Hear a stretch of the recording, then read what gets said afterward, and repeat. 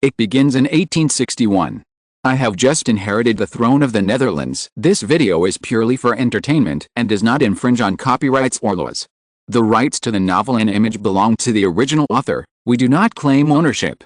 Don't like waiting and want to listen to this fanfic in full now? Subscribe to our Patreon, where you'll find the best fanfics. Chapter 1, The Hidden Naval Base on Paradise Island. 1861. The vastness of the world is all in paradise. New Guinea Island, northwest, Shrike Bay between the Bird of Paradise Peninsula and the Bambar Peninsula, in the hills and jungles of modern town. A thunderstorm fell from the sky, landing on Gerrit de Vries's face and drifting down the river, but he stared at the front without moving, tightening his revolver. The cold texture came from his fingertips, which shocked his spirit and made him clear his mind. Gerrit de Vries looked at the end of the wilderness, where there was a black line that seemed to move slowly approaching him. He stared at it with some trembling. Are these Dutch finally coming? Damn it, why are these Dutch so obsessed with arresting me? Did I start my expedition from Timor Island? I just came to the Bambar Peninsula along the southeast islands, but before I even started, I was chased by this mysterious group of Dutch? Haven't they always focused on the Maluku Islands and the southern Java Island, Kalimantan, and Sumatra? When did such a desolate area of New Guinea Island become so tightly guarded by the Dutch? There must be some unspeakable secrets here. Gerrit de Vries tightened his pants, which were cut by weeds and branches due to today's quick escape.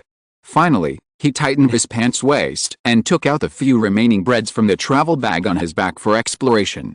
He kept his eyes alert and tried to chew as quietly as possible to avoid making noises that would attract the Dutch. What's going on? Why are there so many Dutch here? Judging from their neat movements, this is definitely a well-trained Dutch army. However, I have been in Europe for so many years, but I have never found that the Dutch army actually has such a team. Huh? I have seen the Ace Navy of the British Empire and the Ace Army of France, but this team in front of me is definitely not much inferior to them. Where did it come from? If King William II of the Netherlands had such a team, why would Europe need to be so submissive in 1861? However, it can't be that the Dutch Governor-General of the East Indies, Jan Simskerk, raised it privately? But it's impossible. Is he preparing to rebel and split the East Indies to dominate it himself? Suddenly, Gerrit de Vries's face changed, and he stuffed the bread into his mouth without chewing. Because he didn't dare, the panting sound was getting closer, and the sound of leather boots stepping on branches and breaking was getting closer, and he listened carefully to the sound. Oops. The sound came from this large area, and it was obvious that there were quite a few people, 20 enemies, and the area seemed to be fan-shaped and slowly surrounded this place. Gerrit de Vries' face was pale. As the muzzles of the black guns pointed at him, he hurriedly turned his head back, and the same was true behind him. He counted them one by one, and he smiled. There were 30 guns in total, a platoon. He was already very sure that these people in front of him were definitely regular troops. The damn Dutch actually deployed such a strict regular army here. There was silence all around. Even the original chirping of insects near the equator in winter seemed to be affected by the atmosphere here and became much quieter. Gerrit de Vries was a man who knew the times. He threw the revolver in his hand to the ground very seriously, and brought the travel bag on his back to the front, then looked at the expressionless enemies, helplessly threw it to the ground next to the revolver, and slowly raised his hands above his head. Everyone, I'm still confused until now and have no idea what is going on. So please let me go. I'm innocent, let me go, please. How can I let you leave? It's you are the Dutch Governor-General Jan Simskerk, you are not really here without telling Europe. It's impossible for you to be the king of the mountain, Jan Simskerk added when he saw that he didn't continue. But he soon shook his head and said seriously, however, the person I serve is not His Majesty William II, but the Crown Prince. No. It should be said that news just came from Amsterdam this morning that our loyal Crown Prince His Royal Highness Hendrik has become the new King of the Netherlands, but all this has nothing to do with you, and you may not even see the sun tomorrow. Wait, Gerrit de Vries hurriedly said, I am a great Frenchman. The people in front of him did not stop, and with a distance of only 2 meters, Gerrit de Vries was about to despair when he suddenly noticed a Dutch officer in uniform in the distance. Suddenly his eyes fixed and he saw the naval badge on the shoulder, which was the emblem of the Dutch Rear Admiral, which he had seen before. So he shouted for help, I am a submarine expert. I am researching an underwater combat weapon called a submarine in the French Empire. Ladies and gentlemen, if you can let me go today, I am willing to contribute our patents and various incredible inventions I have discovered. Really? Jan. Dutch Governor Simskirk looked him up and down with disbelief and sneered, France loves to deceive people the most. Over the past few hundred years, you have repeatedly instigated 4 naval wars between the Netherlands and Britain, and France has profited from them behind the scenes. In the end, Britain and France took our place and snatched away our position as the hegemon of the sea and the hegemon of finance. It is really abominable. How can you make us trust you? Gerrit de Vries was a little dissatisfied with the other party's generalization, but at the moment, everything was important to save his life, otherwise, his beautiful wife and children at home might not be his in a short time. So, he quickly explained some of the manufacturing principles of submarines. Sure enough, he saw that the Dutch governor Jan Simskirk looked at the Dutch naval officer, who nodded, and the officer even smiled at him kindly at the end. Gerrit de Vries seemed to be able to escape, so he nodded happily. He didn't know that in the eyes of Jan Simskirk and other soldiers, it was like seeing a sheep falling into a pile of jackals, and the scene of delivering it to the door was right in front of him. The strange eyes of these people fell into his eyes, but they thought they were stunned by his erudition, but they didn't know that they fell into the hands of the most crazy person in the Dutch Navy who was most obsessed with naval weapons and warships. He didn't know it, and everyone felt sorry for him. After Gerrit de Vries was taken away by 20 Marines, only 10 Marines were left, plus the Dutch governor Jan Simskirk and the officer. The officer's name was Theo van Linden, the Dutch Deputy Minister of the Navy and the most senior naval officer in the Dutch East Indies. Jan Simskirk was only 42 years old, and Theo van Linden was only 35 years old. Both were young men in the Dutch officialdom, and they were also loyal to the new King William IV, William Hendrik. In order to capture this man, we started to play the long game last month, leading him from Europe to here. After he entered Java Island last week, we gradually let him fall into our trap, so as not to alert the enemy and reveal our purpose, to capture him, the most advanced submarine researcher in France. His Majesty William has learned that the other party's concept has been completed and has entered the manufacturing stage, so we set up this big net to capture him, so that our Netherlands will not lag behind other countries in the field of submarines, and even reach the leading level. Linden, you just heard it, if we follow his invention and concept, what will the submarine look like? If it follows his design, this submarine will look like a dolphin, about 42 meters long, displace 420 tons, use a 59 kilowatt, 80 horsepower, steam engine as power, have a speed of 2.4 knots, about 4.5 kilometers per hour, can dive underwater for 3 hours, and dive to a maximum depth of 12 meters. Theo van Linden thought for a while, and then said with some dissatisfaction, although the submarine has a qualitative leap after adding such a power device compared with a submarine circulated in various countries before, the risk is not small. When the buoyancy is equal to 0, the submarine loses control when diving, and the stability of underwater navigation is very poor. In addition, the submarine needs a lot of air when sailing underwater, but he did not mention how to solve this problem. Is he playing tricks on us and deliberately leaving it hidden? Jan Simskirk was the governor after all. When he got angry, the soldiers around him felt that the temperature suddenly dropped to an extreme. This is the anger of the superior. Theo van Linden was a lord like him. He was not subordinate to the other party, so he was not affected. He shook his head. That shouldn't be the case. If he knew how to solve it, he wouldn't have to come here, but would have been rewarded by Napoleon III. However, he didn't. Your Majesty once thought of a solution, because your Majesty thought of the development route of electric motors diving underwater and diesel engines sailing on the surface for ventilation, which also solved the problem of scarce air and oxygen exchange. After saying that, Theo van Linden's face was full of admiration. Even Jan Simskirk and the soldiers around him had a hot look.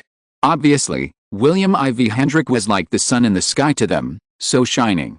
The submarines are already in sight, and we need to start construction quickly. The Netherlands currently has a total of 90,000-ton warships, of which sailing warships account for 90%. Sailboats will gradually become obsolete and steam-armored ships will be the mainstream in the future. We need to speed up construction now, and when our European counterparts face these submarines next time, they will be surprised. Theo van Linden smiled and said, Simskirk, don't let others' ambitions be defeated and your own prestige be destroyed. Last week, the internationally renowned weekly magazine, The latest report released by the Amsterdam Peace Research Institute, in the 1861 Global Naval Power Report, the strength of the Dutch naval fleet alone was tied for 8th place in the Netherlands and the Ottoman Empire at the end of last year, in 1861, both at 90,000 tons. The British Empire ranked first with 230,000 tons, the French Empire ranked second with 200,000 tons, and Spain ranked third with 130,000 tons. Italy, the Kingdom of Austria equals the Kingdom of Prussia, etc., the German Confederation, the Kingdom of Portugal, and the Russian Empire all ranked fourth with 120,000 tons. If others knew that 6 years ago, in 1857, the Netherlands began to build such a huge military shipyard in this remote place on the island of New Guinea, specializing in manufacturing world-leading warships, how shocked the world would be. I really look forward to this day coming soon. In addition to the 3 years of shipyard construction, more than 30,000 tons of warships are now launched every year. Now, in terms of tonnage alone, it has reached the tonnage of the local fleet. In other words, in terms of tonnage, our 180,000 tons of the local navy are almost catching up with the 200,000 tons of the French Empire, temporarily ranking third. If we are given another 2 years, we will definitely surpass the other party. By then, even the British Empire will have to admit that we have returned to the same naval strength. Simskirk, His Majesty said that the local immigrants will be transferred here. The next period will be a busy time. I hope that the government can continue to work closely with our Navy and continue to contribute our loyal strength for the great Netherlands and the great William IV. Europe, the Netherlands, Amsterdam. Father William III was dissatisfied with the weakening of the royal power and Thorbecke was re-elected as the Prime Minister of the Netherlands. Then a ridiculous scene appeared. William II actually announced on December 1, 1861 that he would pass the throne to his eldest son William Hendrik before Thorbecke formed a new cabinet on January 5, 1862. After that, he became the Grand Duke of Luxembourg and made his youngest son William Frederick, who was born in 1851, the heir to the Grand Duke of Luxembourg. After William Hendrik ascended the throne of the Netherlands on January 1, he took Queen Sophie and William Frederick to Luxembourg.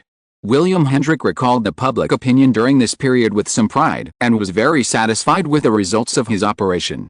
P.S. The author has similar foreign history works in 2013, Rebirth of the Spanish Empire with VIP and 1.45 million words. Please continue to support it. Chapter 2 The Netherlands Should Not Sink. William Hendrik recalled the public opinion during this period with some pride and was extremely satisfied with the results of his operation. From the late 16th century to the second half of the 17th century, with the rapid rise of the Dutch Navy, the Netherlands established a global trade market, accompanied by cultural exports. This period is called the Golden Age of the Netherlands. However, in the 4 European maritime hegemony wars with Britain, the Netherlands tragically won the second and third games, and Britain won twice.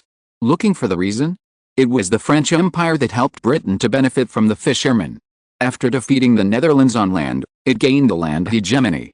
On the contrary, the loser Dutch overseas colonies began to shrink, leaving only the Dutch East Indies and Aruba in the Caribbean. In addition, there are the Dutch Antilles and Suriname in South America. Especially after the Principality of Belgium became independent in 1830 with the support of the British Empire, the influence and strength of the Kingdom of the Netherlands in Europe have been declining sharply. Your Majesty, I wonder how you will lead our entire Netherlands to move forward in the face of such a Dutch predicament. In the Royal Palace, Amsterdam, Netherlands. January 6, 1862. The 21-year-old new King William Hendrik and Prime Minister Johan Rudolf Thorbecke, who also started a new term, had their first conversation. Thorbecke was very curious about Hendrik. This was the eldest son of the former King William III, who was still the Crown Prince last month. The Prince of Orange, who was famous in Europe for his literary masterpieces and made the whole Netherlands feel proud, now appeared in front of everyone as the King of the Netherlands. What kind of scene would it be, and where would he lead the Netherlands? However, Prime Minister Thorbecke's question made William IV pause.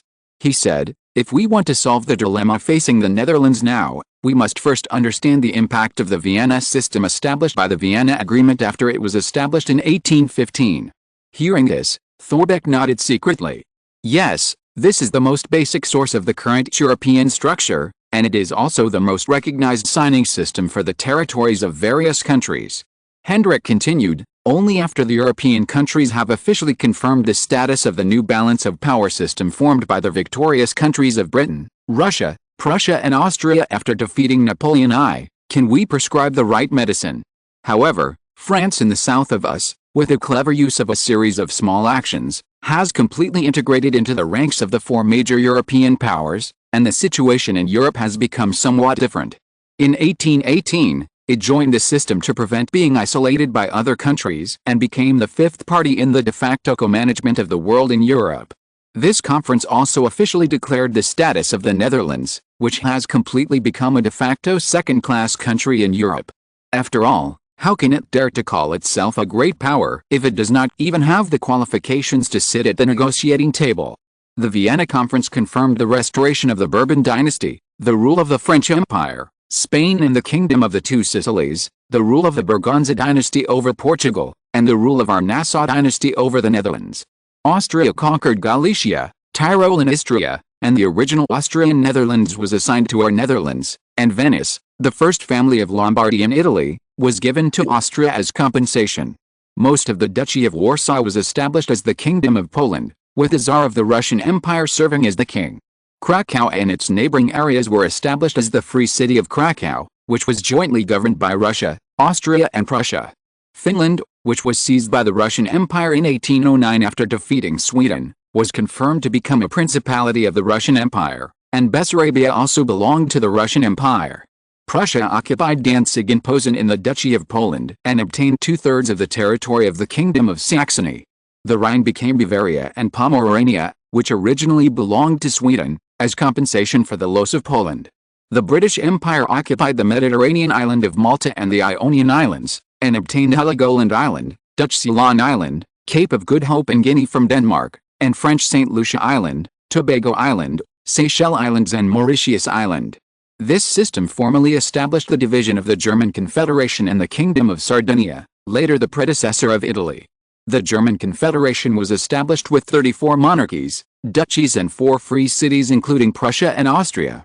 The Confederation Parliament was established with the Austrian Empire as the chairman, and the location was Vienna, the capital of Austria. The duchies of Tuscany, Modena, Parma, and other duchies of the Kingdom of Sardinia were assigned to the royal territories of the Austrian Habsburg dynasty, and Genoa, Savoy and Nice were incorporated into the Sardinian dynasty. The Austrian Netherlands was incorporated into the Netherlands and called the Kingdom of the Netherlands. Norway was incorporated into Sweden to form the Swedish-Norwegian Union. Denmark obtained Schleswig, Holstein and Lauenburg in Prussia. According to the First Treaty of Paris and the Second Treaty of Paris in 1815, France maintained the borders of 1790 and paid 700 million francs of war reparations to the anti-French alliance. The Allied forces stationed troops for 3 to 5 years. However, the French were extremely cunning. They went from being a defeated country to quickly becoming one with other countries. In particular, France quickly recovered its vitality by taking advantage of the British's fear of the emergence of a hegemonic country on the European continent and the British's fear of threatening their offshore balancer. Hendrik sighed, "It's a pity that the British are too cunning and will dig a hole for others." They gave the Netherlands to us at the beginning, and took it away in other ways 20 years later, and it became Belgium today. But Britain is real, and has taken overseas territories from our countries. It's a pity that our Ceylon, Sri Lanka, Cape of Good Hope, South Africa, and Guyana are such fertile lands, but they are gone just like that. Especially Ceylon, it is the largest bridgehead to enter the Indian subcontinent, and it is also the largest island in the northern part of the Indian Ocean. It controls the east-west direction of the Indian subcontinent. Now it has become a colony of the British Empire that wants to dominate India. Thorbecke secretly agreed with Hendrik's analysis and said, "Your Majesty, what do you think about the interior of the Netherlands?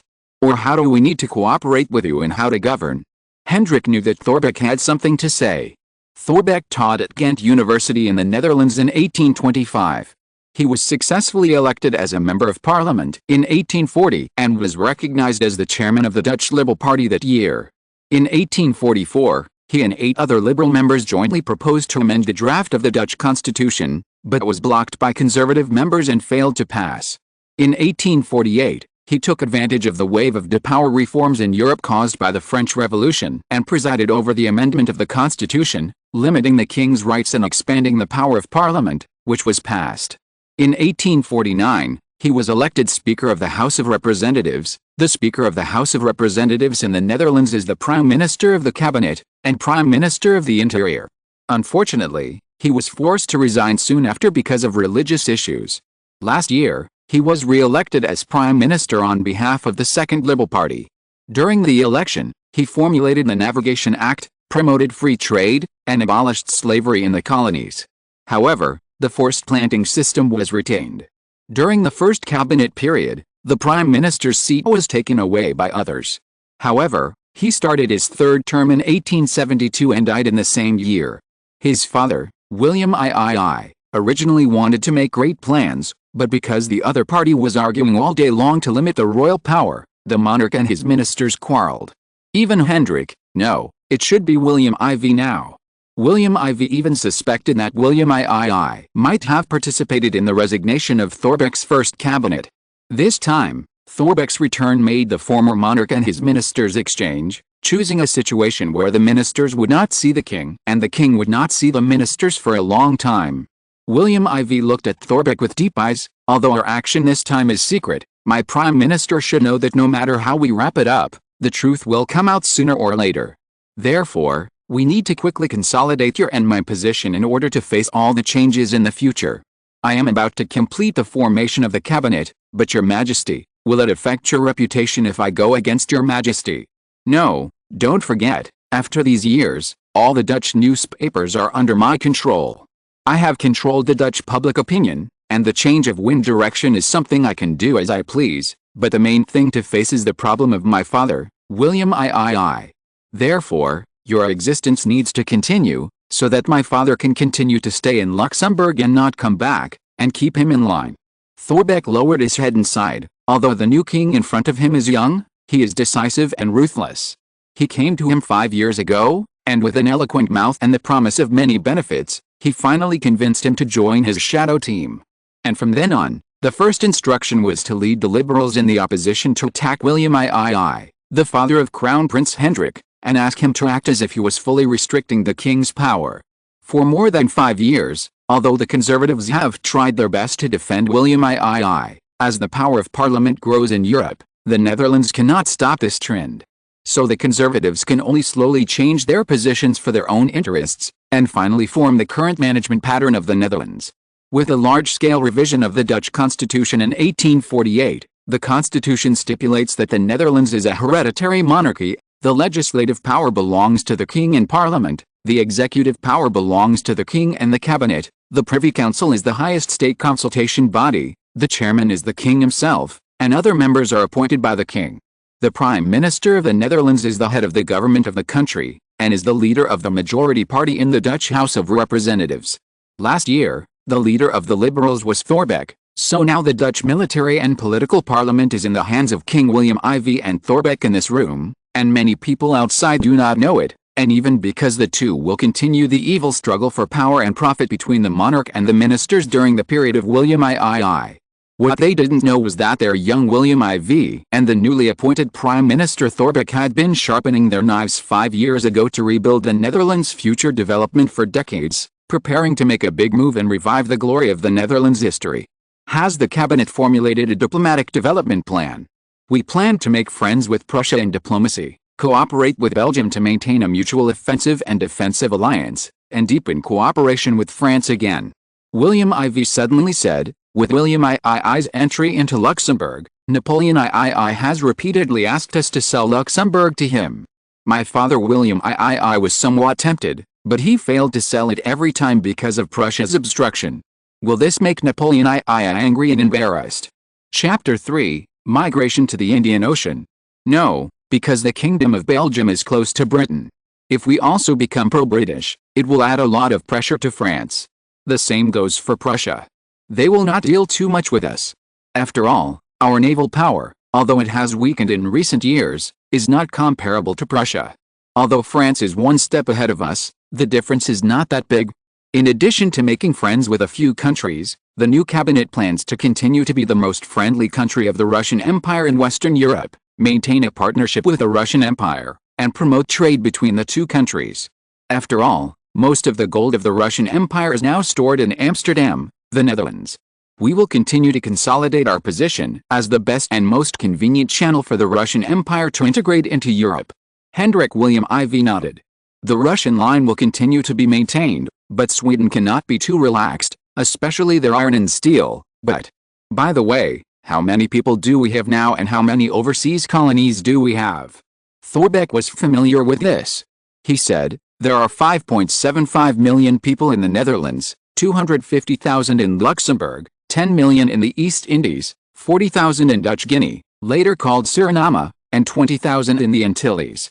How many Dutch people are there in the Dutch East Indies? 500,000 inches. That's too few. 500,000 to manage 10 million? Can they manage well and keep them under control? William IV said seriously, if the Netherlands wants to develop, it is doomed to be unreliable to rely on others. Developing ourselves is the most important thing. We need to get rid of the constraints of the surrounding countries. We must find a place to develop quietly. We need a good environment to develop to a certain extent. There are too many spies from European countries on the mainland. Every move is under the eyes of others. Any big move will attract the attention of various countries. Therefore, I decided. Thorbecke listened carefully, but he was a little curious. Obviously, the new King William IV had done his homework. So, it seems that what he will hear next is the key point, and what he heard just now is just an appetizer. We should focus on the East Indies. The cabinet needs to quickly formulate an immigration plan. I plan to start immigration to the East Indies, using our fleet and the powerful force of the transport fleet to strive to have more than 100,000 immigrants each year. But Your Majesty, even so, our population there is just a drop in the bucket, and it's difficult to keep up with the growth rate of the indigenous population there. Isn't that easy? Facing Thorbecke's eager eyes, William IV said wisely, please invite all the native ethnic groups there to the island of Kalimantan. Kalimantan is now jointly managed by us and the British, and the French even want to get involved. It's very chaotic. So, we move the natives there, and if we want to make trouble, we can all make trouble together, and we can even divert the British attention from the island of New Guinea. Aren't the British fighting with us for territory there? We just let these indigenous people fight with their natives, and the freed up land will be used by our immigrants. I plan to use 20 years to ease the per capita land restrictions of the Dutch native population, and immigrate the current 2 million people to other islands in the East Indies, so that they can become the land for our immigrants to cultivate. In this way, we Dutch have the final say in those places, and we will directly call them overseas territories instead of colonies. Over time, they will be the hinterland of our rise and the key to our second counterattack after the attack of the European powers. With this as a support, we will focus on Sumatra, Java, Sulawesi, Nusa Tenggara Islands, Maluku Islands, and directly occupy the entire island of New Guinea. With this as our base camp, the Solomon Islands and other Melanesian islands over there will be the next scope of our expansion. We will use it as the most important support for the Netherlands in the future to participate in the European hegemony, and it is also the base we secretly discovered. It's a pity that the Micronesian Islands and the Philippine Islands in the north were occupied by Spain, otherwise we could make great plans in the Pacific and implement the island circle strategy. When talking about Spain, he couldn't help but reveal a little fear in his eyes. Spain is not the second-rate European country in later generations. Although Spain's influence in Europe is not as important as the 5 countries of Britain, Russia, France, Prussia and Austria. But in overseas colonies, it is second only to Britain and France, especially in the Caribbean and the Philippines. Spain is also heavily guarded, and its naval strength ranks 3rd in the world, with a naval strength of 130,000 tons, which is not covered. William IV said with a twinkling eye, the New Guinea plan cannot fail. It will also be the most important key to our weapons construction, especially the Navy construction. This is a 20,000-ton armored battleship. I call it a dreadnought. Don't send a telegram, or it will be intercepted and leaked by other countries. 20,000-ton armored dreadnought? Thorbecke's heartbeat accelerated. Why? Now even the British Empire, which is known as the world's first and second largest navies, the French Empire, and the United States of America have just put such battleships into service, and the tonnage is 9,000 tons, 6,000 tons, and 3,000 tons respectively. Originally, he heard the Dutch naval officers constantly envying the luck of their counterparts in the 3 countries, and he felt bad. But now, If the Netherlands can also join this team in one fell swoop, it will be a leap forward for the Netherlands. At the same time, Europe and the world will both experience tsunami-level shocks. If the number is large enough, then William IV likes to see this expression of his subordinates, and he is very happy, but he does not forget to remind them, can the steel keep up? Thorbecke suddenly returned to reality after hearing this, as if he rose to the sky and fell back to the ground, and smiled bitterly. Sweden exports the most steel, but the largest share has been pre-ordered by Britain and Prussia, and Rudian also wants to rely on such a relationship to balance the hostility of its old enemy, the Russian Empire. That is to say, it is difficult for us to get enough steel to build enough warships. William IV frowned, but he forgot that this is not the era of steel flooding in the future. Everywhere is crying and shouting for country-level steel anti-dumping, disliking that there are too many steel imports, and suppressing domestic prices. In this era, steel is a strategic material for all countries, and it is rarely exported easily, except for pure exporting countries like Rudian. Thorbecke also frowned. Last year, the coal production of the Austrian Empire was 3.6 million tons, the French Empire was 8.3 million tons, the Kingdom of Prussia was 18.4 million tons, the British Empire reached 87.9 million tons, the Russian Empire was 300,000 tons, and we were 1 million tons. However, according to Your Majesty's intelligence, we did find a large coal mine in East India. If we get into shape soon, I believe that the supply of our coal mines will increase greatly this year. Crude steel production. 36,000 tons in the Austrian Empire, 80,000 tons in the French Empire, 143,000 tons in the Prussian Kingdom, 334,000 tons in the British Empire, 7,000 tons in the Russian Empire, 100,000 tons in Sweden, and 30,000 tons in the Netherlands. In terms of pig iron, the Kingdom of Austria produced 403,000 tons, the French Empire produced 1.178 million tons, the Kingdom of Prussia produced 1.261 million tons, the British Empire produced a terrifying 6.05 million tons, the Russian Empire produced 359,000 tons, the Kingdom of Italy produced 20,000 tons, the Swedish Empire produced 800,000 tons, and the Netherlands produced 500,000 tons. As for railways, Austria has 3,000 kilometers, France has 9,160 kilometers, Italy has 2,400 kilometers, Tsarist Russia has 1,626 kilometers, the Prussian Empire has 11,050 kilometers, the British Empire has reached 14,600 kilometers, and we have only 300 kilometers. Don't say there is no trouble in time travel, this is the dilemma. The size of the Netherlands' native land area determines the varying degrees of scarcity of many types of resources, especially steel, which is most needed for industrial development. Without them, how can it become an industrial and military power? How is the iron ore development in Guyana? William IV asked expectantly. There are more than 10 billion iron ore reserves there. If it is developed, then for the Netherlands, there will no longer be worries about iron ore. Unfortunately, Thorbecke's answer made him a little disappointed. It is too deep, and development has increased a lot of difficulty. There is no way to solve our current predicament. Hearing this, William IV was a little disappointed, but he comforted, well, it's better to have it than not, hurry up and develop it. How is the construction of the bearing company? This is the focus of his attention. He knows that because of the problem of bearing production in France, including World War I and World War II, countries dare not impose sanctions and aggression on Sweden, which accounts for 80% of the global production share. Because bearings are too important for industrialization, under his leadership, the Netherlands will naturally not let go of such a strategic industrial weapon, because it is related to industrial machinery and the operation of various large weapons, from large aircraft tanks to small-wheeled bicycle pulleys, all of which need it. We have kept up with Sweden's pace. We have developed various bearings. William IV nodded and said solemnly, we can't relax. There is also domestic machinery development. We must keep up with the pace of other countries, and at the same time carry out more secret projects to pursue leading other countries. Your Majesty, but iron ore. Thorbecke smiled bitterly and wanted to ask again. William IV waved his hand to stop him, his eyes were extremely sharp, and he sneered and changed the subject. After the American Civil War, don't you think Europe has been too quiet recently? Thorbecke looked at him puzzled, not understanding why he jumped so far. After the United States separated from the British Empire in the 18th century, the South and the North developed along two different paths. In the North, the capital-driven economy developed rapidly.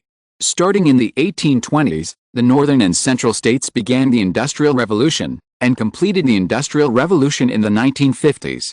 By last year, the industrial output value of the northern states had reached the fourth place in the world, $1.88 billion. Exchange rate. £1 equals $5 equals 25 Dutch guilders. The population of the northern United States is 20 million. The average annual per capita is $90, 18 pounds. The GDP of the United Kingdom during the same period was £1 billion. The population was 20.1 million, and the per capita was £50. The Netherlands during the same period had a population of 6 million, 6 billion Dutch guilders, $1.2 billion, 240 million pounds, and £40 per capita. The living standard of the Netherlands is the best in Europe, which is a high quality of life formed over hundreds of years. The South, on the other hand, implemented the plantation black slavery system. There were 4 million black slaves in the South, while the North had already abandoned this system and liberated the black slaves, so the contradictions between the two places intensified. Chapter 1, there will be another chapter later. Also, I received a short message from the station at 10 o'clock this morning to remind me to sign the contract. So you can collect it with confidence. Please continue to support it. Thank you very much. Chapter 4, Infiltrating the United States. In the development of Western land in the United States, the North required the West to develop capitalist industrialism and limit or abolish the expansion of slavery. However, the Southern slave owners tried to fight back against the North and the West and tried to develop slavery throughout the country. The two sides have caused many armed conflicts in the last decade. It was under such circumstances that the abolition of slavery in various places rose one after another. The Republican Party was established in the North in 1854. The purpose of the party was to abolish the slavery system. It mainly represented the capitalist class and the interest groups that benefited from the Industrial Revolution. In the same year, the slave owners tried to expand the slavery system to Kansas, so an armed struggle with anti-slaves from free states broke out in Kansas, which opened the prelude to the North-South struggle. In 1860, Lincoln, a strong Republican who advocated the abolition of slavery, was elected president. Seeing this, the unwilling Southern slave owners collectively launched a riot, and the South was in chaos.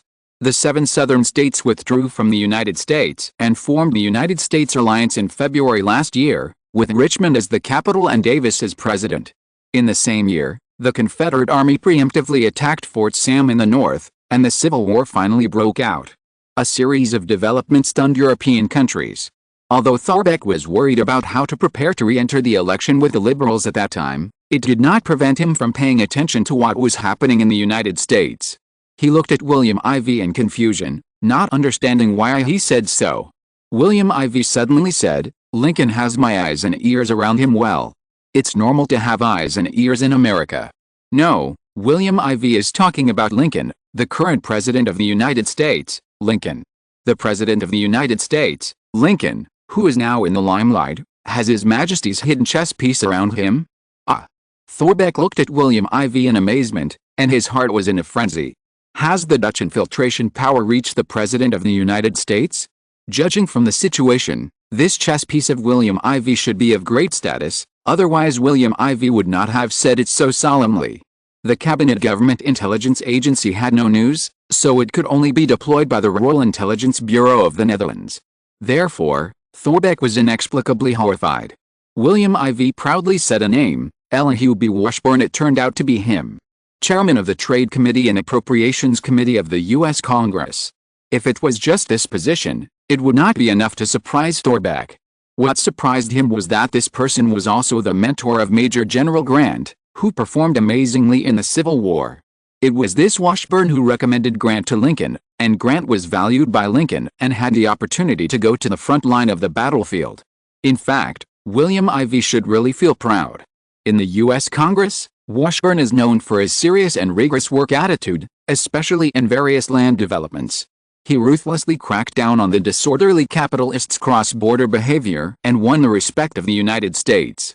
Even many U.S. media have reported on his deeds, such as some activity groups outside the Congress repeatedly intimidated and lured him, but they all failed.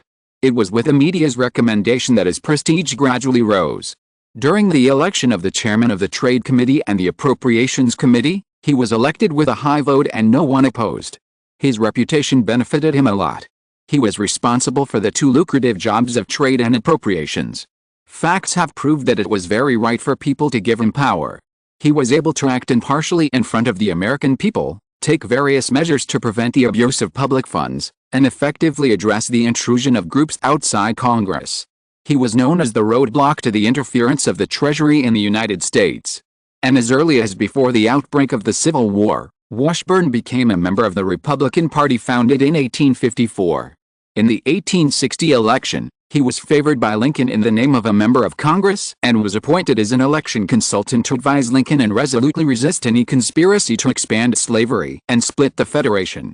In 1861, when President-elect Lincoln rushed to Washington to take office, he escaped a secret assassination conspiracy because of Washburn's reminder, and then he was favored by Lincoln. And it was because of his recommendation that Ulysses Simpson Grant, who was now fighting the South, became a star in the Northern Army and was directly promoted to Major General by President Lincoln. Such a person was actually William I.V.'s hidden chess piece. What an important move this was. For such a person, he did not believe that a small Congressional Trade Committee and the chairman of the Appropriations Committee could satisfy him. Even if he did not want to, William I.V. would not agree. Then what about the future? Will he be the Speaker of the U.S. Congress, the Secretary of State of the U.S., or the President of the U.S.? Thorbecke thought that if William I.V.'s hidden chess piece became the President of the United States, it would be a big profit for the Netherlands. I believe no one would have thought that the President of the United States was just a hidden chess piece of the King of the Netherlands. Just thinking about it, as the Prime Minister of the Netherlands, he felt incredible and his body and mind could not stop trembling. His eyes could not help but look down at the ground, not daring to look at William I.V.'s eyes. William I.V. was very satisfied. This was the result he wanted, which was why he said that this hidden chess piece in the United States let him know. As the Dutch Prime Minister who will work with him for many years in the future, not to mention strategizing, at least he must know the weapons in his hands, so that he can play powerful cards and deal with various countries. Otherwise, with the weak strength of the Netherlands, how can it compete with other major powers? This is William's disguised encouragement to him. Because Washburn was secretly supported by him, he believed that in the future he would not only be able and become his Secretary of State during President Grant, but also a change that shocked everyone. Among them, William I.V. has decided to push him to the sky and not let go of the presidency. In order to allow the Netherlands to benefit from the huge economy of the United States for a long time, he will suck blood from it to replenish the weak body of the Netherlands. After improving the East Indies and the Pacific and Indian Ocean regions, the Netherlands will no longer be afraid of anyone and will no longer need such secret operations. Therefore, Washburn will establish his own faction in the Republican Party, and he is doing so now. Following his pace, the Netherlands will have a strong pro-Dutch force in the United States. By then, the cooperation between the Netherlands and the United States will be clear and open. It took a long time to digest the shocking information brought by William I.V., and his ambition was also aroused. In the past, he only made decisions according to the Prime Minister of a second-class country, but now, he feels full of fighting spirit. He even raised his opponents to British Prime Minister Henry John Tapper, Prussian Bismarck, Archduke Rainer Ferdinand of the Kingdom of Austria, U.S. Secretary of State William Henry Seward, and Napoleon III, etc. He found that his horizons had broadened a lot. He took a deep breath, looked at William I.V. with admiration, and said sincerely, "Your Majesty, it seems that the Kingdom of the Netherlands will shock the world soon. I hope that day will come soon. Of course, I also rely on everyone's help. But before that, Europe should be more lively." Taking over William I.V.'s plan, Thorbecke's heart trembled, and then he understood and said with joy, "Your Majesty is wise. Europe is indeed too quiet now." South of the North Sea, London, England. The afterglow of the setting sun is shining with a golden luster, shining through the huge floor-to-ceiling glass windows, illuminating the entire room brightly and brilliantly. At this moment, in Buckingham Palace, a young man about 20 years old is lying on the hospital bed. In a coma, his handsome face is pale. Outside the bed, there is a mature woman with a solemn face. It seems that she has no emotion, but her beautiful eyes occasionally flash, and you can clearly feel the anxiety contained in it, and even with deep anger. It's just that this mature woman seems to be accustomed to being in a high position and not showing her emotions.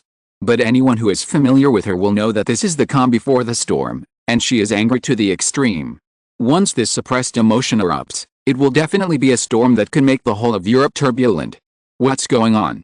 Taking a breath, suppressing the anger that was about to erupt in her heart at any time, the mature and beautiful woman did not even raise her head, and asked indifferently, but her pair of calm eyes never left the pale face of her son, Prince Edward. A trace of heartache flashed, and in the depths of those seemingly calm eyes, a trace of burning flames could not be suppressed. This fire impacted her mind that had been calm for many years, except when her husband and cousin Prince Albert died last month. As this graceful, noble and elegant mature woman asked, behind her, a 20-year-old woman with a gentle temperament and a beautiful face tensed up slightly. This was a stunning woman that many European royal children rushed to propose to her. However, at this moment, this stunning woman faced the question of this mature woman with a flash of fear in her eyes. As the close friend of this high-ranking woman and her eldest daughter, this charming woman knows the temper and methods of this mature woman better than anyone else. Every time she is so calm, it means that she is brewing a raging rage in her heart. Once it erupts, it is enough to destroy everything that stands in the way of this rage, including people and countries. Among them, she remembers most recently that a small kingdom in the Indian subcontinent was razed overnight, leaving no people or animals. The reason is that the other party should not have chosen to rebel on Prince Albert's birthday. In her heart, she silently mourned for those who provoked this noble woman. During the silence, her eyes inadvertently looked at Prince Edward on the bed, and a very complicated look flashed in her eyes. She knew better than anyone that the position of this young man in the mature woman's heart was originally unsatisfactory, but with Prince Albert's request before his death not to abolish the position of Prince Edward, his status has now undergone such a drastic change. The position of this young man in the life of the mature woman may have replaced the position of his deceased father, but everything is a hidden doting. It can be said that if you provoke the mature woman in front of you, she may be generous and not care about you, but if you provoke her husband's substitute crown Prince Edward, then you are dead. This prince is now completely the untouchable scale in the heart of this noble woman. Once touched, she will stab and pierce the heart of anyone who dares to provoke this scale, destroying the family and the country. Taking a deep breath, the stunning woman put aside all distractions, and said softly without daring to breathe, "The news just reported back shows that Edward was entangled with a woman, and was jealous of her, and was beaten up on London Bridge. That's why he fell into coma." Hearing this, the mature woman was slightly stunned, a trace of surprise flashed in her eyes, and then her beautiful and dignified brows frowned slightly, and said, "So it was just an accident. Mother, according to the confession of this assassin, someone was dissatisfied with Edward and Princess Alexandra of Denmark's blind date. So, woman? Denmark? Princess? Edward? Love rival?" Thousands of thoughts flew through Queen Victoria's mind, and her eyes took in everything. At the same time, she said kindly to her third child and second daughter, "Alice, do you have someone you like?" Chapter 5 Bismarck, I am here to ask for advice on diplomatic issues. 1862, 18 p.m., Prussia, Berlin, Prime Minister's residence. Otto von Bismarck had just taken the position of Prime Minister of Prussia last month. He had recently been preparing for a series of actions for the Kingdom of Prussia. In order to carry out a more detailed plan, he held a secret meeting with William I, the Chief of the Army General Staff, Moltke the Elder, and the Minister of Military Affairs, Minister of Army Logistics, von Bern. For this plan, several giants in the Kingdom of Prussia racked their brains and made sure to hit the target with one blow. At the same time, they could also connect the subsequent plans one after another, so as to establish Prussia's position in Europe and even the world in the future. Let Prussia truly join the game of European hegemony. Although even if the plan is completed, the Kingdom of Prussia will be a latecomer among these great powers, but Bismarck and others believe that the latecomer will be the first to win, and it will happen again in the Kingdom of Prussia. After the meeting, it was already 1700 hours in the afternoon, so he dragged his tired body and finally returned to the Prime Minister's office before 1800 hours in a carriage. However, what made him a little unhappy was that someone interrupted his rest time that he was going to use to recover his energy. An uninvited guest came to visit. For a diplomat who was unwilling to stand idly by when the balance of power in Europe was destroyed, this visit made Bismarck's soul once again transform from prime minister to the body of foreign minister. The visitor was Nicholas Pearson, the ambassador of the Kingdom of the Netherlands to the Kingdom of Prussia, a diplomat who was 20 years younger than Bismarck and was only 27 years old. He originally thought that the other party came to ask for an interview to discuss the relationship between the Netherlands and Prussia, but he didn't expect that Pearson came to Bismarck to ask for advice on diplomatic issues. After the greetings, the young Pearson talked without any scruples. "The day I was born was April Fool's Day, which was the day when you could lie without taking any responsibility. Nowadays, people in this world turn a blind eye to the behavior of deceiving the world and stealing reputation, and I just chose the profession of diplomacy. Some people say that in diplomatic occasions, those who don't speak are gold, those who speak less are silver, and those who speak more are broken copper and rotten iron." But the famous French Empire diplomat Talleyrand also said that the role of the tongue for people is to conceal our own thoughts. It is said that he can talk for 4 hours without interruption, with clear logic and distinct levels, but in the end people find that he seems to have said nothing. In order to master the mysterious diplomatic knowledge, dear Prime Minister, and my most respected diplomatic predecessor Bismarck, can you teach me in this regard as a student? Amazing. Bismarck secretly thought that the young diplomatic ambassador in front of him was amazing. He never thought that there was such a person in the Kingdom of the Netherlands, who took the big man as an example right away. It seems that this kid will either be a capable minister in the future, or at least a treacherous hero in troubled times. The Kingdom of the Netherlands is lucky to have such a talent. Bismarck was originally a little dissatisfied with being disturbed, but the topic of the young diplomatic envoy in front of him triggered a relapse of his diplomatic occupational disease. He immediately became energetic and rejected the idea of sending the other party away with a few words. How to answer this question? Bismarck didn't need to think about it, because the characteristics and inertia of his profession had already made him able to speak without thinking and without leaking a drop of water. What is diplomacy?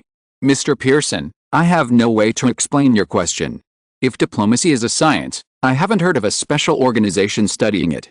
If diplomacy is an art, then the muse will never come out to protect those who master this art. Saying that diplomacy is deception is tantamount to blasphemy. However, among the gentlemen in our line of work, there are indeed many charlatans. What a wonderful answer. Nicholas Pearson clapped his hands in admiration. He was indeed a veteran in the diplomatic world. He is indeed our senior. I think even Viscount Palmerston of the British Empire is no better than him. Although Bismarck had cultivated his mind for many years and had reached the level of perfection, he was now praised by a young diplomat who had just received his high evaluation and favor. Even his vanity, which had been hidden for a long time, could not help but emerge. Viscount Palmerston. Henry John Puttle, he is the Prime Minister of the British Empire now. If we were to say how many people in the diplomatic world he respected and worshipped the most in the world, how many people were there in the world? Bismarck, who was too arrogant, only admired 1.5 people, and half of them was Clemens Wenler von Metternich, the Austrian Prime Minister who had died in 1859. Metternich became the Austrian ambassador to Saxony, Prussia and France after 1801, and became the foreign minister of the Austrian Empire after 1809. During this period, he presided over the Holy Alliance, which was an alliance formed by Austria, Britain, Russia and Prussia to defeat Napoleon I in 1815. He presided over the Vienna Conference, which represented the results of the division of Europe after Europe defeated Napoleon I. The conference was held in Vienna, the capital of Austria. Thousands of politicians from various European countries gathered in Vienna, which was the first time in modern history. The conference lasted for half a year. In addition to his position as Minister of Foreign Affairs in 1821, he also served as Prime Minister of the Austrian Empire. During his tenure, he became a core figure of the Holy Alliance in Britain, Russia, Austria and Prussia, and personally promoted the establishment of the 4 major powers and ushered in the era of great powers controlling Europe. He opposed all nationalism, liberalism and gemming movements, and formed the Metternich system, also known as the Vienna system, with legitimism and balance of power as the core in various countries. This system lasted for more than 30 years until the Russian Empire and Britain fought in the Crimean War from 1853 to 1856, and the 4-power alliance and the Vienna system that dominated Europe collapsed. But by this time, Metternich had already retired from politics in 1851, and did not appear in public again until his death in 1859. Bismarck always regarded Metternich as an idol, especially his balance of power diplomacy, which had always been Bismarck's imitation. In fact, he now used the same approach on Prussia. He made friends with Tsarist Russia, especially Princess Charlotte, the younger sister of William I, who was still the current Tsarist Russian Empress Dowager, the mother of Alexander II. At the same time, he eased relations with the Austrian Empire, allowing the two countries to compete for the dominance of the German Confederation within the framework of the German Confederation. He hid his strength from France, allowing Napoleon III to lower his guard and paralyze the other side. After all this, Prussia minimized the threat of the Kingdom of Prussia in the eyes of other countries, allowing other countries to engage in internal friction. At the same time, he allowed Crown Prince Frederick to marry the daughter of Queen Victoria of the United Kingdom, and married her eldest princess, Princess Victoria, in 1858. The marriage between Prussia and Britain consolidated Prussia's power over other countries. Therefore, the Kingdom of Prussia has a very stable position among the major countries. It is difficult to ignore it, but it is also considered a country that is difficult to pose a threat. This is the balance of power diplomacy, but his balance of power diplomacy is more selfish, that is, it is the balance of power relative to the Kingdom of Prussia, not the entire continent. Even Britain is included in his calculations, not the Metternich period. When the Vienna system was established, Britain took advantage of it. Wait. Bismarck looked at Pearson with enlightenment. Belgium was what Britain insisted on at that time and asked to be ceded to the Netherlands. At the same time, it obtained overseas territories such as Ceylon and the Cape of Good Hope from the Netherlands. Now Belgium separated from the Kingdom of the Netherlands in 1830. It was supported by Britain to establish a country, and Leopold I, the uncle of Queen Victoria, was the King of Belgium. This is tantamount to being slapped in the face by others for the Netherlands. He did not believe that those people in the Netherlands would remain indifferent, nor did he believe that the royal family of Orange-Nassau would let it go easily. And the young diplomat in front of him, this time, came, so that Bismarck could find some clues. As expected, he is young. He is not like the former King William I who swallows his anger, nor like William II who is indifferent to the matter, and he does not want to avoid difficulties like William II. The new King William IV of the Netherlands is obviously not ready to compromise easily. After making a calculation, Bismarck made a judgment. When Bismarck came up with the idea, Nicholas Pearson was also thinking about it. His Majesty William IV once told him that balance of power diplomacy is a great subject, which is popular among the top diplomats in Europe. It is also a diplomatic means adopted by a great power in order to seek hegemony. Balance of power is an objective reflection of the fact that one side is more dominant in the comparison of power between opposing great powers or groups. Balance of power diplomacy is a product of the capitalist system.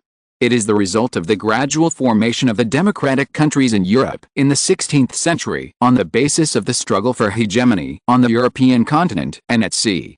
The first country to promote balance of power diplomacy was the British Empire. In the early 16th century, British Prime Minister Wolsey initially supported Spain in its war against France, but when Spain gained the advantage of dominating Europe, the British Empire turned to support the French Empire. In this way, the war could take turns to have the advantage over the two countries. The British Empire watched them exhaust their national strength, and the British Empire was able to reap the benefits. In the 18th century, France also urgently needed balance of power diplomacy, which was used to perfection in the four wars between the Netherlands and Britain. I think it was learned from Britain. In this century, the two people who promoted balance of power diplomacy were Metternich of Austria and Bismarck of Prussia. Metternich took the powerful Central Europe as the pillar, united the British Empire and united Prussia, and was ambiguous with Tsarist Russia. His goal was to establish Austria's hegemony in Central Europe, and Austria was at the core of the four powers in the Vienna system for decades. Bismarck is now in the same vein as Metternich and is also practicing balance of power diplomacy. In order to isolate France and prevent possible wars on both sides, Bismarck's balance of power structure pieced together an alliance between Prussia, Tsarist Russia, and Austria, but was ambiguous with Britain. Balance of power diplomacy can only be used by powerful countries. Small and weak countries are often bargaining chips for the great powers to gain military advantage. Bismarck's diplomatic balance of power construction has an ulterior motive, which is, as Your Majesty said, the target that the Kingdom of Prussia will focus on is Denmark to its north. and the purpose of his coming this time is to use this to carry out the benefits that the Netherlands has demanded. Of course, the price to pay will not be too high. Chapter 1, there is one more chapter. Chapter 6, what Prussia lacks is a port on the Atlantic Ocean. When the Dutch ambassador Nicholas Pearson and Otto von Bismarck in the Chancellery of Berlin discussed the issue of the Netherlands assisting Prussia in the future when it would use its military force against Denmark, and the Netherlands would get corresponding benefits from Denmark, Nicholas Pearson hurriedly left Bismarck's chancellery with a temporary agreement. At 9 p.m., Bismarck, who was already hungry, was left alone. But Bismarck had no time to care about it now, because he frowned and couldn't understand why the Netherlands suddenly appeared at this time, and dared to openly want to unite with Prussia to carry out multiple cooperation. What shocked him was that Prussia was going to attack Denmark. This was an extremely confidential plan, and it was currently only known to him, William I, and Chief of the General Staff Moltke. No, there was also Crown Prince Frederick. How did the Netherlands know? When Bismarck thought of this Crown Prince, his brows furrowed. Since marrying Princess Victoria in 1858, Crown Prince Frederick is no longer the same Crown Prince. He actually strongly supports the political ideas brought by Princess Victoria. The couple hopes that Prussia can become a constitutional monarchy like the British Empire. Humph. When Bismarck thought of this, he couldn't help but feel dissatisfied with Crown Prince Frederick being brainwashed by his wife. Don't you think about what Prussia is like? What is the situation of the British Empire? Britain is an island country, and there is no threat around it due to the existence of the hegemonic British Navy. But Prussia is different. Austria and Tsarist Russia, two powerful allies of Prussia, are not constitutional monarchies. France has just been restored to become the Second French Empire not long ago, and Napoleon III only started the constitutional monarchy last year after more than 10 years. If Prussia implements it, there will be a generation gap between the systems of Tsarist Russia and Austria, its allies. Don't underestimate it. It is definitely a big problem that will cause suspicion among allies. Therefore, because of her political views and her British origin, Princess Victoria was rejected by the members of the Royal Hohenzollern family and the Berlin court officials. In particular, Bismarck believed that this hindered his long-planned policy of alliance with Russia to ease Austria, so the differences between him and Victoria deepened. Bismarck pondered, the Netherlands dares to do this now. Nothing more than the new king William IV inherited the throne of William III last month. The new king is always full of will and wants to do a big thing. Then, I can take advantage of this new king and make careful plans to strive for more benefits for Prussia.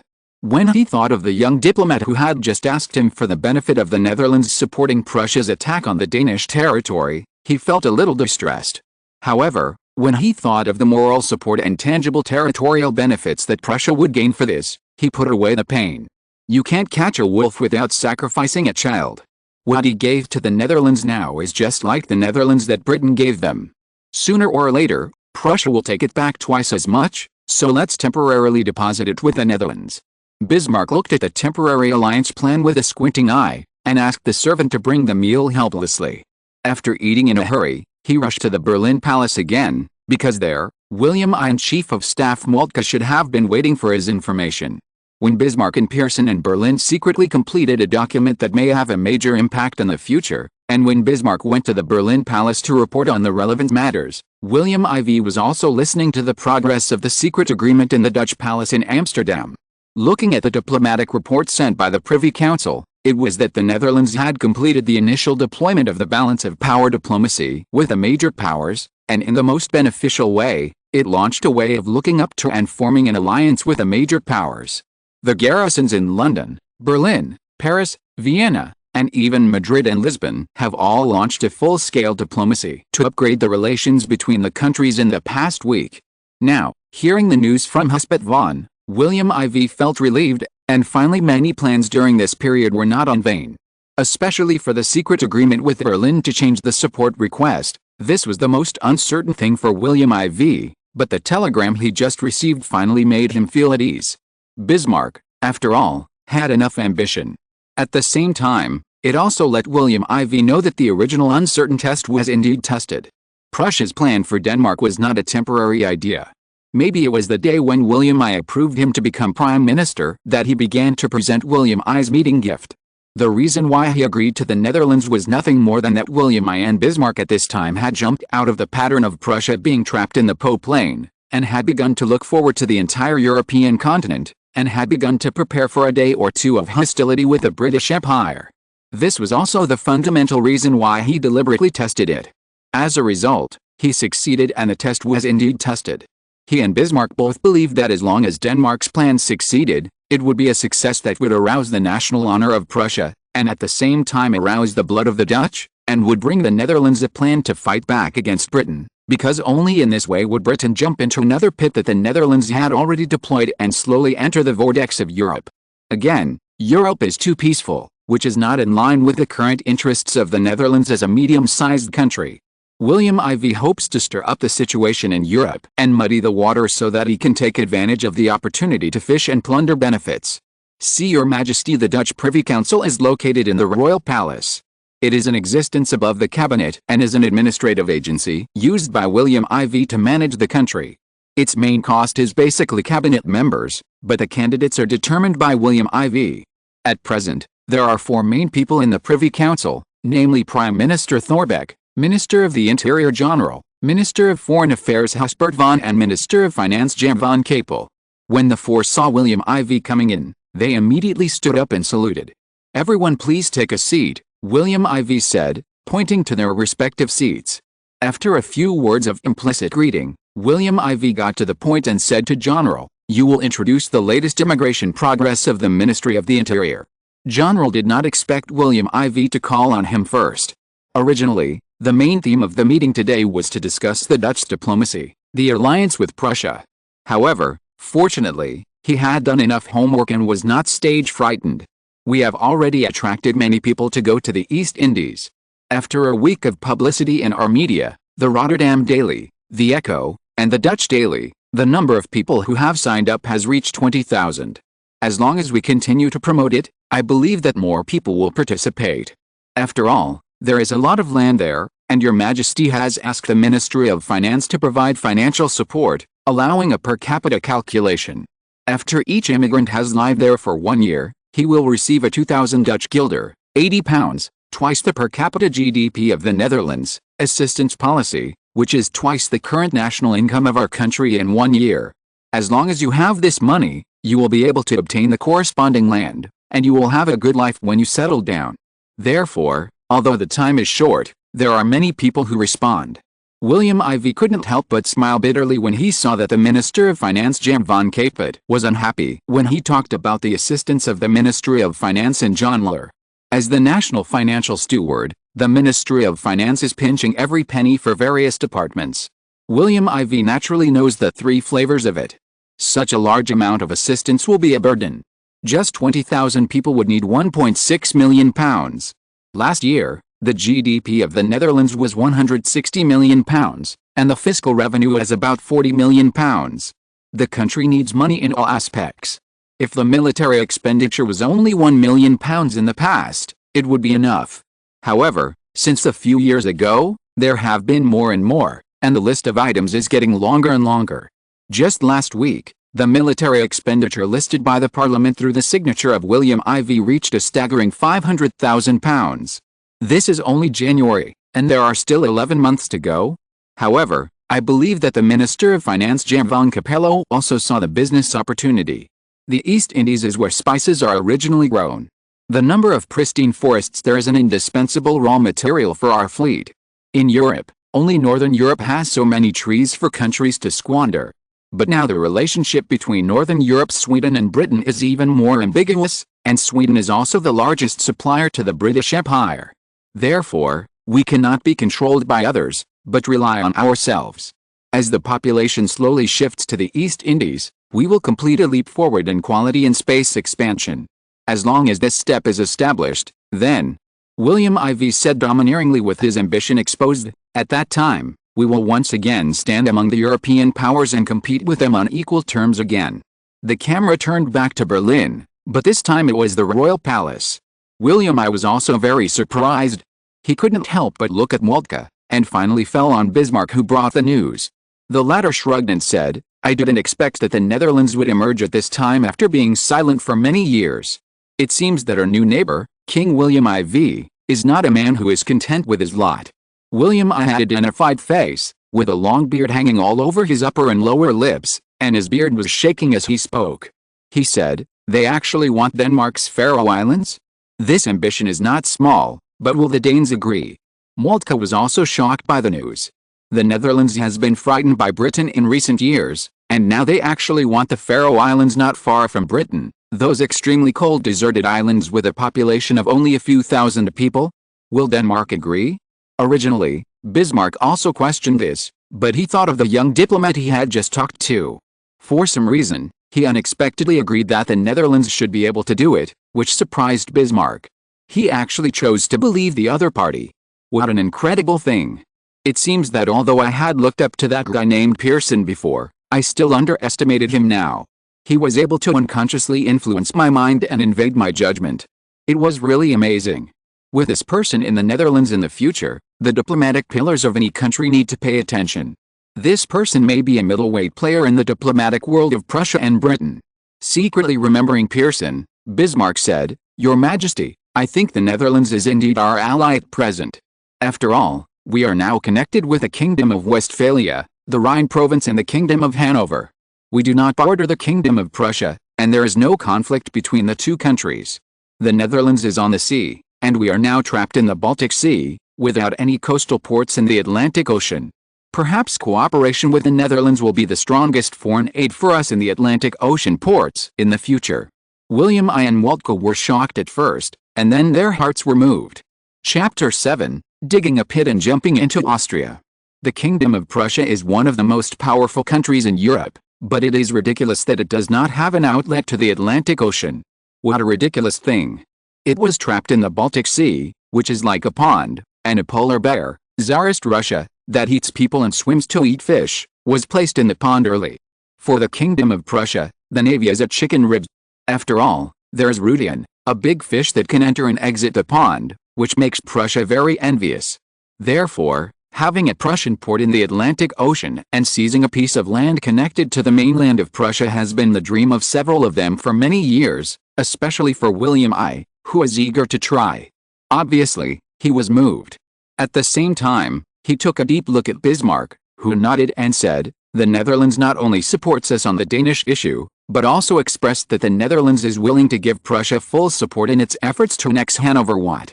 How dare the Netherlands openly discuss this topic, and even to the Kingdom of Prussia? Aren't they afraid that Prussia will openly discuss this in the German Confederation, exposing the Netherlands' improper remarks and causing the German Confederation to attack them? Moltke couldn't help but ask loudly. William I also seemed to be stimulated and looked at Bismarck in confusion. Bismarck also wanted to ask this question, but who knows what William IV of the Netherlands thinks, so he guessed, "This is exactly what I don't understand. Our plan is basically communicated privately by several of us, but from the whole process of talking with Pearson just now, I noticed that the Netherlands seems to know our plan very well." Ignoring the surprise of William I and the others, Bismarck continued, "I naturally believe that the three of us have no possibility of leaking, so there's only one result, that is, the new king of the Netherlands is indeed a king with strategic vision. Therefore, I suggest that we Prussia might as well form an alliance with him to increase our strength, especially to understand the operation of the sea. After all, in the Atlantic voyage, the Netherlands can be said to be more familiar than the United Kingdom. If we can let our navy learn from the Dutch Navy's long-standing experience in the cooperation, especially the valuable experience of 2 wins and 2 losses in 4 naval battles with the United Kingdom, it will be more precious to us than others. This is why we and Pearson deliberately added a clause in the secret alliance requiring the Dutch Navy to systematically train the Prussian Navy and increase the assistance of the 2 navies." William I and Moltke both agreed with this, but the Prussian Navy lacked communication with the naval powers. Britain would not pay attention to Prussia's request, because for a naval hegemon, it would only cause trouble for itself, which was equivalent to shooting itself in the foot and asking for trouble. France was now eager for Prussia and Austria to fight each other. On land, it naturally did not want Prussia to focus its energy on the sea, so the energetic Prussia would make it difficult for France to see this happen, especially since Napoleon II was still operating in secret. In the slow evolution of the hostility between Prussia and Austria, if the navy participated, it would inevitably reduce this degree. Bismarck and others knew about France's little moves, But they did not take Napoleon III seriously. He was just a clown performing, and sooner or later he would suffer. Although they did not want to admit it, the relationship between Austria and Prussia this year, with the rapid development of Prussia, has threatened Austria's leadership in the German Confederation. The two countries have faced leadership struggles in all aspects. This is a fact in front of them.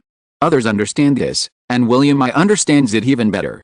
In fact, many people, including many experts and professors in later generations, are discussing how iron-blooded and smart Bismarck is. However, few people really give the most fair evaluation of William I. They all underestimated this man who was in his 60s last year and had just taken over the Prussian throne from his brother William IV, who had no offspring. William I began to make bold moves, reused capable generals such as Bismarck and Moltke, and began to lay out the various projects currently planned. William I's old eyes flashed with wisdom, and he said wisely, "That's why we planned it." The camera returns to Amsterdam, the Netherlands. Since last year, Prussia has been raising the issue of the status of the two duchies of Holstein and Schleswig, and has been putting pressure on Denmark step by step, in order to create an atmosphere for Prussia to launch subsequent actions and gain support and understanding from the public and the outside world. In fact, Prussia's plan was successful, and now the German Confederation residents in Holstein are very welcome to integrate into Prussia. At the same time, the smoke bomb of Schleswig also made the locals very repulsive to Holstein. The latter's continued stay in Denmark has attracted possible invasion actions from Prussia and even the German Confederation. Therefore, many people in Schleswig hope that Denmark will agree to their idea of adding Holstein to the German Confederation in order to save itself from war. However, Frederick VI of Denmark was hesitant.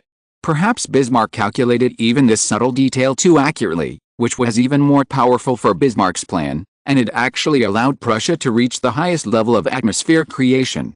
Foreign Minister Husbert von talked freely, and everyone else was listening carefully.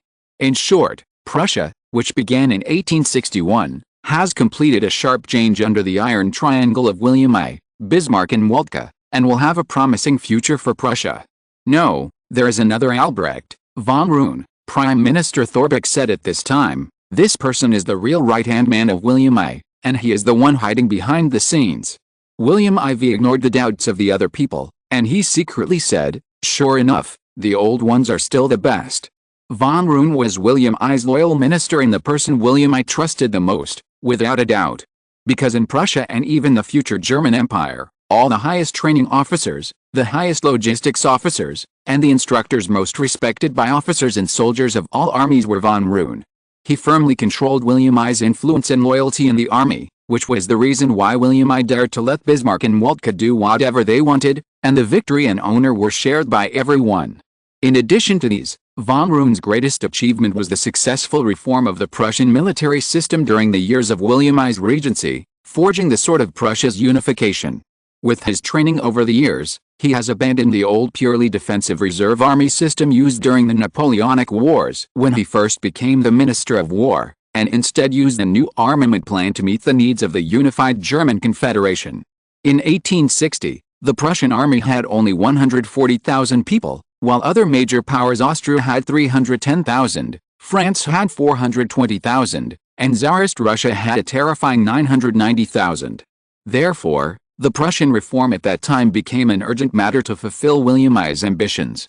Last July, just half a year after William I ascended the throne, Army Minister, Minister of War and Government, Roon proposed a military reform plan at the opening ceremony of the House of Representatives, requiring the military's service period to be extended from 2 years to 3 years, the abolition of the National Reserve Army, and the replacement of the regular army equipment, and the annual military expenditure of 9.5 million thalers. These measures meant that the number of conscripts increased from 40,000 to more than 60,000, and the army increased from 92 regiments to 147 regiments, with a peacetime strength of 140,000 to 210,000. In order to support von Roon, William I made an even tougher statement, believing that command and management power were his privileges. He firmly stated that he would rather give up the throne like William III of the Netherlands than have the royal power subject to so many restrictions, and at the same time he was unwilling to abandon the principle of 3-year military service. However, the House of Representatives was not impressed, so William I secretly directed von Roon to use the military group to dissolve the parliament, implement direct rule by the king, and maintain orthodoxy and monarchical unity. However, surprisingly, in the September election, the progressives won the support of voters again, regained more than half of the 250 votes, and vetoed the military reform bill. So at this time, von Roon recommended his good friend Otto von Bismarck, the ambassador to the Second French Empire. Bismarck finally passed a military reform after many twists and turns. This was also the first time that von Roon showed up in front of everyone, and he appeared in such a shocking iron-blooded image, which made him not only in Prussia and the German Confederation, but also in the whole of Europe. Therefore, after Thorbecke said this name, others recalled everything he had done after being puzzled, and he really deserved this. After all, the recommendation of Bismarck alone was enough to make him different. Yes, Hesped, in fact, the Iron Triangle is indeed good, but this Iron Triangle is actually Bismarck, Moltke the Elder, and von Roon, and William I is hidden behind the scenes, manipulating everything. He secretly said, "King, don't we all need this? A king who reports himself in the morning newspaper every day to grab the headlines. That can only be said to be a star, just like the President of the United States in his previous life." This is also the reason why he has rarely appeared in the newspaper recently. However, occasionally, increasing exposure is not a big deal. After all, one still needs to make his presence felt. For example, he is preparing for his lifelong event recently, and he is going to launch it in a way that will shock Europe. However, it is still in preparation, so there is no rush, mainly because there are many suitable candidates, such as Princess Alexandra, the eldest daughter of Christian IX of Denmark, Princess Alice and Princess Helena of Queen Victoria of the United Kingdom, Princess Alexandra Alexandrovna of Tsarist Alexander I of Russia, and Princess Louise of King William I of Prussia. Today is the second chapter, and there will be another chapter later to make up for yesterday's second chapter. If you're listening to this novel on a channel other than Fanfic World, it means they downloaded and uploaded it without effort. We cordially invite you to visit our channel, Mundo Fanfic Novelis. There you'll find the original version of this story, and you can explore many other novels of various genres. We're waiting for you to immerse yourself in a world of incredible novels. Chapter 8: Hope Alliance formed. Berlin. The chief of the Army General Staff, Old Moltke, said proudly, "The invasion of Denmark is just an illusion. What if William IV of the Netherlands knows our possible actions? He will never think that our attack on Denmark is fake, just one of them. In fact, we want to pull in the greedy Austria and consume Austria's strength. That's the real reason." After saying that, he looked at Prime Minister Bismarck with admiration. Only he could think of such a link. William I also felt extremely satisfied in his heart. At the beginning, he asked von Roon to recommend Bismarck, who was once a prince under his brother William IV. After he was rejected for the first time, the bad relationship between the two was eased. In such a grand way, he finally took him under his command last year and formed the current Iron Triangle pattern under his command. For Bismarck, even Crown Prince Frederick was scolded by him many times because of different political views. Bismarck was still the Bismarck he knew. Over the past decade, his diplomatic and political skills had become more sophisticated. He felt that he was a hidden mentor. Receiving a few people was God's best care for him. William IV said, "The battle between Austria and Prussia for the leadership of the German Confederation has been going on for many years. It's time to end it. Your Majesty, what do you think?" Thorbecke seemed to understand, and Hesped von also understood it, while Interior Minister John Ruhl asked in confusion. Finance Minister Jan von Capel said at this time, because Prussia has developed to the extreme, it needs to rely on devouring to develop itself, and the German Confederation has Austria, which has always been Prussia's biggest obstacle. Therefore, I guess that in the next step, Prussia will directly confront Austria. Even with the current Austrian King Franz Joseph I and Prime Minister Archduke Rainer Ferdinand's ambitious character, if, assuming that Prussia is about to use force against Denmark, when Prussia is unstoppable, it suddenly invites Austria to participate in this conflict with great benefits, and then throws the hard bone to Austria, then Austria will lose troops and its national strength will be greatly reduced. Will Prussia take the opportunity to clean up other countries in the German Confederation? Interior Minister John Ruhl said in surprise. Yes, I guess, if Prussian William I is ruthless and decisive enough, why don't Bismarck and William I march directly to the weak Austria at this time to further cripple the other side? Thorbecke said in a shocking way. Heesbert von and his companions looked at Prime Minister Thorbecke, who was serious, in shock. They looked at William IV respectfully and said, "Don't look at me like that. Haven't you noticed? Is it all your majesty who has been deliberately guiding us to this line of thought until now?" When they thought about it, it was really the case. From the beginning to the end, they were led by William IV. Thinking of this, they couldn't help but be shocked. They couldn't believe that they had fallen into His Majesty's thoughts without knowing it. What if it was an enemy? Would they still help others count money after being sold? Thinking of this, they couldn't help but shudder collectively. It was too dangerous. At the same time, when they looked at William IV again, there was some color in their eyes after being conquered that they didn't even know.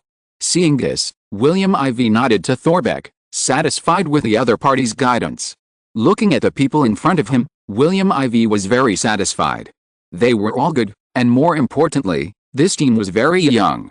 The average age is less than 40 years old. In the current living environment, as long as there are no accidents, it is not a problem for these people to live to 70 years old. That is to say, they can serve under William IV for 20 years. 20 years is enough to accomplish many important things for the Netherlands. He couldn't help but look forward to the good news brought back by his defense minister Stefan Bales, but there is no rush now, because this person is now visiting Spain, and the Navy Minister Vincent Ader is also visiting Portugal. So he asked some questions about these two people. Everything is going according to plan. He is very satisfied. Spain will be his other long-term ally, a partner in the Pacific and Indian Oceans. William IV wants to build a joint ally in those two places to fight against the British Empire's encroachment policy. Therefore, the Kingdom of Spain, which owns the Philippine colony next to the East Indies, is definitely a good choice.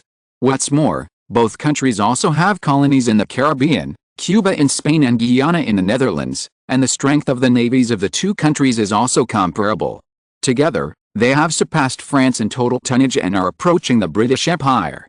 The Netherlands needed the most superficial ally at the moment, and as for the Kingdom of Prussia, it was carried out secretly.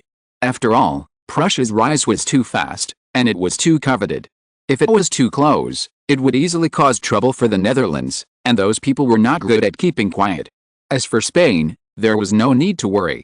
Its geographical location was enough to represent many things. Moreover, the Spanish influence in America was what the Netherlands needed to rely on, and it could invest more good things in many of William I's ideas. For example, the Latin, that is Spanish, ethnic groups supported Washburn, who was supported by the Netherlands, to run for the U.S. presidency. Washburn was not so good against the British and French, and Washburn established his own faction in the Republican Party. Some Spanish support was even more powerful. But it was too early for everything, so let's not talk about it for now. It is imperative for Spain to form an alliance with us. Queen Isabel is easier to deal with than Queen Victoria. William IV looked at several people and finally looked at Foreign Minister Heesbert von. Even if it means using male favorites, it is worth it. After saying that, William IV ignored the strange looks of others and couldn't help but sigh at the many legends about Queen Isabel. For example, 6 of her 9 children were born to different people. Although this was just a legend he had heard in his previous life and had not been confirmed, he believed in one truth, that is, there is no smoke without fire. He believed in the truth that flies don't bite seamless eggs, and there is no smoke without fire. Obviously, the current Queen of Spain is not rigorous enough in this regard, or too open. Therefore, William IV has made up his mind to stay away from her daughter in the matter of marriage, so as not to be unaware of the fact that he is cheated on.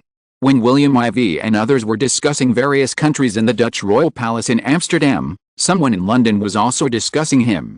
This person is Queen Victoria of the United Kingdom and her Prime Minister Palmerston.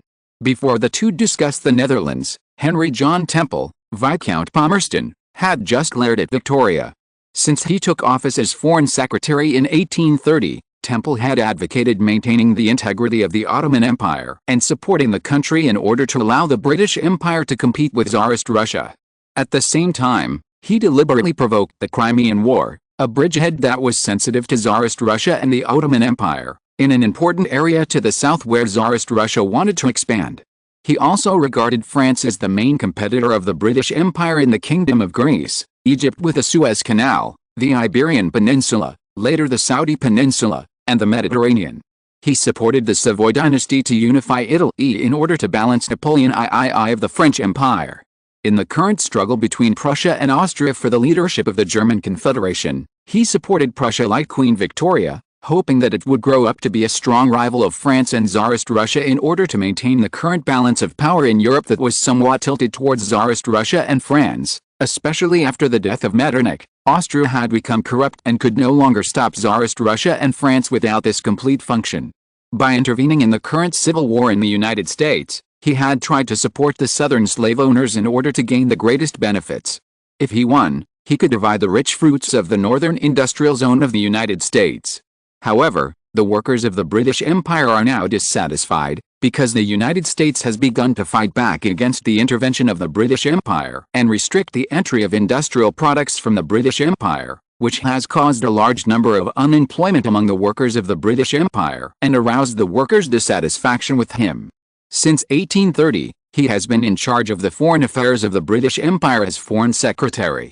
In 1837, Princess Victoria succeeded to the throne of the Queen of the British Empire. The two began to cooperate tacitly in foreign aggression activities, including the Far East, controlling global sea power, and dominating world trade. The empire on which the sun never sets has become a world rival, and the prosperity of the British Empire is naturally more than that. During this period, there appeared Maxwell, the greatest scientist since Newton, Dickens, the most outstanding writer since Shakespeare, Gladstone, the pioneer of liberal policies, and Palmerston himself, the famous diplomat. It can be said that there are many talented people. Many people in the Far East do not know the name Palmerston, but the world knows his famous saying, "The British Empire has neither eternal allies nor eternal enemies, only eternal interests." For decades, he can be said to be known to everyone in Europe. He served as Foreign Secretary for 16 years from 1830, and was elected Prime Minister in 1855 and re-elected in 1859. In the past 30 years, Queen Victoria's foreign policy was influenced by Palmerston. His far-reaching strategies, superb techniques, and precise calculations were all reflected in the diplomatic history of the European continent for hundreds and thousands of years. No one can compare with him except Austrian Prime Minister Metternich, who died in 1859. But now it seems that there is another opponent, Bismarck? Interesting. But who else? Here is the third chapter to make up for yesterday. Chapter 9: What the British Empire does best. But even such a brilliant Prime Minister of the British Empire, Henry John Tapper, has been troubled recently. The European continent seems to be surging recently, as if it is preparing for a huge storm, like a monster that is ready to eat people at any time, which makes him worried. So, he couldn't help but ran to Buckingham Palace and reported his concerns to Queen Victoria. This is his usual style, and it is also what he has insisted on doing for so many years, and the effect is good. Princess Victoria has long since grown out of her immaturity and has become a female overlord that countries around the world are afraid of. But she still supports him as always, and has never guarded against the kind of worry that makes the Tories sigh and enter Downing Street without the grace of the Emperor. Your Majesty, there seems to be a wind blowing in Europe recently, and our situation is a bit delicate, Henry John Tapper said worriedly. Bismarck's rise was too fast, especially with William I's heavy use of him. After years of baptism, Moltke served as Prussia's chief of staff, which also made Prussia complete a sharp change. I am worried that Prussia's rise will be faster and stronger than we imagined. Queen Victoria, who was born in 1819, is now 43 years old, which is the most charming time for a woman. Although Henry John Tapper is 78 years old, he is still amazed by it. Think about it, they have worked together for 33 years, time flies. Thinking of the 18-year-old princess who became a female monarch that the people in power in the European hegemony countries talked about, he couldn't help but sigh that time not only makes people old, but also makes people change. Since the death of her husband Prince Albert last year, Queen Victoria's face has been covered with frost and mourning for more than a month. Even for this reason, the direct members of the royal family are now away from Buckingham Palace and are on the Isle of Wight, just to mourn their husbands, their fathers. The rise of Prussia is the national policy we formulated at the beginning. Only its rise can replace the restlessness of France and Tsarist Russia caused by the weakening of the Kingdom of Austria, create concerns and stabilize the balance between the two countries, and prevent the two countries from focusing their energy on the sea. At the end, Queen Victoria said sadly, Princess Victoria is not having a good time in Prussia now. According to the letter she wrote to me, Prussian William I and Bismarck are now dissatisfied with following the British Empire too closely and advocate closer ties with the Tsarist Russian Empire. Therefore, we need to make Tsarist Russia feel the threat of Prussia. For this reason, the British Empire can tolerate the continued rise of Prussia to make the relationship between Tsarist Russia and Prussia more rigid, especially in the dispute over the Po Plain. I know what you are worried about. Lord Viscount Palmerston, Bismarck is powerful, but can he surpass Metternich of Austria? Even if Metternich is reborn, he will only be defeated by you. Queen Victoria comforted him. Looking across Europe, there is really no opponent for Palmerston. Perhaps, as Queen Victoria said, she also believed that masters are lonely. In the decades of open or covert struggles between the British Empire and the European countries, the British Empire has completely despised the leaders of these countries, especially those in power who follow power. Henry John Tapper listened and nodded, but Queen Victoria, who was now in a period of grief, noticed that the worry in Henry John Tapper's eyes did not decrease. For some reason, he always felt a little uneasy, but he didn't know where the reason for the uneasiness came from. This feeling was the first time he felt the unfathomable and uncontrollable uneasiness since he entered the political arena. It was really uncomfortable. Princess Alice in 1843 was already 19 years old. It's time to choose a spouse for her. I wonder if Her Majesty has a favorite candidate. Since he couldn't find the source of his worry, Viscount Palmerston simply put it aside and turned to other topics. Queen Victoria was stunned, but think about it. If it weren't for the death of Prince Albert, he and she would have started discussing Alice's spouse. As for Alice, Albert's favorite child, they decided to let her marry for love, but they also did not agree that Alice could choose candidates outside the European royal family. In order to improve the status of the British royal family, they began to list some high-ranking candidates in 1860. However, they were disgusted by the political propositions of the British Empire, and they were unwilling to disrupt the alliance between the British Empire and the major European powers, which would affect the balance of the European continent. It would not be worth the loss to put the British Empire outside the balance set by itself. Especially after the precedent of Princess Victoria, Queen Victoria was even more unwilling to marry a big country. Therefore, Alice's most willing spouse was a member of the royal family outside several major European countries, especially the heir to the kingdom. So last August, she and her husband Prince Albert even asked Princess Victoria to make a list of qualified European princes. After the couple looked at it, there were only two suitable candidates, Prince William of Orange of the Kingdom of the Netherlands and Princess Victoria's husband, Prince Albert of Prussia, the cousin of Crown Prince Frederick of the Kingdom of Prussia. For this reason, Prince Albert of Prussia even visited Windsor Castle in person, but in the end, the Queen realized that the prince was not a suitable candidate, because Queen Victoria and her husband, who had seen countless people, found that this man was ambitious and was not the kind of person Alice wanted in life, so they rejected him. Only Prince William of Orange was left, but just when she and Prince Albert were preparing to invite him to visit Windsor Castle, Albert died in December, which was too sudden, so the plan was suspended, and even the blind date originally arranged for Prince Edward and Princess Alexandra of Denmark was delayed because of this. It was only when Henry John Tapper mentioned it that she remembered this matter. However, what she absolutely did not expect was that William II actually announced his abdication, demoted himself to Grand Duke of Luxembourg, and fled to Luxembourg, hundreds of kilometers away from the Netherlands, across Prussia and Belgium. This made Queen Victoria not know how to describe it. This was too much. Thinking that Prince William of Orange had unexpectedly become the new king of the Kingdom of the Netherlands, she originally thought that Alice's idea of marrying him was a good one, but now she was a little shaken. After all, marrying a prince is different from marrying a king. Although the prince has the right of inheritance, his position at least remains there. Marrying his first wife and living the life of a prince and princess together, the relationship is naturally deep, but marrying him means being the king and becoming the queen immediately. This contradicts her and Prince Albert's original intention. Alice can marry for love. Henry John Tapper knew all this, and seeing how he hesitated to speak, Queen Victoria knew without thinking that the 78-year-old Viscount, who was born in 1784 and is known in the political world for being strong even with age, must have thought of the political and national interests again. However, Queen Victoria was helpless because her position meant that she was unlikely to reject the Viscount's ideas, at least on the surface. Henry John Tapper also knew that he was forcing others to do something, but he was just suggesting it. As for whether it would be implemented or not, it had nothing to do with him. Queen Victoria sighed and nodded. Henry John Tapper said, "The transfer of the Dutch throne was too fast, even I did not react. William II has always been known for his great ambitions but little ability. The successive blows from Thorbecke destroyed his ambitions. Therefore, when Thorbecke was re-elected, he was disheartened and left the Netherlands for Luxembourg directly.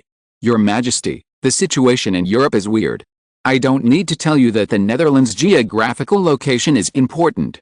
The Kingdom of Belgium is not enough. We should add the Netherlands to our camp to form two eyes. That way it will be more normal and more standardized. But Your Excellency, don't you think that in that case, we may fall into the quagmire of internal struggles in Europe and find it difficult to extricate ourselves? Speaking of which, there are conflicts between Belgium and the Netherlands. I'm afraid that the two eyes will fight with each other first." Henry John Tapper's eyes sparkled, and he said, "That's what I want to say, Your Majesty. The Netherlands has developed rapidly recently, especially in terms of economy. The originally developed financial industry has begun to revive. No one dared to question Amsterdam's status as the financial capital of Europe. The Netherlands is a financial country, and the legend of tulips is still talked about.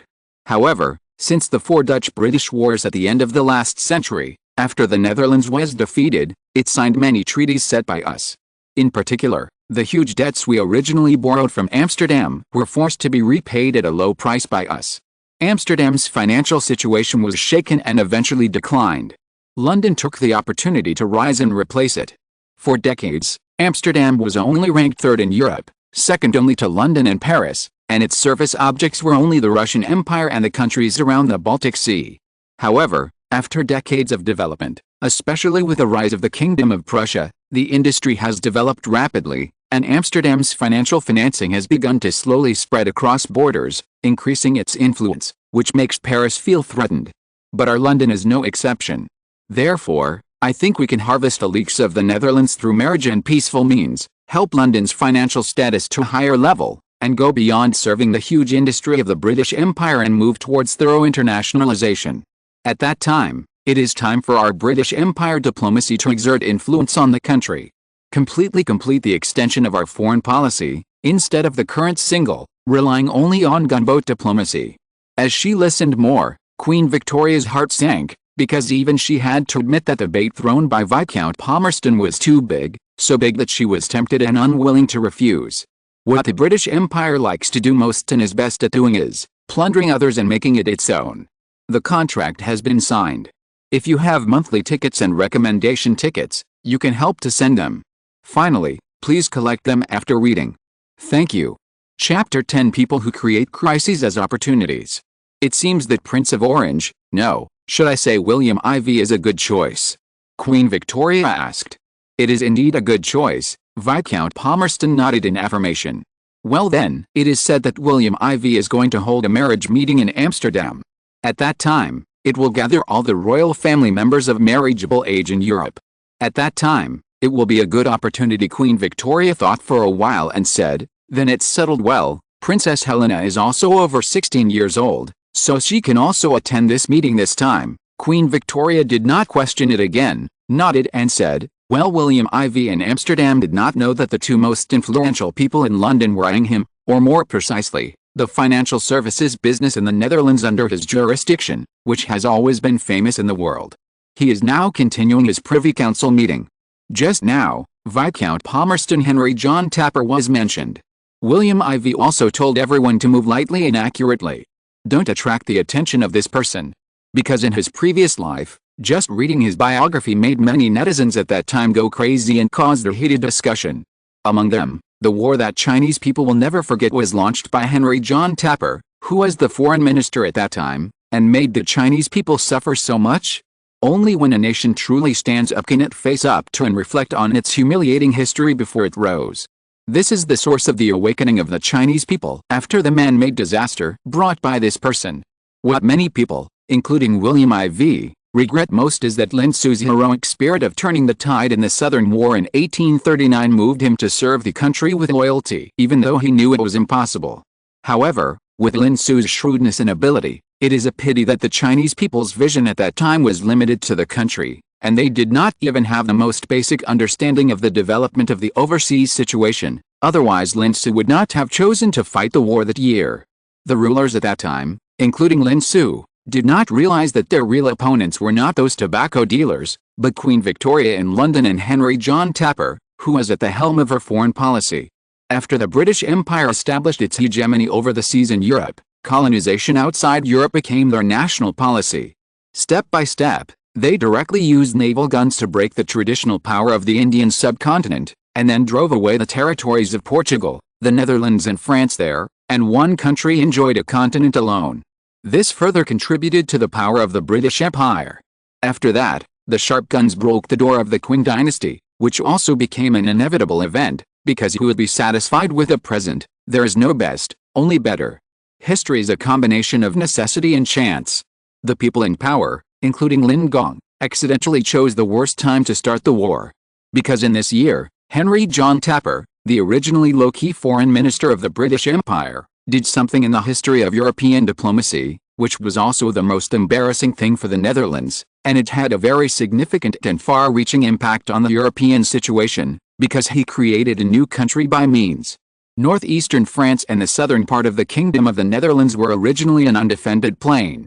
Any hostile force that controlled this area would put tremendous pressure on the British Isles across the sea, because it was the closest place to the British Empire besides the French mainland.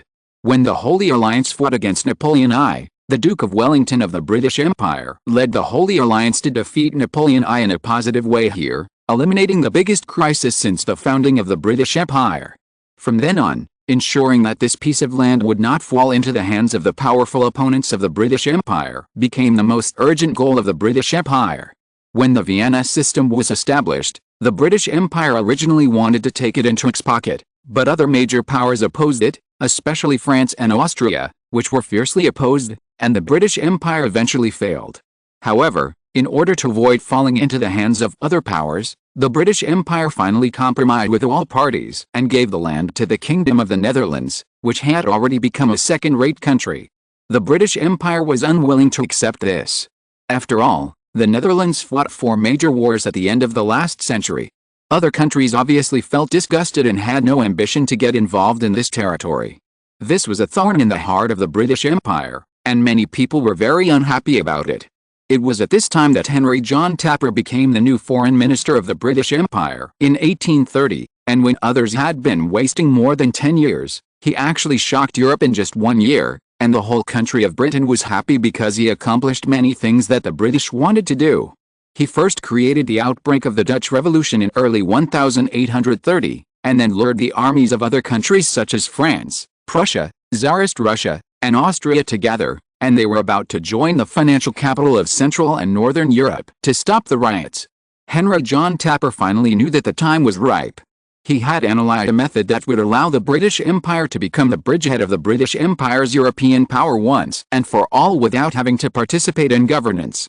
He had calculated shrewdly that as long as he did not allow this place to become a position against the British Empire, a springboard, and not become the territory of other powers to threaten the British Empire, then there was only one possibility, that is, to make it a country outside the Netherlands. The crisis in the Netherlands was an opportunity he created. So in order to accomplish this, he began to run around the countries with this goal, to form alliances, and sometimes even use naval threats and demonstrations against France, Prussia, and the Kingdom of the Netherlands. After 9 years of matchmaking, inducement, and threats, he succeeded, and he became the creator of this miracle. At the end of 1839, he finally completed this task. With the reluctant consent of European countries including William I of the Netherlands, the Duchy of Belgium separated from the Kingdom of the Netherlands to establish its own kingdom. King Leopold I was also Queen Victoria's uncle, and he and it were also pro-British enough. Of course, the parties to the Belgian Convention wrote that Belgium was not allowed to lean towards any country and would always be a neutral country. At the same time, without Belgium's consent, the troops of other signatory countries could not enter Belgium. This is where netizens in the previous life discussed. If Lin Gong's gunpowder smoke had happened before this incident, Henry John Tapper, who was fully engaged in the affairs of the founding of Belgium, would probably have no time to look east, and the naval fleet concentrated in the homeland could not withdraw troops to the Far East. When the Belgian Convention was just signed in 1839, the whole of Europe heard of his reputation, and all countries, especially small countries, were trembling. The spread of gunpowder smoke from the Far East to Europe hid his reputation. Naturally, this person would not compromise easily, so he roared at the diplomatic conference that this was an event related to the dignity of Queen Victoria and that no concessions would be allowed, so a series of subsequent events developed. It was this convention that created his prestige. In one stroke, it established a policy of the British Empire to balance the power of the European continent. The national interests of the British Empire became the justice and axiom of the European continent for a time. Just like the human rights godfather of the United States in the West in later generations, it just wanted to occupy the moral peak, in the name of considering the world, but in fact it was just a tool to safeguard its own national interests. When Prussia launched the Franco-Prussian War later, the then Prime Minister of the British Empire, Gladstone, cited this convention. The warring party should not violate the neutrality of Belgium. The warning of the British Empire was subconsciously observed by the two countries. From then on, the style of the guardian of Europe and the maintainer of order fell into the hands of Britain. Gladstone was the direct descendant brought by Henry John Tapper. He was also the leader of the Whig Party and the successor of Henry John Tapper. Southern Europe, Portugal, Lisbon. Innes Mackay, the ambassador of the Kingdom of Portugal stationed in the Netherlands, also accompanied the Minister of the Navy to be received by the King of Portugal. They are doing something unknown to the outside world. In short, in January 1862, the Netherlands was working with all European countries, secretly conducting a balance of power diplomacy as a medium-sized power as a second-rate power. Chapter 11, Activating Belgium's First Dark Chess Piece? Compared with the diplomacy of the United States in later generations, this cannot but highlight how sophisticated the imperial skills of this Viscount Palmerston, a British gentleman, are. Who says that the ancients are not as good as modern people? Just look at the methods used by the rulers of the United States, the hegemon of later generations, and the rulers of the British Empire, the hegemon of the 19th century, and you will know whose methods are more sophisticated. William Ivey even felt interesting. If Palmerston's first-class methods were used, after the Gulf War, he would have signed a peace agreement with Saddam in an advantageous position, and then the United States would resume trade with Iraq. At the same time, treaties were signed with Saudi Arabia and Kuwait, thereby legally determining the United States' right to station troops. Seize this opportunity, force Israel to make concessions, and realize the establishment of a separate state of Israel and Palestine in accordance with a United Nations resolution formulated by the United States itself. If the former is not at ease, then it can just formally sign a treaty to formalize and legalize the joint defense treaty between the United States and Israel, and even arrange for Israel to enter the treaty. In this way, everyone can look back and see that the peaceful resolution of the Israeli-Palestinian dispute is the only opportunity for the United States to get rid of the burden of China, and reduce the waste of energy, money, and military forces of the United States for many years. If these three steps were taken correctly, China might have become the sphere of influence of the United States long ago. Why did they have to wait until the rise of China and the United States to realize that they had wasted many years in vain? Why did they end up being so passive in the future, and in the end, they were still embarrassed and boasted about their brilliant Afghan withdrawal policy, which made people all over the world laugh? However, this is all his imagination. It can also be said that this is a feasible method that he himself thinks is feasible after learning first-class diplomatic means from Viscount Palmerston. No matter how powerful the empire's hand is, it must be based on strength. Henry John Tupper dared to launch a war in the Far East because the British Navy once confidently told him, as long as the British Empire has one battleship, it can destroy the entire navy of that country in the Far East in a quarter. Even in the heyday of Queen Victoria, there is a saying in the British Empire that is envied by all countries: the plains of North America and Tsarist Russia are the barns that feed our stomachs. Chicago and Odessa are the mining areas needed for our industrial development. Canada and Northern Europe are planting trees for the construction of our fleet and the wood needed for heating. Australia herds sheep for us so that we don't have a shortage of wool sweaters. Argentina herds cattle for us, increasing beef and improving the quality of life. Peru sends us silver and the Cape of Good Hope strikes for gold. The Indian subcontinent and the United States grow tea and silk for us. The Mediterranean is our orchard. Our cotton plantations are expanding from the southern United States to other parts of the earth where the earth is warming. When Queen Victoria died 40 years later, how many British people could realize that the British Empire's century-long heyday was about to end with her, and foresee the two terrible global wars that were about to come? In fact, the reason for the rise and fall of the British Empire under Victoria's leadership just proves its inevitable decline. The rise and fall of a great power cannot be forced by human power. England has an advantageous manufacturing industry, an indestructible maritime advantage, and an unparalleled financial system. They form the three pillars of the rise and fall of the Victorian Empire. The British Empire in 1860 occupied 2% of the world's population, but produced 53% of the world's steel and 50% of the world's coal, consumed 50% of the world's cotton, and controlled 1/3 of the world's maritime trade. The British Empire's annual energy consumption is 4 times the population of the British Empire and 150 times that of the Russian Empire. Industrial products now account for 60% of Europe and 450% of the world, which can be said to be an absolute world factory. Strong production capacity and the unique geographical conditions of the British Empire laid the foundation for the British Empire's superior maritime hegemony. As an island country, the security of the British Empire does not rely on an overly powerful army for land defense like other countries on the European continent. It was the crisis caused by Napoleon that made the British Empire frantically build naval warships at that time, so that when the Napoleonic crisis was resolved, they suddenly found that their navy far surpassed other countries.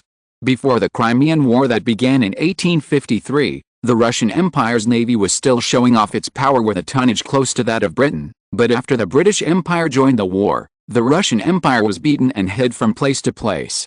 This profound image has penetrated into the hearts of European countries. Everyone was chilled to death, and from then on other countries did not dare to fight with the British Empire at will. Therefore, the British Empire has monopolized the sea power for more than 10 years, especially before the Suez Canal was about to open. France was directly approached by the British Empire to steal love.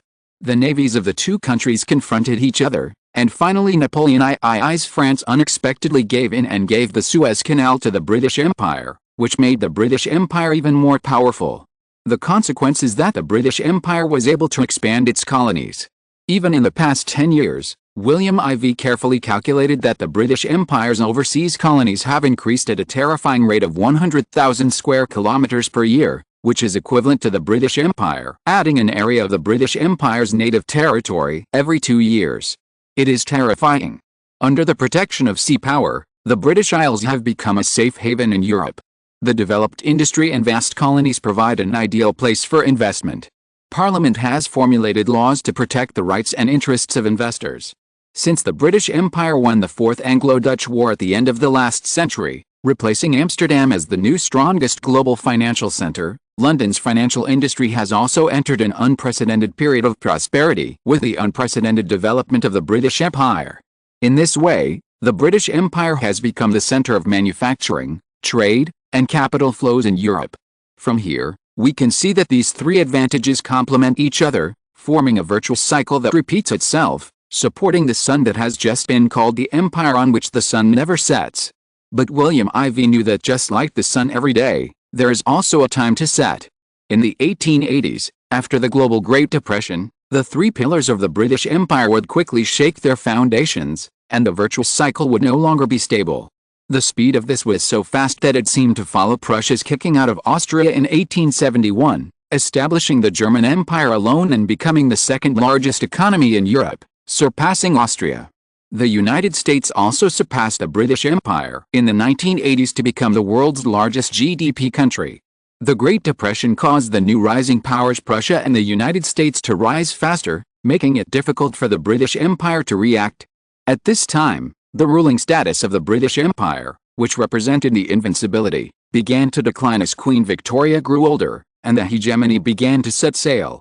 Power began to slowly cede to other rising powers. If the Netherlands wants to develop, it must seize the opportunity to strike.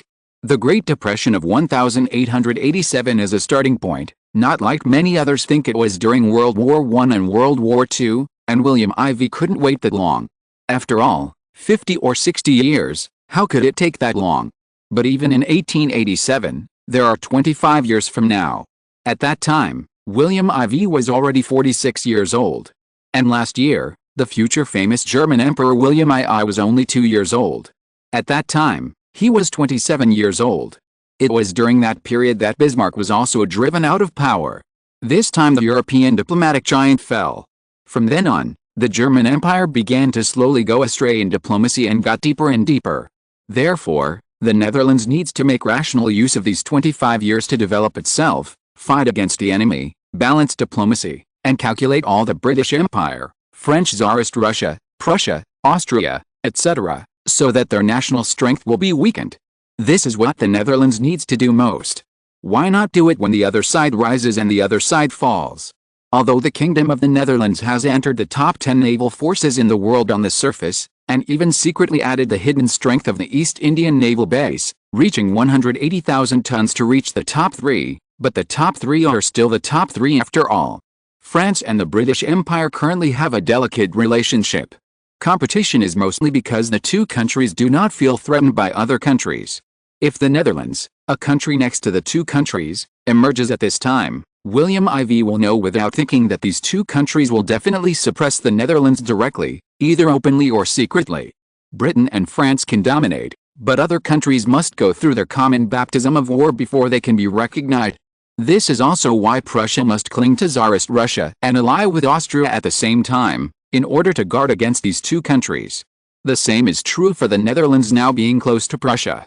The surface strength of the Netherlands is not enough to arouse the vigilance of other countries. This is helpless, but it is also an insurance. It is very good that it has not aroused the fear of other countries. It can be regarded as luck and helplessness. William IV thought so much, but it was actually just a matter of a moment. Your Majesty, the Ministry of Foreign Affairs of Belgium has analyzed the situation and decided that they need to take bigger actions to cooperate with the fox hunting operation planned last week. Foreign Minister Hespet van said here, and then said, because Leopold I has been getting closer to the British recently. Our intelligence personnel have obtained information that Leopold I seems to be preparing to station the British Navy in the port of Blankenberge to increase Belgium's sense of security. William IV frowned and said, then let's start the secret chess game. However, we must be careful. The British Empire is not our direct opponent at the moment. Seeing the helplessness of the others, he said strangely, however, I think we don't have to fight hard, but some countries can. Your Majesty, you mean? Hespet van immediately understood and couldn't help saying, but will Napoleon II be unwilling to intervene because of the British Empire? Yes, this is the port near the Netherlands, not the one near France. Perhaps the British saw this and did so. They wanted France to know the current situation and not get involved. The Netherlands itself did not dare to confront the British Empire and interfere in Belgium's internal affairs. It was really a careful calculation. But is it really like this? William IV said wisely, don't forget, who is Napoleon I's most important person now? Who is the leader of the faction that needs to be appeased the most to maintain his rule? Émile Olivier. The current Minister of Justice and Prime Minister of the French Empire. It is said that this person has always disliked the British Empire. Now Napoleon II is facing many people in the country questioning his foreign policy, so he has won over Olivier to use him as a cover, and he is the most staunch supporter against the establishment of Belgium.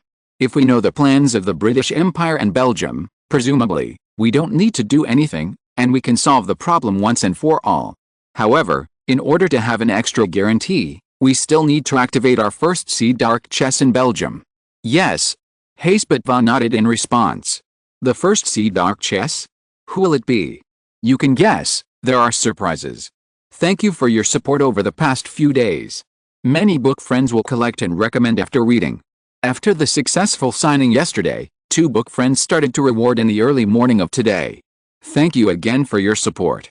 When the book is released, we will open a chapter to thank the book lovers who have voted and rewarded the book. I just received a message from the backstage station saying that I have been recommended by the first website. The book will be recommended on the new website History Channel Popular Series at 1400 hours on December 5th. Please continue to support the new book. Chapter 1, and there will be another chapter later. Chapter 12, Dirty Former PM Advisor Gets New Life. For many people in later generations, for money, they can do whatever they want, but the premise is that they do not break the law. But for some people with high moral standards, The most disdainful is the former, because in one sentence, it is full of the smell of money. For the Belgians in 1862, of the above two types of people, the former likes people like Marie Philip the most. Marie Philip was born in Limburg province, Belgium in 1810. He was a Dutchman for the first 5 years after his birth. After Napoleon was defeated, the Kingdom of the Netherlands was assigned to the Kingdom of the Netherlands in 1815, and he began to become a Dutchman in the Kingdom of the Netherlands. Fortunately, he had the prosperous identity of the Kingdom of the Netherlands for 15 years, but after 1830, he became a Belgian again, and at this time, he became a Belgian liberal in the Principality of Belgium. After that, he used means to slowly become a star politician in Hasselt, Limburg province. He was a man of the hour in Belgium at that time. In 1849, Henri de Brouwer, a candidate for Belgian Prime Minister, a liberal leader, and a fellow senator from Limburg, took a fancy to him and invited him to be a campaign consultant. From then on, he began to soar to the top and became a close friend and assistant of the Limburg senator. In 1850, Henri de Brouwer was successfully elected as the Prime Minister of Belgium. For a time, he became a figure that thousands of Belgian financial groups and nobles fought on. And he also accepted everyone who came. He was a complete representative of the dirtiest and darkest side of Brussels politics. If there is anything to describe the word failure, then the photo of Marie Philippe is the most recognized choice for Belgians. However, no one denies that his talent is the most favorite and the most attractive one for ambitious people. He used his carefully woven friendships, his position as secretary to Senator Brouwer, and later his position as a presidential advisor and his role as an insider of national development to become a secret shareholder of one hotel, machinery sales company, real estate company and other assets after another. He likes to show off, and he always chooses the most luxurious way when he travels. But don't underestimate him. He also uses such occasions to play various roles easily, just like the role he played for his patron in the Prime Minister. Unfortunately, after the first term of Henri de Brouwer ended in 1853 and he failed in the election for the second term, in the autumn of 1854, when the Catholic Pierre de Decker came to power, his wishful thinking was shattered and his future was destroyed. This shrewd and cunning assistant to the Prime Minister was thrown into prison in Brussels on multiple charges such as tax evasion, embezzlement and complicity. He was originally sentenced to 20 years in prison, but for some reason, he was released early. On October 1, 1857, he was released after less than a year. However, because of his case, many people kept their distance from him, especially those who used to bow their heads in front of him, and now shook their heads and sneered in front of him. It can be said that people are fickle. Do you really not fear his revenge by doing this? Or do you think he really has no capital to turn over? However, when he thought of the situation at that time, he felt a little relieved, but after years of training, he recovered quickly. However, when he thought of the person he helped during this period, he was a little horrified. The Netherlands actually hid such a person in Belgium, who was amazingly talented in politics. In his opinion, this person was too suitable for him to partner with, and even more attractive than Henri de Brouwer at the beginning. He no longer had the psychological resistance and coercion to the cooperation between the two, but the excitement from the bottom of his heart, a desire that was more in tune with each other than that between husband and wife. Yes, the Dutch helped him get out of prison early, and the condition was that he helped a candidate designated by the Netherlands to help him quickly get to the goal of becoming the Prime Minister of Belgium. And now the person he supports is now a senator of West Flanders province, named Jules Stanendang, who is the person designated by the Netherlands. And now this person is sitting opposite him. Looking at the other person's energetic young appearance of only 30 years old, Marie Philippe was very envious. Alice. It seems that the initial positioning was wrong. He should have been more positive and avoided the dark path. Perhaps he could have avoided the life of being someone else's staff. And Jules Stanendang, who was opposite him, looked at Marie with a brilliant look. His heart was in turmoil, and he was full of passion. Philip was still the same Philip. Although he was no longer in the limelight, he was still so unruly. In any case, although Philip was a terrible person before, it is undeniable that he was first of all a guy with a keen political sense. His slightly sarcastic eyes could see how things worked. He knew where the treasure was buried, whether on land or in the sea. However, in terms of this ability, he was not the supporter that Jules Stanendang wanted most before. What he wanted more was the other number 2 dark chess piece of the Netherlands, because he knew that the opponent's legitimate and bright strategy had already made a great name in Belgium, which was enough to make his candidacy more decent and give Belgians more favor, instead of using any means to win the election as arranged now, which made his image only change from the original middle one, not leaning towards the dark or too bright image. Now, with the exposure of Marie Philippe as his advisor in the past 2 years, he had to move closer to the former, and his halo gradually turned dark. Fortunately, the cooperation between the two has made some great achievements. For example, West Flanders has now become the most prosperous province in Belgium except Flemish Brabant, where the capital Brussels is located. And his various support for West Flanders and the Belgian senator has won the appreciation of West Flanders, and the support is even higher. However, he did not want to try the Senate again, because he wanted to directly challenge the position of Prime Minister, which was the Prime Minister's election campaign on April 20, 1862, 3 months later. For this reason, his meeting with Marie Philippe this time will be for this matter. The instructions from the Netherlands made him more eager to run for Prime Minister, because his opponent was the current Prime Minister, Walter Frere Orban. Philip, what do you think? How likely do you think we are to succeed? Marie Philippe thought for a while, organized his words, paused, and then said in a heavy tone, Walter Frere Orban is cunning enough. He is a liberal like you, but he is not very good at managing the economy. Therefore, there are many complaints from the people, especially his excessive flattery of King Leopold II and his overly pro-British policies, which made the Belgians very angry, especially the French, Dutch, and Prussians. This is an opportunity. However, it is said that the French have put forward their own candidate, the Catholic Barthélemy de T. de Merlant, who is used to support Walter Frere Orban. If you run for election, it will disperse the stability of the liberals, that is, the Protestant Lutheran sect, and it will shake the tradition of our Northerners ruling in Belgium, giving France an opportunity to take advantage of it. Seeing Jules Darneton staring at him motionlessly, he secretly felt happy for the other party's charming confidence, and was also relieved that he was now bound to the other party. He said seriously and confidently, "But who am I? I am Marie Philippe, a man who helped a senator become prime minister, even though 10 years have passed. We are worried, and I believe the Prussians and British who are at odds with France are also worried. Therefore, using this mentality, Leopold II is also closer to us in faith. I think the main opponent this time is still between you and the current Prime Minister Walter Frere Orban, who is also a liberal. As for him, I believe you have a way," Jules Darneton said with a gentleman's tone, which was an eye-catching scene. "This person has an attractive attraction in everything he does. Marie Philippe thinks he is too suitable for the political industry, the kind that is born and raised." Marie Philippe smiled bitterly and said gentlemanly, "There's a way, but what? We just need to borrow the information sent by the Netherlands about the British entering the Belgian port to make a fuss. We can use this to make their support in a dilemma and reduce their support." After saying this, he whispered his plan in Jules Darneton's ear.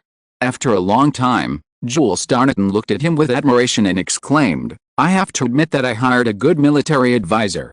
Chapter 13 The Replicator is Invincible.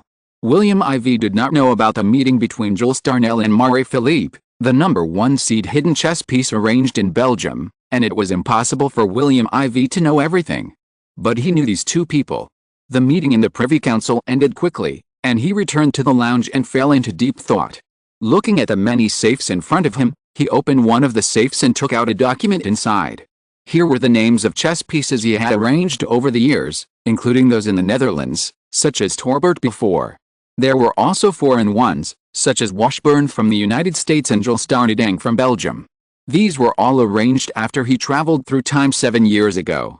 There was no way, who told him that he was an ambitious person in his previous life, and he became a person of status after traveling through time. Opening the information of Jules Darneton and Marie Philippe, he couldn't help but smile strangely. This Jules Darneton was one of his attempts. He wanted to copy Bill Cotton, a president of the United States in the future and the president of the United States in the 1990s. He used this person as a model to copy the development method of that leader for Jules Darneton, and let his lover Bill Charlie follow his own script to guide the other party. Unexpectedly, he succeeded. The experiment was successful. He actually began to enter the orbit autonomously. Yes, just like the president in the previous life, who chose the notorious Bobby Baker, who was very famous in Warden at that time, Jules Darnaton also chose Marie-Philippe, the de facto political father-level existence of Belgium, to cooperate. He was really curious about what kind of sparks their cooperation would create. What would this guy's future development be like, or to what extent, the Speaker of the Belgian Parliament? Prime Minister? Thinking of this, he showed a dazzling sharp light. He began to carefully look at the information of the two people. Recalling Darnaton's entire life journey, in the first 23 years, he was just an ordinary university student in West Flanders, Belgium, but his family was not rich, and he got rewards with his own efforts. During the sketching trip to the Netherlands organized by the school, he met his political mentor, Bill Charlie, the head of the spy organization of Crown Prince William of the Netherlands.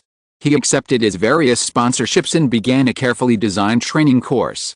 After returning, with the help of Bill Charlie, he quickly became a genius in West Flanders.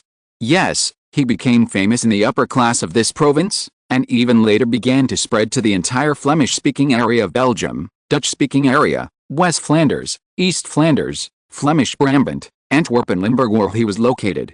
Belgium is divided into 3 major regions, with a mixed language area of the capital Brussels as the center, and a straight line passing through it. The north is the Dutch-speaking Flemish region, where the Dutch population accounts for 52% of the Belgian population. The southern mainly French-speaking Wallonia accounts for 40% of the total population, of which the eastern Prussian-speaking area in the Wallonia region accounts for 3%. Many people have heard of Marie-Philippe's bad reputation, so they are unwilling to approach him. But one person was surprised. When Jules Darnaton was choosing, he hesitated and finally recommended his assistant to his mentor Bill Charlie, who is Marie-Philippe. This made his mentor look at him in surprise for a long time. Even now, he still remembers how unforgettable it was. Even William IV saw the conversation between Bill Charlie, the head of the Royal Netherlands Intelligence Agency, and him in the file. Danadang, you have to be careful. This person has no good reputation. If you choose him, it may become a stain on you. Are you sure you still want him to be your assistant? I'm sure, it has to be him. Okay, I hope everything goes well. I believe in my choice, teacher. Just like that, he soon saw Marie-Philippe coming out of the prison. He had decided how efficient Charlie was. It seems that the supervision of Belgian prisons is still too lax. I don't know if the Netherlands is the same. It seems that he has to keep an eye on this place to prevent such loopholes from appearing in the Netherlands. It was recorded that Philip obeyed him and showed excellent performance. Danadang showed pride on his face. William IV smiled when he saw this. When many people thought that Philip was a living specimen of a decadent era, he also saw this. But he saw more things. This person grew up from the bottom.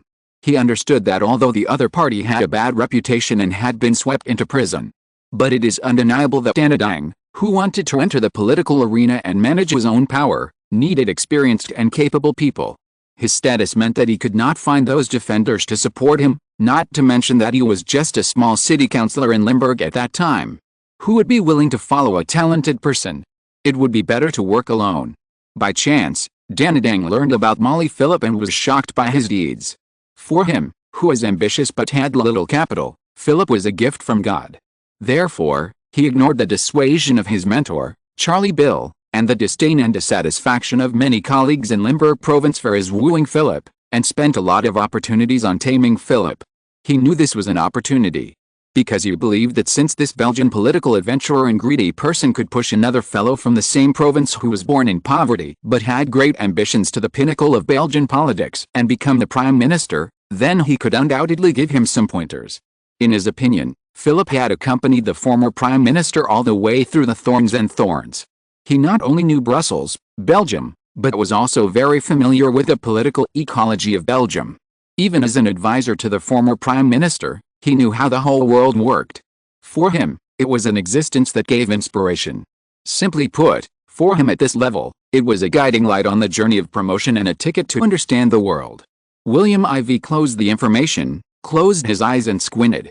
After a long time, he opened his eyes and the light was bright. It's him. This person is the best candidate for him to enter Belgium. As long as he stands at the top, he can use Belgium to do things that the Netherlands cannot do easily. However, the number 2 dark chess piece will not accept it. Why not let them fight first? William IV thought of the number 2 dark chess piece and couldn't help but smile strangely. This number 2 dark chess piece is a person trained by Torbert himself. It is not an exaggeration to say that he is Torbert's direct disciple.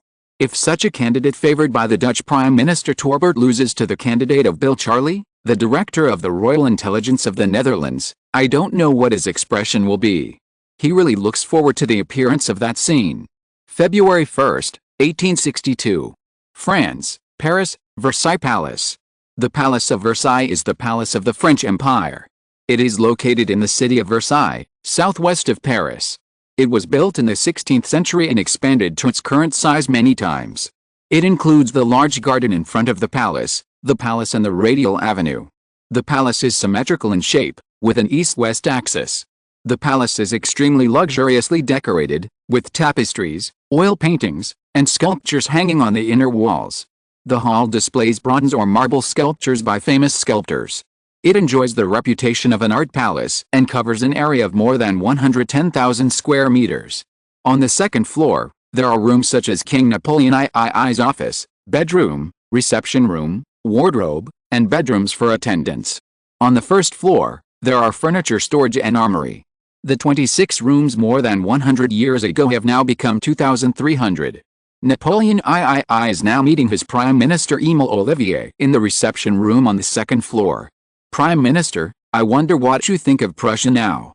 Olivier just questioned why Napoleon III relaxed his vigilance against the British Empire, which would have serious consequences. This made Napoleon III dissatisfied and asked back. Just now, Napoleon was speechless after being refuted. No matter how good-tempered he was, he couldn't stand Oliver's repeated pressure. The final result was that he was forced to collapse completely. So when he had no answer, he turned the tables and asked the other party to face the same situation as him, which made him feel uncomfortable. The thing is, he originally met Olivier this morning to ease the relationship with him, because he was still prepared to make good use of his connections to slowly change the attitudes of those who opposed him, so as to consolidate his regime. In this mentality, he put his attitude very low, but he didn't expect that the two of them were fine when talking about domestic affairs. A king and an elected prime minister, the two parties still need to cooperate to better develop France. No one wants France to be bullied by other countries, but when talking about foreign policy, the differences between the two were exposed. Oliver's Marine faction has always insisted that if France wants to develop, it must develop overseas colonies and should be more powerful. In particular, he was dissatisfied with the fact that Napoleon III actually gave up the vital Suez Canal to obtain the support of the British Empire for his restoration of the Napoleonic dynasty, and his main direction was the Indian Ocean. Although Napoleon III was also very enthusiastic about overseas, his main direction was America. The British Empire also supported his development in America, especially the two countries now took advantage of the American Civil War and cooperated to prepare to march into American affairs, which made Olivier dissatisfied. What made him most dissatisfied was that Napoleon III strongly arranged for a prince in Paris to directly serve as the Emperor of Mexico in order to prepare to rule Mexico and to be the frontier of the march into the United States. This has caused Olivier to receive many questioning letters from U.S. President Lincoln and Secretary of State Seward. This made him feel the anger of the Americans. So his temper was vented on Napoleon III, and he argued and explained back and forth. In the end, Napoleon III was defeated because Olivier reminded him, "Your Majesty, I think the British Empire is using the United States to consume the strength and potential of the French Empire. The real purpose is that they want to use the United States to divert our attention, prevent us from threatening them in the Indian Ocean, and stop us from plundering resources in the Indian subcontinent. This must be prevented." At the same time, the Civil War has reversed. The South had the upper hand in the support of the British Empire at the beginning, but now it has turned. In fact, we have to admit that the industrially developed North with a GDP of $1.8 billion and £360 million is more suitable for France, because we need this market and technology to activate our national development, rather than exhausting our resources in Mexico. Napoleon III moved his mouth, but in the end, he did not refute, so the two stopped fighting each other. However, Napoleon III was not a man who was willing to suffer losses, so he asked, "Prime Minister Olivier, what do you think of Prussia, and what is its attitude towards the French Empire?" Chapter 14, An Emergency Caused by My Disciple? Olivier was stunned. Then he looked at Napoleon III seriously and said, Prussia is a very smart country. It uses the corruption of Austria to expand its influence and attraction. In terms of industry, it absorbs capital from the Netherlands to build its own industrial development. I believe that if Prussia continues to develop today, it will be the next future France. However, the premise is that it can get rid of the current dilemma of relying on the Netherlands to help it trade by sea transportation and complete the Atlantic outlet. They also need to be able to defeat the leadership of the Austrian Empire in the German Confederation. I know what your Majesty means. The threat of Prussia exists, but Austria is there at present, which is not the most urgent matter.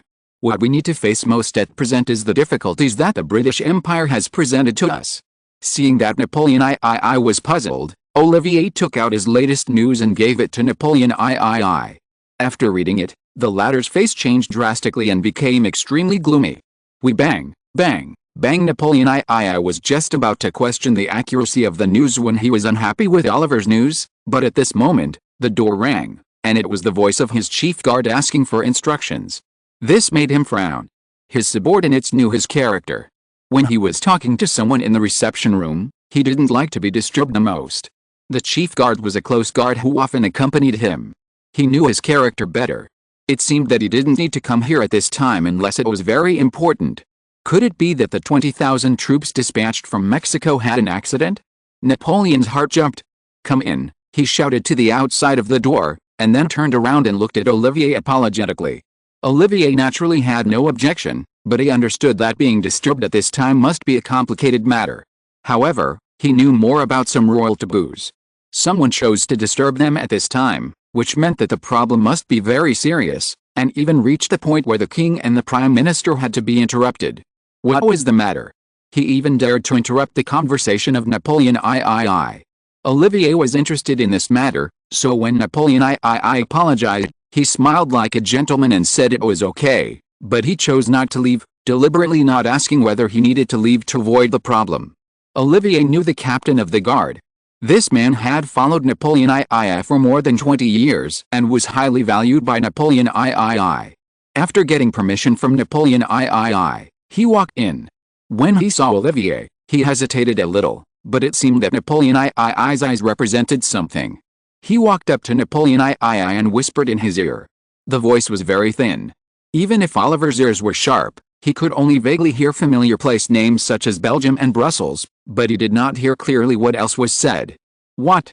Before Olivier could feel annoyed about his poor hearing, he saw Napoleon I suddenly stand up with a look of shock on his face, which made Olivier want to know what happened that made Napoleon I so confused. Napoleon I quickly calmed down, worthy of being one of the overlords of Europe. He ordered the chief of the guards, hurry up and call all the people from the Privy Council here.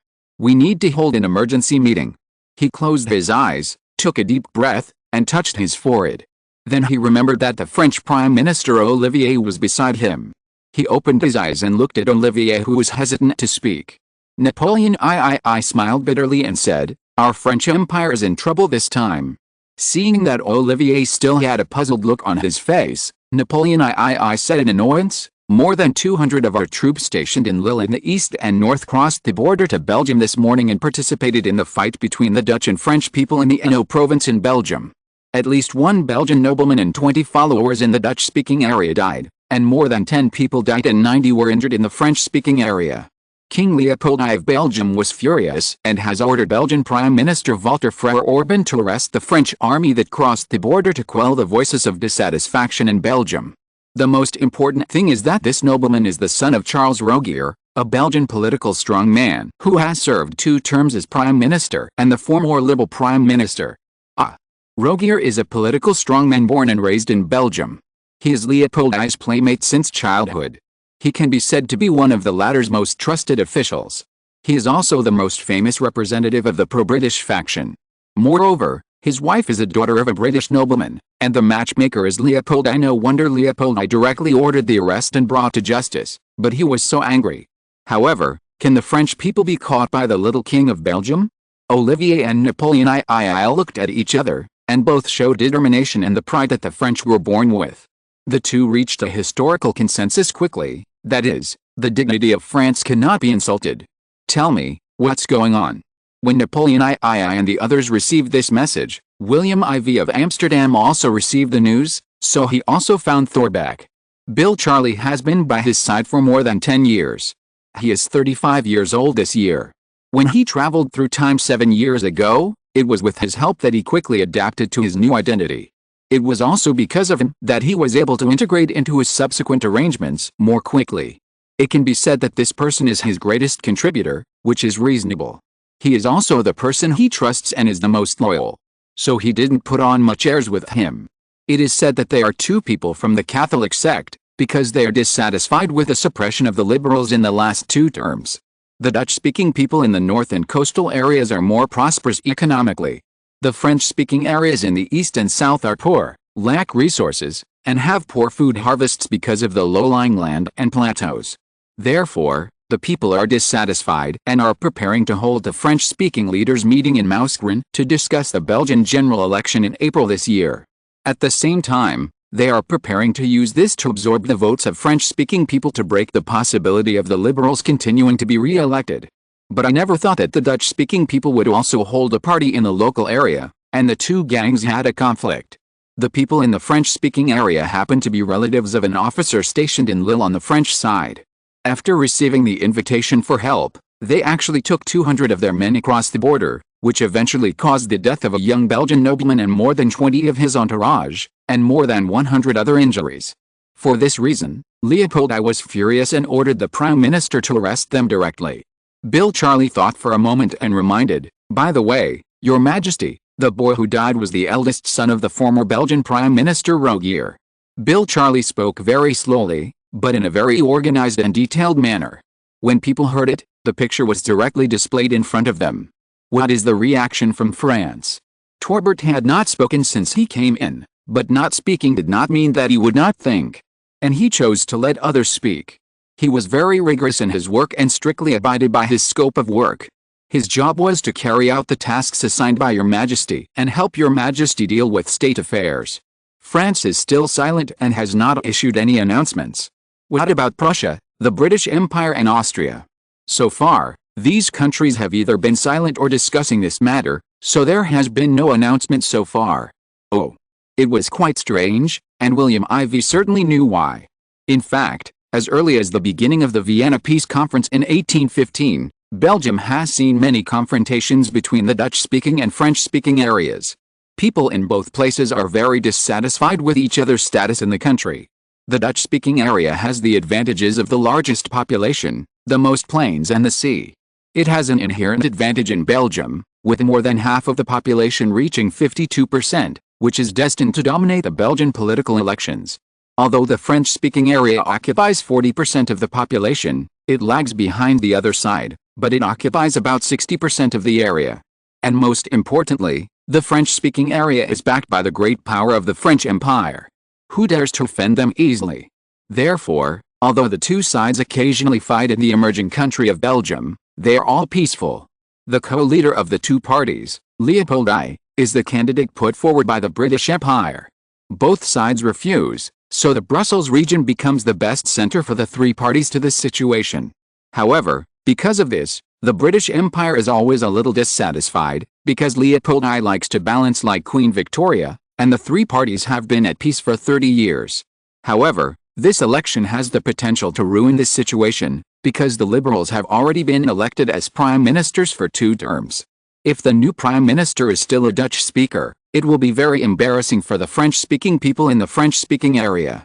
After all, even if you have more people, you can't completely occupy the prime minister's position. You eat meat twice, let me drink soup once. Thorbecke knew it was his turn to speak. This time, the French-speaking area was full of emotions, and a desire to win was implemented in everyone. Therefore, when the people in the Dutch-speaking area ran to the southern province of Hainaut to promote support for the Liberals, they were naturally very angry, so there were subsequent developments, and finally a vicious incident. I guess that France is not unwilling to make a move, but is waiting for an excuse to intervene in the internal affairs of Belgium. After all, the most powerful signatory to the Vienna Peace Conference, the British Empire, is the protector of Belgium. At this time, France suddenly remained silent, obviously giving the British Empire a face. But Napoleon III is not a person who suffers losses, and Olivier is also the person who hates the British Empire the most.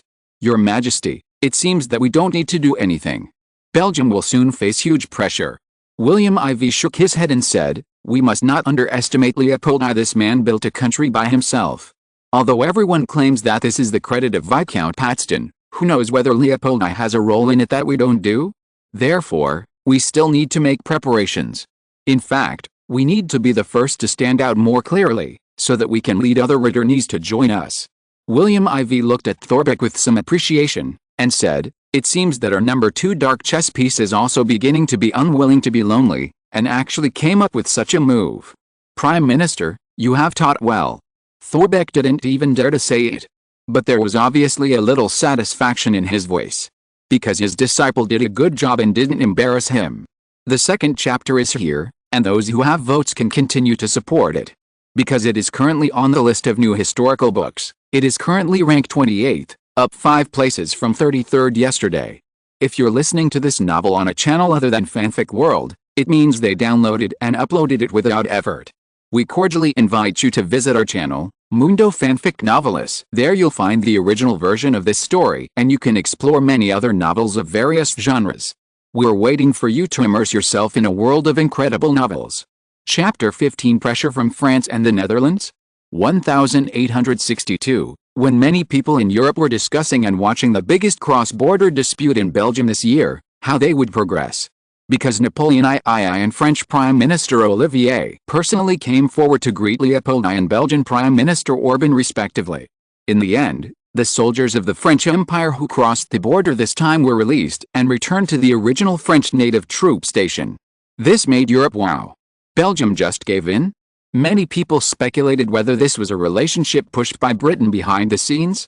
Many people sighed secretly for this, including Alexander II of the Russian Empire, William I of the Kingdom of Prussia, and Prime Minister Bismarck. But this does not include William IV of the Kingdom of the Netherlands and his ministers, because he wanted this result, and he knew that the good show would be staged next.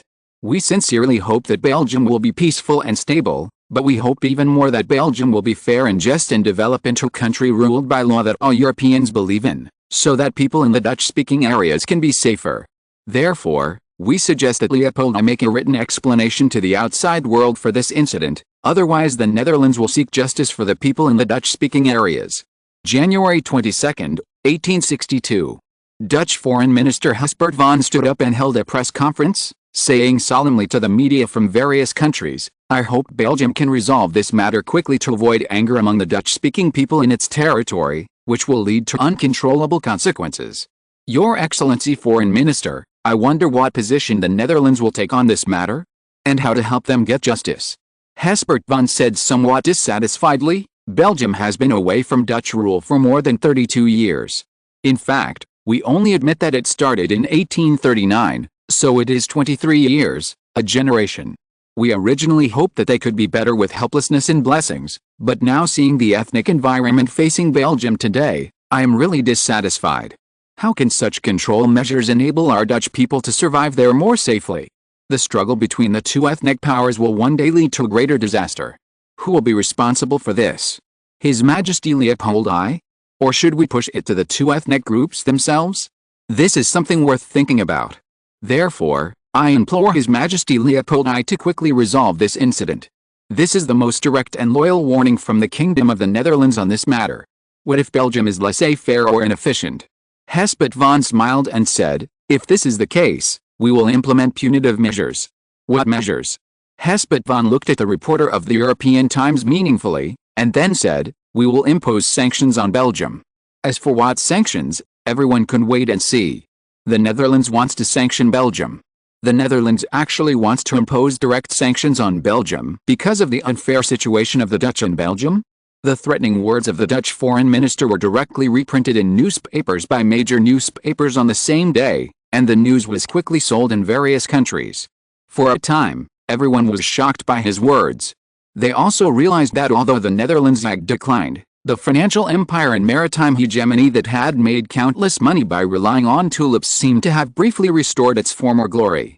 But I don't know how long it can last. The statement by Dutch Foreign Minister Hesbert van that if the Belgian government fails to seek justice for the Dutch-speaking people, Belgium will be sanctioned caused strong dissatisfaction in Brussels. The Belgian Ministry of Foreign Affairs urgently met with Dirk Kalian, the ambassador of the Kingdom of the Netherlands to Belgium, and made a solemn representation. At the same time, the Belgian Ministry of Foreign Affairs announced the news in the French-speaking Belgian newspapers Oor and the Dutch-speaking newspaper Standard, and also announced that Belgian Prime Minister Walter Orban had sent a dissatisfaction telegram to Dutch Prime Minister Thorbecke yesterday. Orban criticized Hespert Van for making extremely wrong remarks on Belgian domestic issues, which was a gross interference in Belgium's internal sovereignty, creating difficulties for Belgium in governing national differences, and failing to help the parties resolve disputes. At the same time, the provocation of touching the results of the Vienna Peace Conference at this time also violated the basic norms of relations between European countries and the mutual trust between Belgium and the Netherlands. Orban said that Belgium firmly opposed this and warned the Kingdom of the Netherlands that it could not undermine the unity of Belgium in any form, otherwise it would face consequences that the Netherlands could not accept. The consequences of Orban have caused a lot of discussion. Many people speculate that the British Empire may test the Netherlands for Belgium. But some people think that this may be a bluff of Belgium. In fact, it is a request for the Netherlands not to provide help to the Dutch, who occupy the largest population in Belgium, so that the Dutch in Belgium can calm down their anger and accept the appeasement of the Belgian government. However, the Netherlands seems to be very tough. Today, January 22, 1862, Dutch Prime Minister Thorbecke made a public response to Orban's remarks. According to the European Times, the largest and most influential newspaper in Europe, headquartered in Luxembourg, Thorbecke said at a regular press conference that the Netherlands disagrees with Belgium's approach because the Dutch in Belgium are also Dutch. They are descendants of the same Germanic Dutch race as the Dutch in China. We swear to defend the interests of our blood relatives to the death and pay any price for it. One blow stirs up 1,000-foot wave. The Dutch are a very proud nation, especially from the 16th century to the end of the 18th century. They have always been the world-class maritime hegemon, and they are even comparable to Spain in Europe. One is in the Atlantic Ocean and the other is in the Indian Ocean. It can be said that the two powers have a stable position.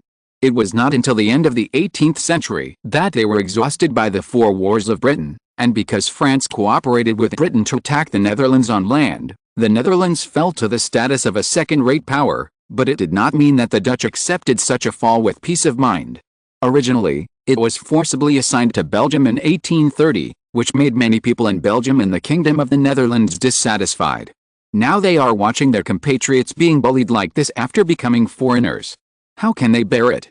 As the incident fermented, it actually aroused the Dutch in the Netherlands and the Dutch in Belgium to share the same hatred of the enemy, which surprised many people, especially in the Daily Telegraph, where many celebrities would sign their names every day, expressing their willingness to support their compatriots in the fight. In Belgium, the support from the Netherlands has more appropriately aroused the pride and cohesion of the Dutch in Belgium. Although they saw in the Belgian Standard and Evening News that the king and the government were forced to surrender in the face of the powerful French Empire, in the eyes of the Dutch who have been aroused by the Netherlands, they have become cowards without firing a single shot, ignoring the national interests of the Dutch under their rule, and doing so is selling out the interests of the country.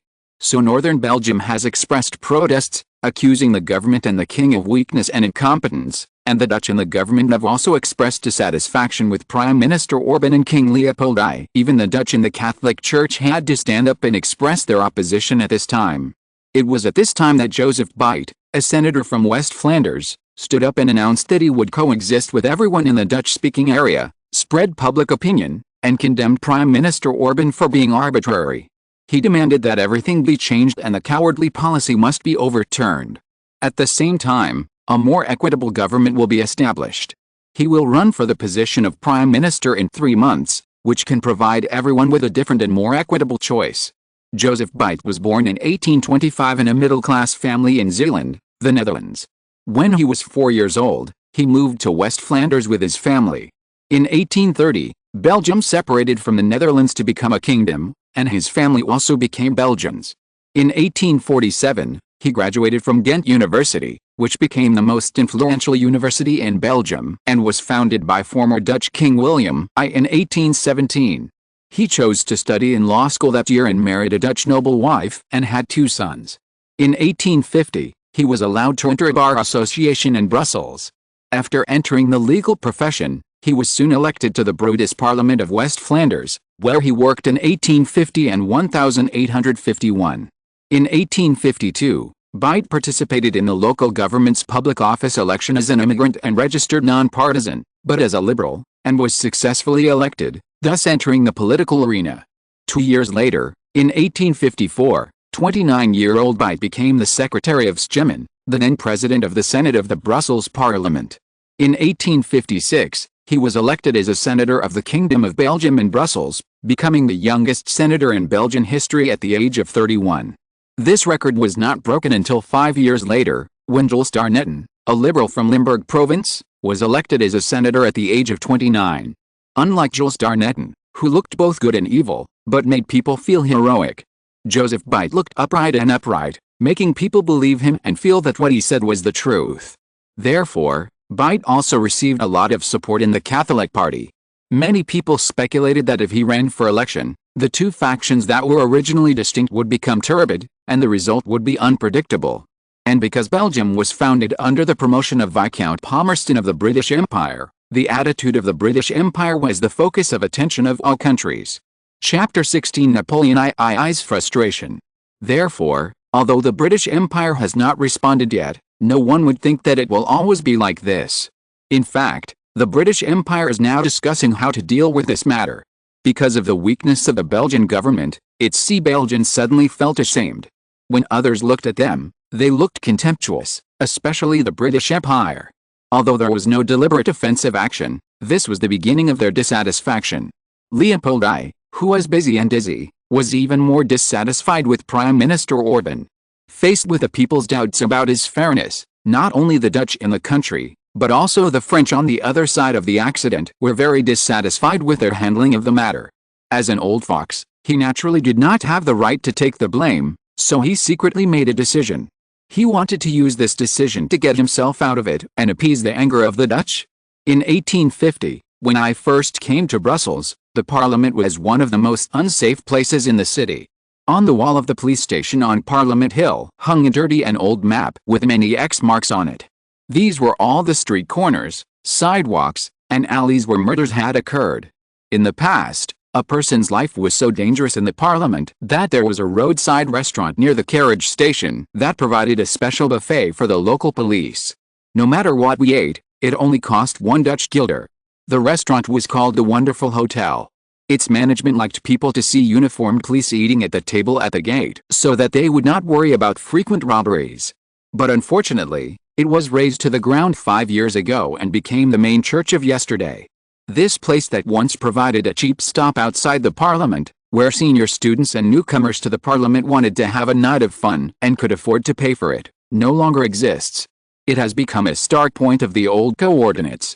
But later, I gradually realized that the Wonderful Hotel is not only a geographical and a historical location marker, but also a historical marker.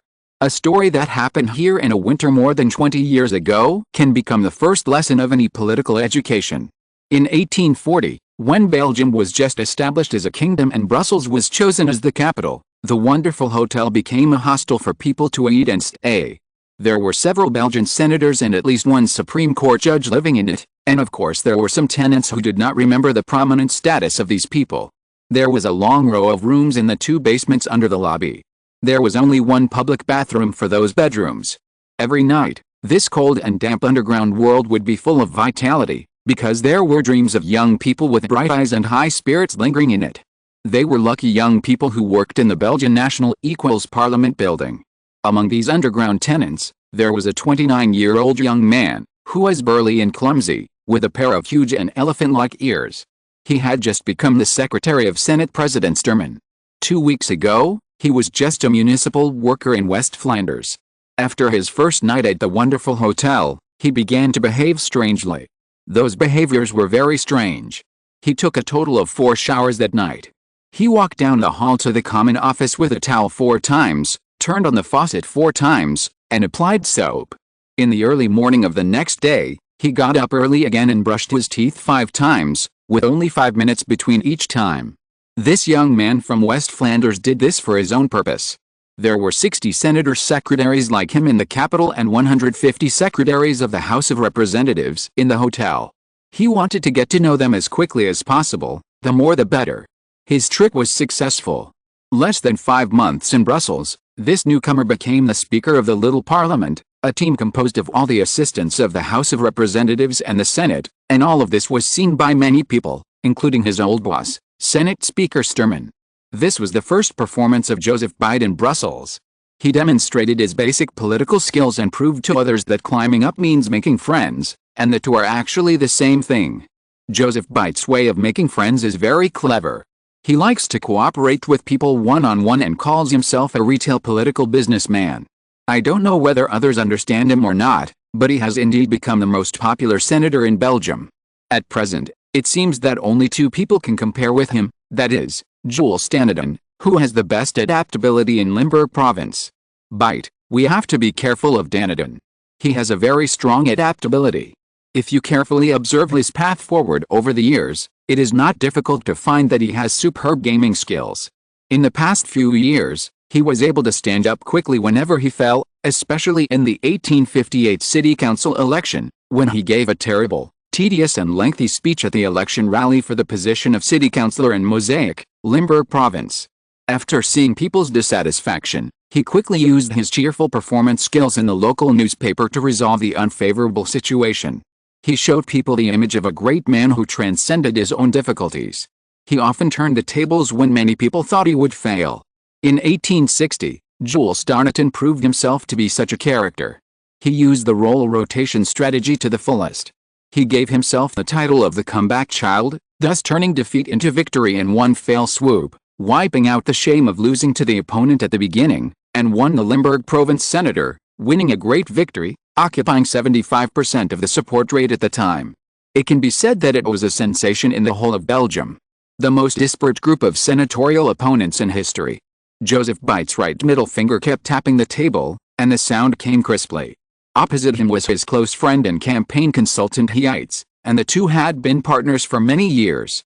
Heitz finally said, "In this prime minister election, Dannedan has positioned himself as a third-party force, neither biased towards those in the Dutch-speaking area nor those in the French-speaking area, conservative and liberal, and he directly promotes taking the middle road. Originally, this was a good choice, but now under our operation, such a thing happened in the Dutch-speaking area, which is naturally not easy for Dannedan." Heitz felt better at this point, and secretly praised Joseph Biden for doing a good job this time. He actually directly cut off the opponent's original campaign plan with one sentence. Dannedan said that the campaign platform was to be impartial, so how can you be impartial now? As a Dutchman, how do you look at your comrades being bullied and pretending not to see it? This will naturally cause dissatisfaction among the Dutch people, and they will forget about voting. If he was born to help the Dutch, using his own election platform would be like a fart hitting his own face, so he watched the show with some sarcasm, waiting for Dannedan to make a fool of himself. Bates seemed to see what he was thinking, and sighed, "Let's not be proud of it first. You also said that this person always likes to turn defeat into victory. Now the situation is still unclear. Don't you think it's too early to celebrate proudly at this time?" When Heitz heard this, he felt it made sense.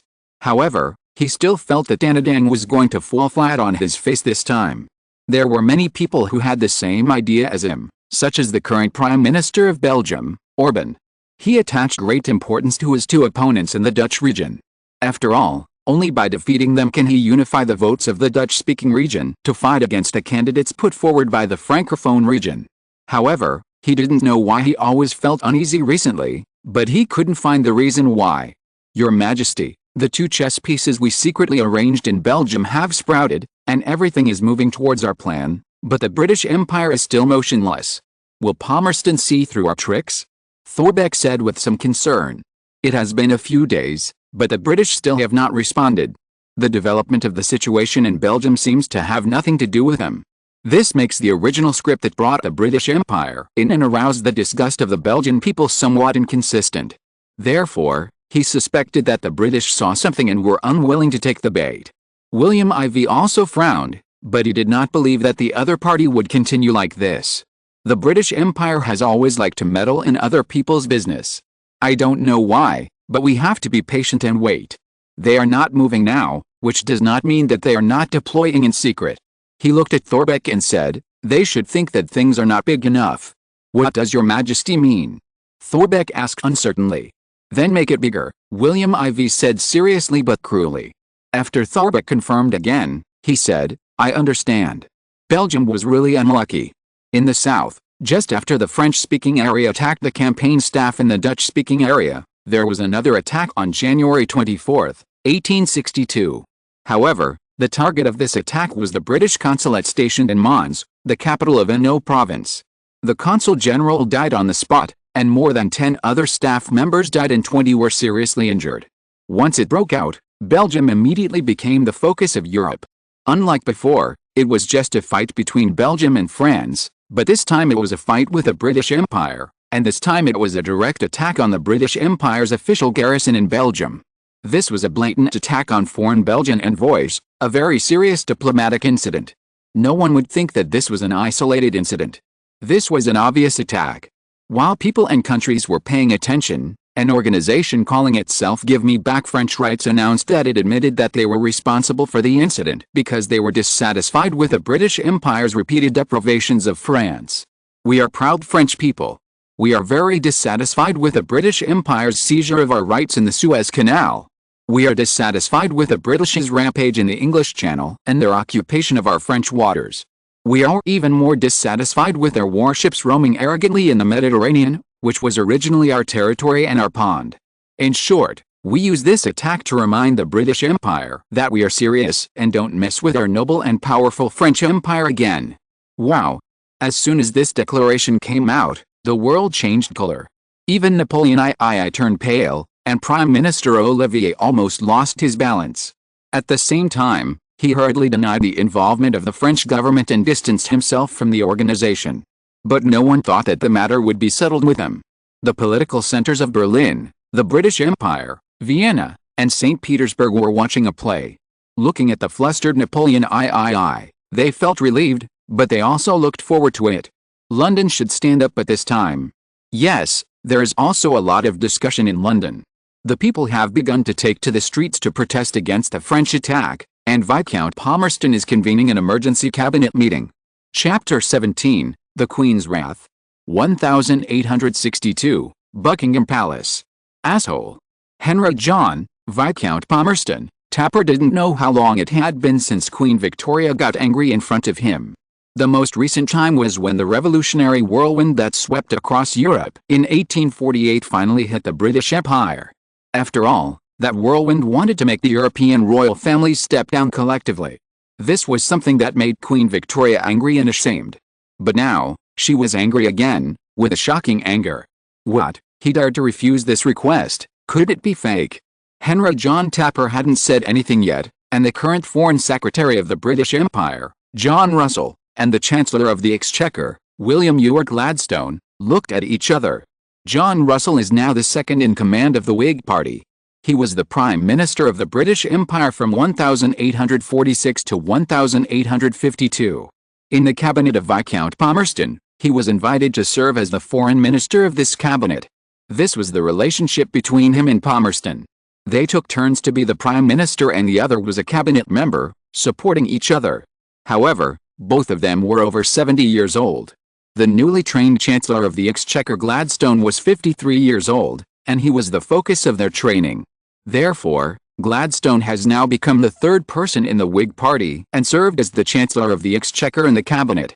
Several of them are the most powerful people in the world today. Any order issued by them is enough to change the fate of many countries and affect the population of hundreds of millions.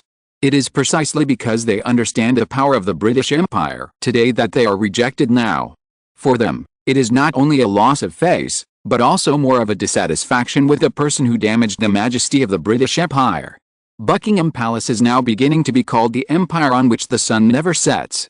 Although the Roman court has not yet recognized the Queen as the Queen, it is only a matter of time. Especially as the British Empire supported the Kingdom of Sardinia to unify Italy, which increasingly threatened the Roman Catholic Church's rule there. The other party had tried to talk to the British Empire many times, but a few people on the British Empire side just wouldn't give in. This time, they wanted the Catholic Church to admit that the British Empire was an empire and the king of the British Empire was also an emperor. This was their goal. They believed that the other party would compromise. After all, The British Empire's agent, the Kingdom of Sardinia, would not resist the orders issued by London. London's status has increased with the world's most powerful warships. Which country in the world with a coastline dares to ignore the existence of the British Empire and dares to say that it has more power than the British Empire? As long as the British Empire's navy is still there, it will continue to maintain the British Empire's global maritime hegemony. However, now they are facing a severe test of the problem. Because France, which is not much weaker than them, actually has someone who dares to attack diplomatic envoys in Belgium, a country that has always been regarded as Britain's bridgehead in Europe, and even directly kills them. If this problem is not handled well, not to mention the British Empire's inviolable image that it has created for many years, the British people will not allow other countries to casually harm the interests of the British Empire around the world. These 3 points will be difficult to maintain, because if you can't even keep the official people, how can you make other countries afraid of your other interests? You must know that the British Empire is small in size and relies entirely on overseas resource supply to support its current power. If one day, other countries are no longer afraid of Britain, then it will not be long before these supply chains are interrupted. Especially with a former colony. The United States, which was specially used to exile prisoners, left the rule of Britain to establish a country. They learned from the development experience of Europe and unexpectedly became the world's 4th largest industrial country, beyond the expectations of the British Empire. Yes, it is second only to the German Confederation, which is a combination of the British Empire, the French Empire, the Kingdom of Prussia and the Kingdom of Austria. The rise of these countries has made the British Empire's economic dominance somewhat precarious, and in terms of consumption level, the French Empire and the German Confederation together are almost the same as the British Empire. Industry is equivalent to strength. It is no wonder that the most powerful country in Europe, the British Empire, has a haze on its face. Especially for the various things that Napoleon III of France has done over the years. With the support of Prime Minister Olivier, Napoleon III can now be said to be a strong rival of the British Empire. The two sides did not want to provoke each other, but agreed on some issues, such as the Crimean War and the US-China containment, and reached a consensus on cooperation agreements. However, in the Mediterranean, Britain supported the Sardinian dynasty in the southeast of France to unify Italy, and supported Prussia in the northwest of France to rule and led most of the territory of the German Confederation, which made France very alert. Therefore, the two countries have always had only strategic interests, but no real allies. This is why Britain's hegemony must be maintained and the European continent cannot be dominated by one power, and then the energy is surpassed by the development of the sea. If Britain is threatened by this dominant country, it will be very dangerous.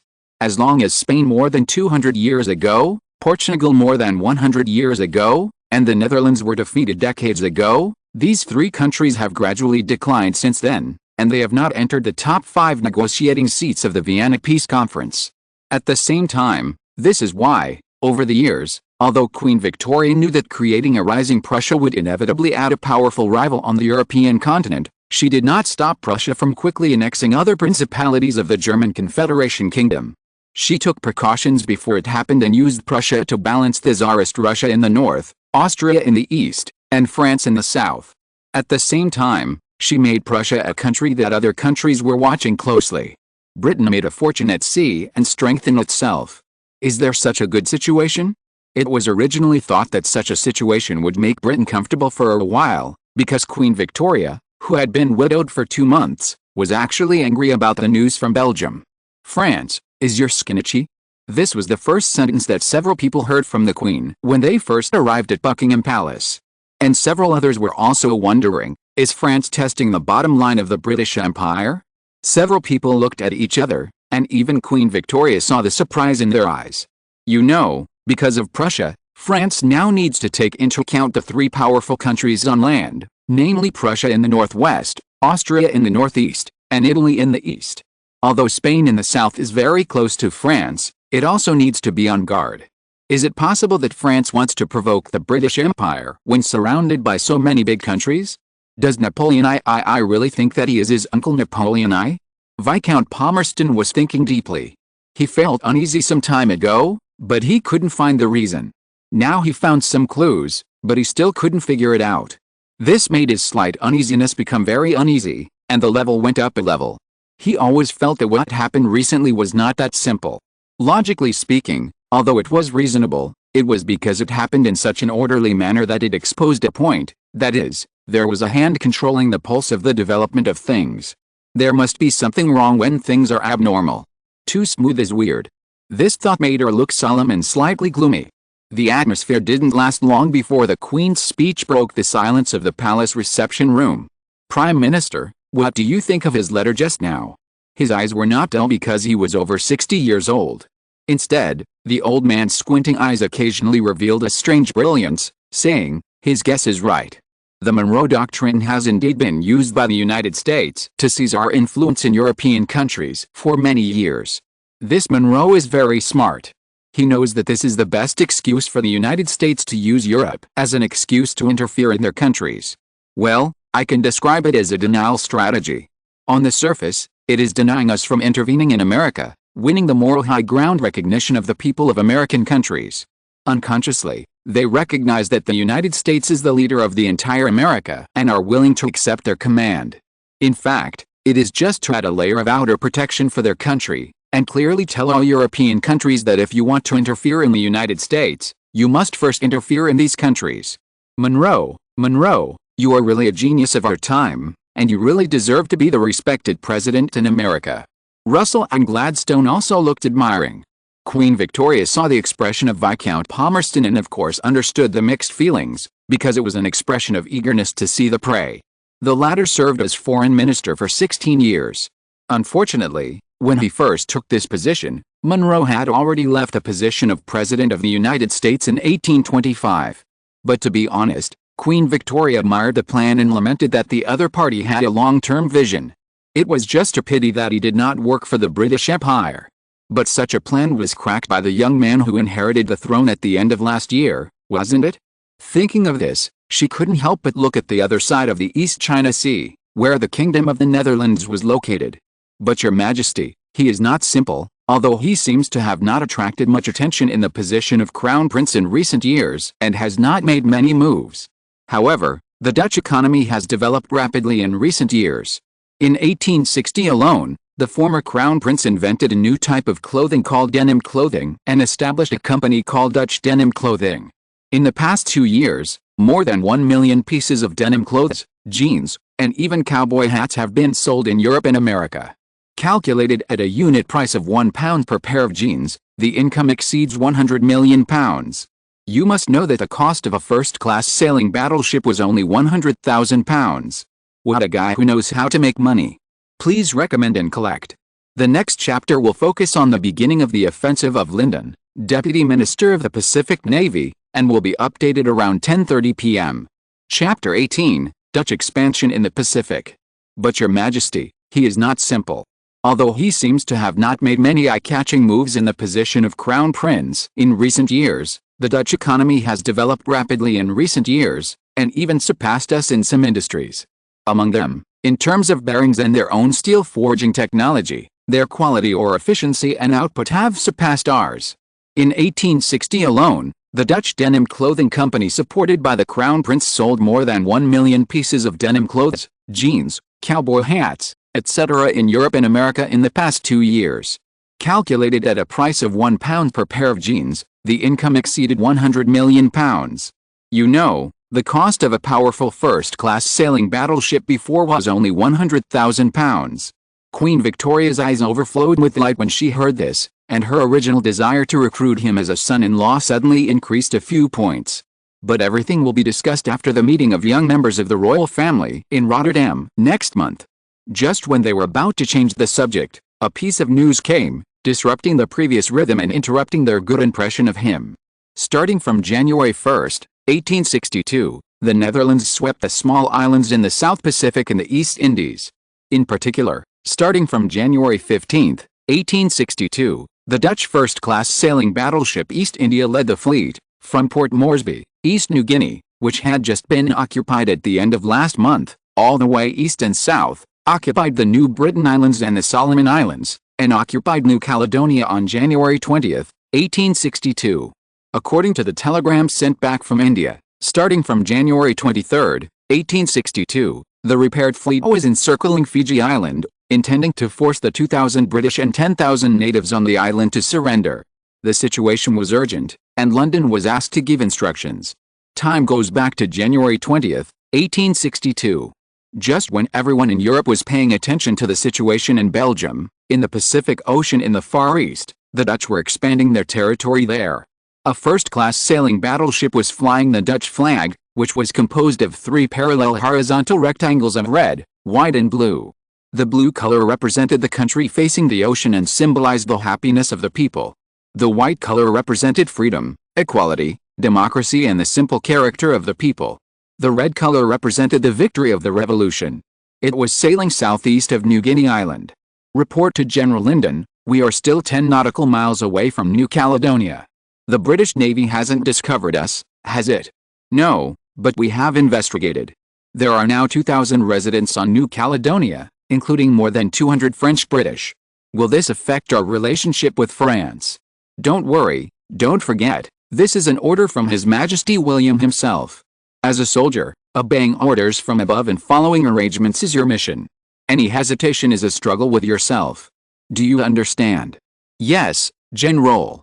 Go down, remember to prepare for direct landing. If we encounter British warships, we must not show weakness. As the captain left, Theo von Linden turned around and smiled bitterly at the special advisor next to him, that is, Gerrit de Fristen, the submarine maker who chose to compromise and join the Netherlands.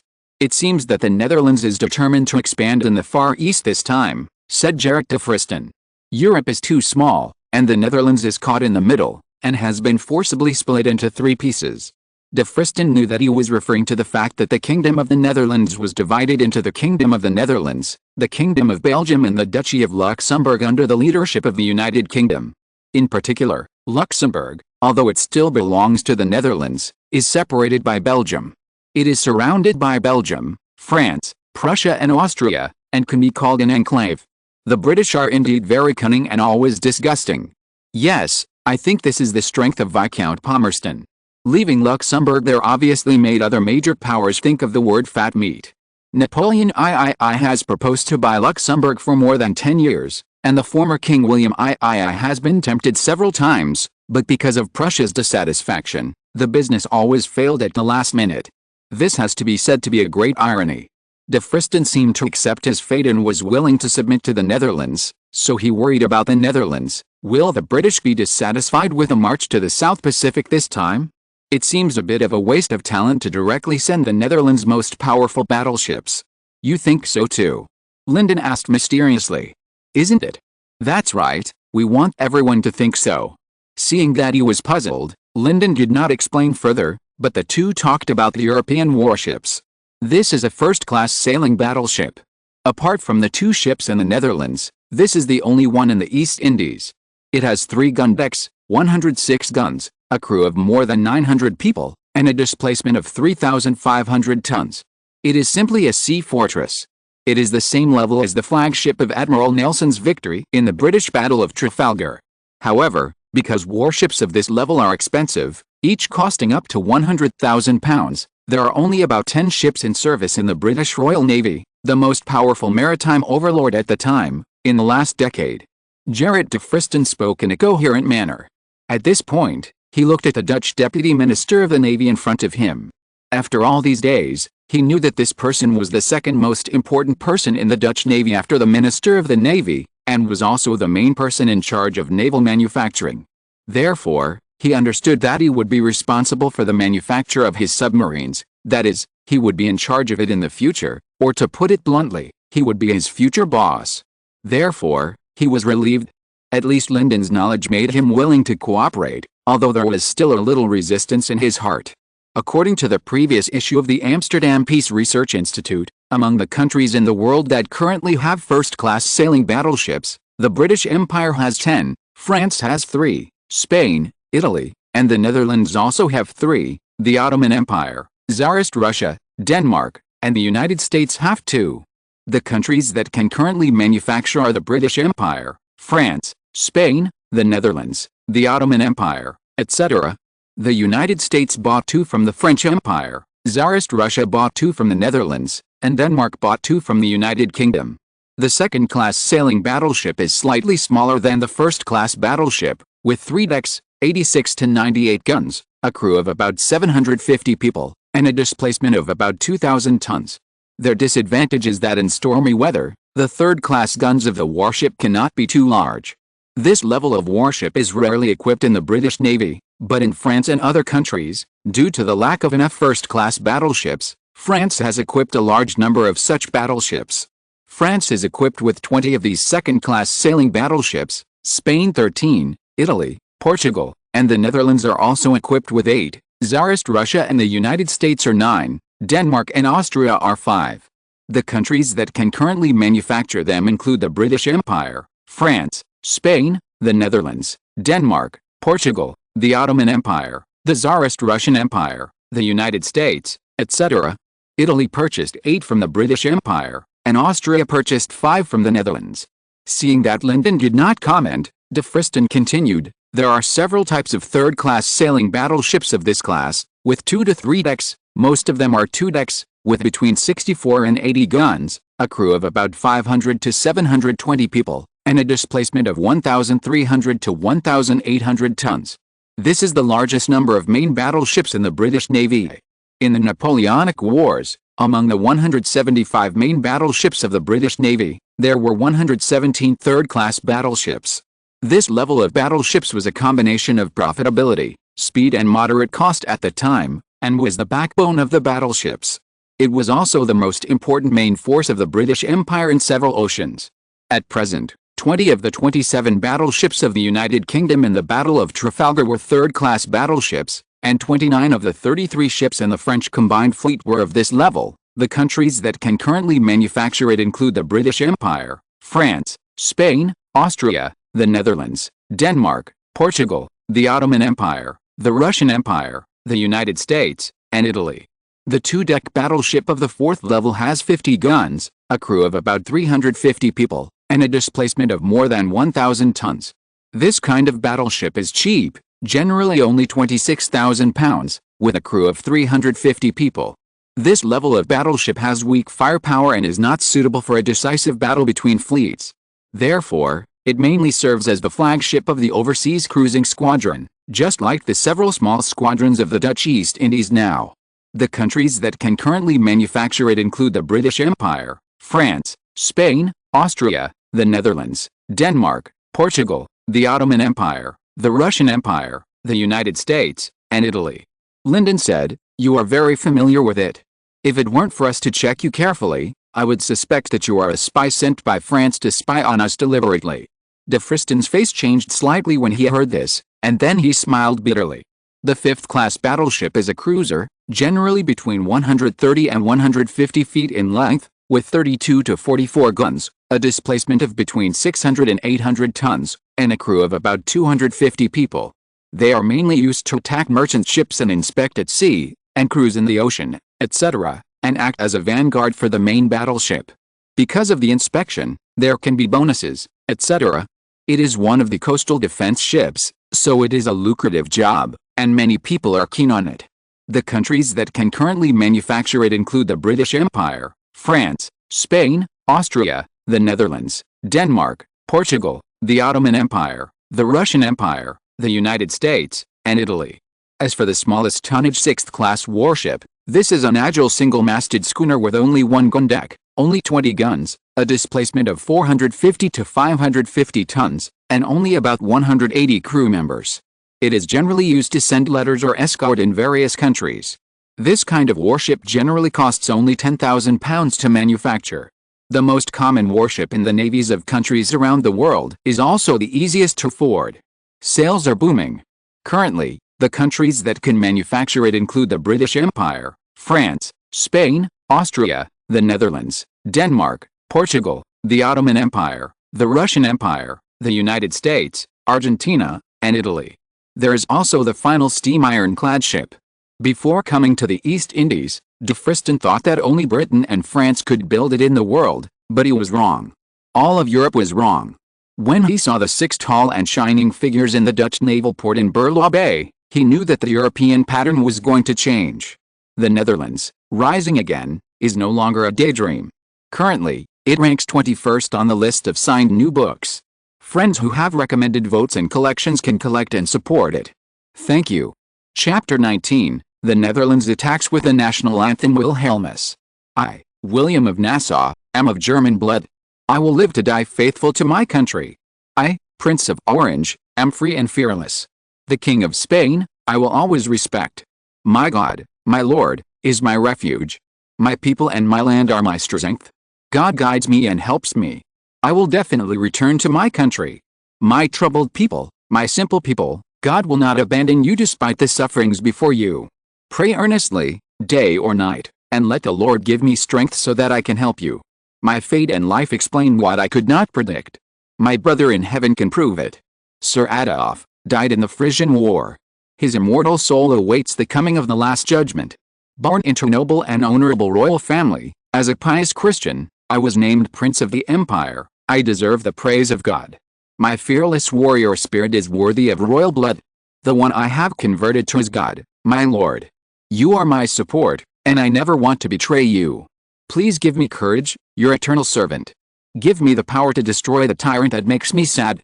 As the world's first national anthem ode to William sounded on New Caledonia, both the natives and the 200 detained British people sang along with 3,500 Dutch soldiers.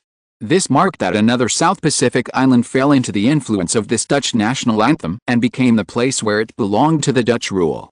This time, Makassar, the southern port of Sulawesi where the headquarters of the Dutch Far East Naval Base is located, dispatched 3,500 people, including the first-class sailing battleship East India, 1,000 people, 3,000 tons, led by two third-class sailing battleships, 700 people each, 1,500 tons, and one fourth-class sailing battleship, 350 people, 1,200 tons, two fifth-class sailing cruisers, 200 people each, 600 tons, and two sixth-class ordinary warships, 180 people each, 550 tons, a small fleet of 7 warships in total. Among them, the fourth-class battleship Bali served as the flagship. Next, we will continue to march to Fiji Island. Yes, General Lynden de Fristen finished singing the Dutch national anthem. He knew that he could not turn back. However, when he thought of the faces of those upper-level people who looked down on him, especially those who had repeatedly sought him to invest in his submarines and begged them to make money in the future and make them famous military dealers, no one was optimistic about him, especially the great prospects of submarines he talked about. Thinking of this, he seemed to feel that it was not difficult to accept the current situation. Therefore, when he thought about it, the frown on his face suddenly dissipated, and the dark clouds dissipated instantly. Theo von Lynden had been paying attention to him. Seeing this, he knew that His Majesty had taken down this French submarine expert he was optimistic about. The Dutch Navy had added another senior expert. Although he had not yet produced a convincing work, Lynden's absolute trust in His Majesty had made him blindly believe that this de Fristen must be a man of great talent. While they were happily sweeping the islands one by one, their legend was beginning to spread in Europe, and he was now becoming the focus of discussion in various countries. Different disputes were happening in the world every day. Big wars, small wars, or political struggles were constantly going on. Every time, it was a dazzling battle of wits and courage. It was really a cruel show that made people marvel at human wisdom and human cruelty. Among them, the most concerned thing now is the multiple cross-border controversial attacks caused by Belgium and Europe. As we all know, Belgium has been regarded as its frontier in Europe by the British Empire since its independence. However, this bridgehead is not too solid. In addition to ruling Leopold I and the pro-British Prime Minister, other local governments are all centered on France, the Netherlands and Prussia to respond to the rule of Leopold I, although the king is not weak in charm. Just say that the Kingdom of the Netherlands participated in the fierce threat to the Belgian government this time, which shocked European countries. The Netherlands dared to attack the government of Leopold I even though it knew that Britain was backing it up behind the scenes? Where did the courage come from? Aren't you afraid of being attacked by British gunboats and setting Amsterdam and Rotterdam on fire? You should know that since the end of the last century, the Dutch Navy has fallen from the top 5 in Europe to the 8th in the world, and is even comparable to the newly rising America. These years have been just living off the old capital. You should know that before Belgium separated from the Netherlands, the entire Netherlands Kingdom's land area was almost doubled, and its status in Europe was almost the same as Spain and Sweden. They are all second-class top powers in Europe. Although it still has not entered the top 5 of Britain, Russia, France, the German Confederation, and the Ottoman Empire. But it also forms the ranking of Spain, Sweden, the Netherlands, Portugal, and Italy. Especially in recent years, the Dutch economic development has picked up, and the development of resources in the East Indies has accelerated the local development of the Netherlands. The progress of industrialization is rapid. Some people even call the Netherlands the full industrial kingdom of the European continent. It can be seen that the comprehensive coverage rate of the country's participation in industrial development is higher than the opposite. In terms of per capita income, it is not far from the most prosperous British Empire. And these are just superficial. In the military and political fields, the 4 naval battles between the Netherlands and the British Empire in the Atlantic Ocean were for the purpose of competing for maritime hegemony, which attracted the attention of people from all over Europe from the beginning. Both sides dispatched their naval fleets to fight 4 major battles. In terms of quantity, the score was 2-2, but the Netherlands won the second and third times, but the first and fourth times were won by the British. The third time, France, Portugal and Spain helped the Netherlands, but the fourth time, France turned to help Britain and assisted on land. Other countries such as Tsarist Russia, Sweden, Austria and Prussia were watching from the sidelines. These countries also have a lot of debts in Amsterdam like Britain. It's just that the Dutch financial center is too successful and makes too much money, so other countries owe him money, so they are jealous. In the UK, it was revealed intentionally or unintentionally that defeating the Netherlands would require the Netherlands to cancel or buy back these bonds at a low price. In this way, the Netherlands became the object of ridicule. Perhaps this is the first time in history that a country has almost been destroyed because it lent too much money to other countries. It is precisely because of the secret means used by the British Empire in this alliance that the Dutch are still full of resentment despite the fact that more than 100 years have passed. The upper class of the Kingdom of the Netherlands will naturally not forget this humiliating history. Therefore, in the last war of Napoleon I, many people in the Netherlands took revenge on Britain, and Napoleon I took advantage of the psychology of these Dutch people and quickly conquered the Dutch. With the reign of William I of the Nassau-Orange royal family starting after 1815, the Netherlands finally ushered in independence again. Britain has worked hard, but not necessarily meritorious. Because Britain did not give the Netherlands a complete country, but cultivated Belgium's independence in this country. So the contradiction between Britain and the Netherlands still exists. And the contradiction between Britain and France is even more well known. Prussia and Austria formally allied with the German Confederation, but their hearts were hollow. Tsarist Russia and Sweden are still full of contradictions. Although Sweden admits that Finland was occupied by Tsarist Russia, it never admits that it is the territory of Tsarist Russia, but it was just occupied by it. Austria and Tsarist Russia were also in the Crimean dispute on the other side of the Black Sea. Because Austria supported the Ottoman Empire, the two countries evolved from allies to opponents. Although it is still in the process, it is impossible to restore the trust of the past. The rapid rise of Prussia. Due to Bismarck's alliances, Prussia should be the most popular power now. It seems that the Kingdom of Prussia now gets along well with all countries except Austria because of the leadership of the German Confederation. Therefore, the situation in Belgium is a bit confusing. With the Netherlands sending its navy to occupy various islands in the Far East, on January 26, 1862, however, with a strong condemnation statement from the British Empire, the truth of this incident that was incomprehensible to all countries became clearer. The drafter of this British statement was Foreign Secretary Russell. Today is Chapter 2, now Chapter 1. History masters have been uploading new books recently, such as The War Between Britain, France, Russia, Prussia and Austria.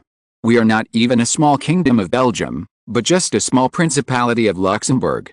If there are people who are sitting on the sidelines like us, please cast your votes and collect it. Chapter 20. Is this the fifth Dutch-British naval battle? The drafter of this British statement was Foreign Secretary John Russell. We do not think that the Netherlands' current occupation of New Caledonia is legal, because the British began to live and work there 50 years ago. When the Netherlands occupied the island, there were 200 British people living there, and now they have been arrested. We are very sad, so we strongly call on the Kingdom of the Netherlands to release these British citizens who have suffered these unprovoked disasters. At the same time, we ask the Netherlands to compensate each of these 200 British citizens with £100 for the loss, and publish an apology in the most influential European newspaper, the European Times, to express the mistakes made by the Netherlands. Only in this way can we obtain the forgiveness of the angry British. As the pro-Whig Party Times published a statement of Foreign Secretary John Russell, all European countries knew that the Netherlands had expanded its territory in the Pacific, and the achievements of the Netherlands in the past 2 months were listed in it. Starting from December 10, 1861, the Dutch East Indies Navy and Army dispatched 5,000 people from the East Indies Navy headquarters Makassar, and occupied the East New Guinea island in just 1 month. Starting from December 15, 1862, the Dutch East Indies Navy Makassar dispatched a 4th-class battleship flagship Java Island to lead 5 5th-class battleship cruisers with a total of 1,350 people to occupy the Micronesia Islands and the Marshall Islands.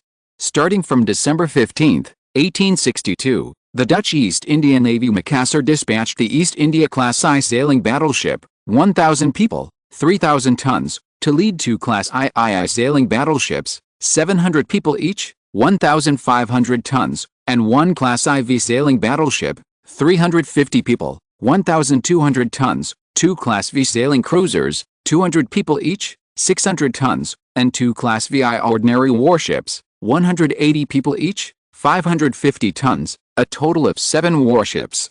A small fleet of nearly 3,500 people was formed all the way east to occupy New Britain Island, the Solomon Islands, the New Hebrides including New Caledonia, and the Fiji Islands.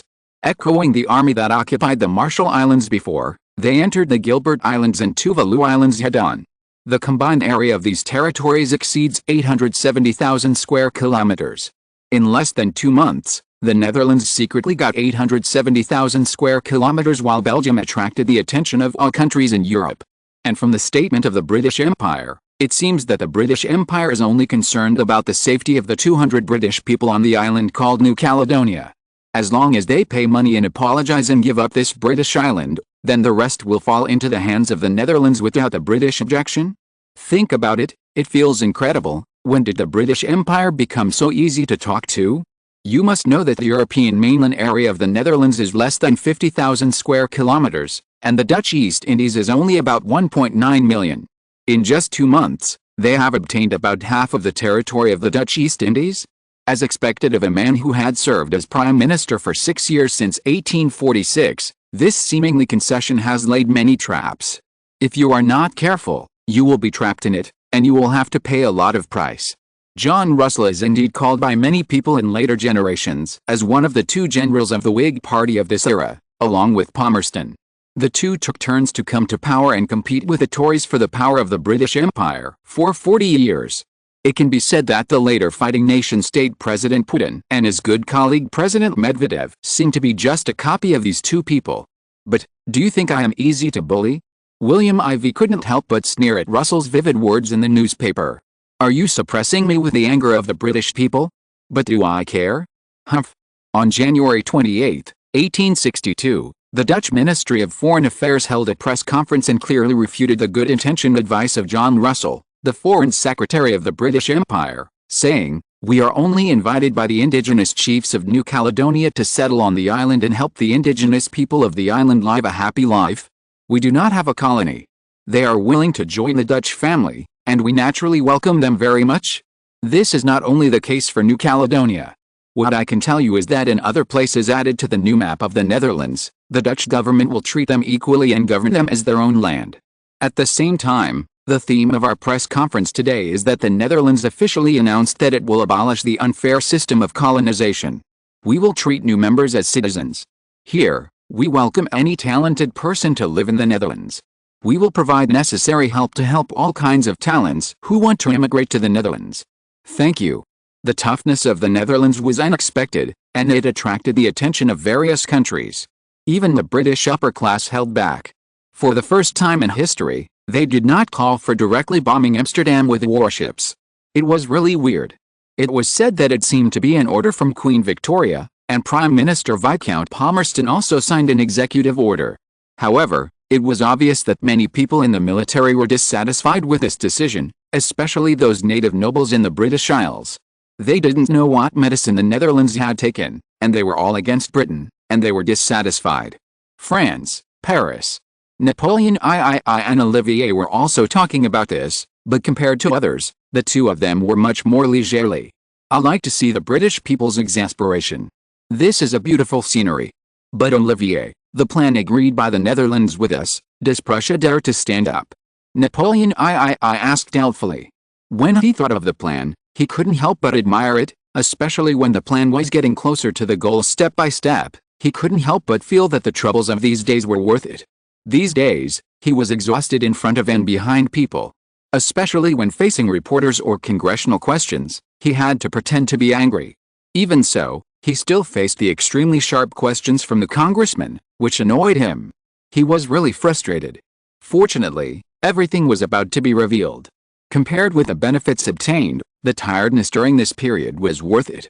When Napoleon thought of the agreement reached by the parties, he couldn't help but feel excited. At the same time, he was also looking forward to it. What kind of expression would the British have after seeing this result, especially Queen Victoria and the old man Palmerston, who must be very disappointed? Olivier was the same, but he quickly calmed down. This is the operation of the Netherlands. Only they can persuade Prussia to agree to this action. Olivier sighed. Prussia is very wary of us. It is a good choice for the Netherlands to come forward. Yes, the Dutch are indeed very talented in this regard, otherwise they would not be called the coachmen of the sea. After the two of them compared their watches, they both confirmed that it was stable. Prussia, Berlin. That little guy William IV is really good at playing. He makes people stunned one after another. Now I envy his youth. As expected, when he is old, he is not as energetic as the young people. William I said with admiration. In front of him is always the Prime Minister Bismarck, whom he admires the most. But this time, Chief of Staff Moltke was attending a meeting of the German Confederation Parliament. The location was Vienna. When they thought of this annoying meeting and location, they frowned. In 1850, the Kingdom of Prussia and the Austrian Empire began to fight overtly and covertly for the leadership of the German Confederation. Austria had always dominated the German Confederation, but it collapsed after the storm of revolution in European countries in 1848. So Frederick William IV, former King of Prussia, the eldest brother of William I, who died without children and was succeeded by his younger brother William I, did not dare to be controlled by others anymore, so in 1850 he launched the Erfurt Union, which no longer recognized Austrian leadership and was led by the Kingdom of Prussia, in order to unify the German Confederation. In particular, the Elector of Hesse was arguing with his subjects, and the Austrian Prime Minister Schwarzenberg further isolated Prussia, so Austria and its allies, the Kingdom of Bavaria, the third largest country in the German Confederation, entered Hesse. On November 8, 1850, the Prussian army almost went to war with the Kingdom of Bavaria, an ally of Austria. In addition, in October, Nicholas I of the Russian Empire reached an agreement with Austria in Warsaw, indirectly encouraging Austria to deal with Prussia. At this time, King Frederick William IV of Prussia knew that he was weak and isolated, so he had no choice but to compromise with Austria to avoid causing war and weakening his own strength. It was for this reason that Prussia and Austria signed the Treaty of Olmütz, which was considered a shame for the whole of Prussia, because with its signing, Prussia officially became a vassal of Austria. And according to the treaty, Prussia gave up leading the German states, gave up the plan to unify Germany, and supported the re-establishment of the German Confederation led by Austria.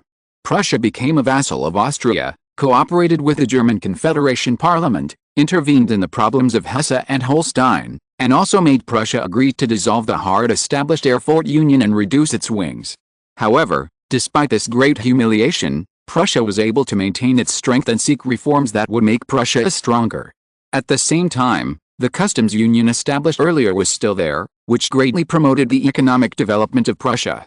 With the reforms of William I's succession, especially the addition of von Roon, Moltke, Bismarck, etc., and the fact that Prussia recently persuaded the Kingdom of Hanover, the fourth most powerful kingdom in the German Confederation, to ally with Prussia, Prussia no longer feared Austria. However, in order to continue hiding, it did not immediately fall out with Austria. They were waiting for the right time and proceeding according to plan.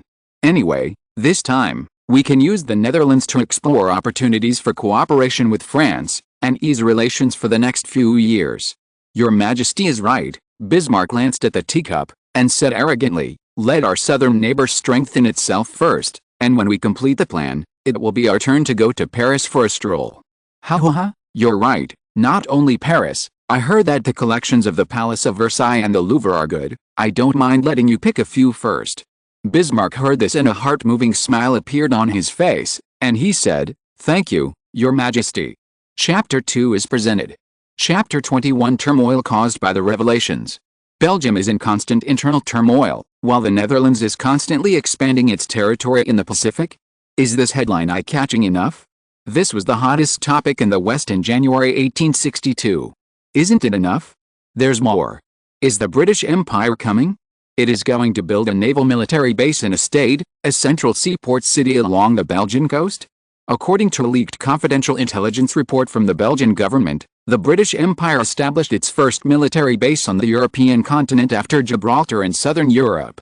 The British Empire intends to establish a permanent military base in the central coastal area of Belgium, which will also be Britain's second military base on the European continent.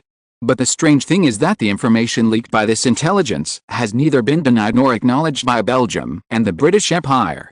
The influential newspapers in the West now include the Financial Times, London Times, the Times of the United Kingdom, Le Figaro, Le Monde of France, and Berliner Zeitung, North German General Report of Prussia. Austria's Kronenzeitung News, Spain's Madrid Daily La Vanguardia, Sweden's Domestic Post, Nordic Times, Norway's Aftenposten, the Netherlands' Dagens Algemeen Handelsblad Nieuwe Rotterdam, Russia's Voice of Russia St. Petersburg Daily, America's New York Post, Chicago Times, etc. They all have a significant influence in their own countries, and it is difficult for other countries to get involved. However, there is one newspaper, which rose 5 years ago and is headquartered in the Duchy of Luxembourg, far away from the Netherlands. Just like its geographical location, it is located in the middle of 4 wars.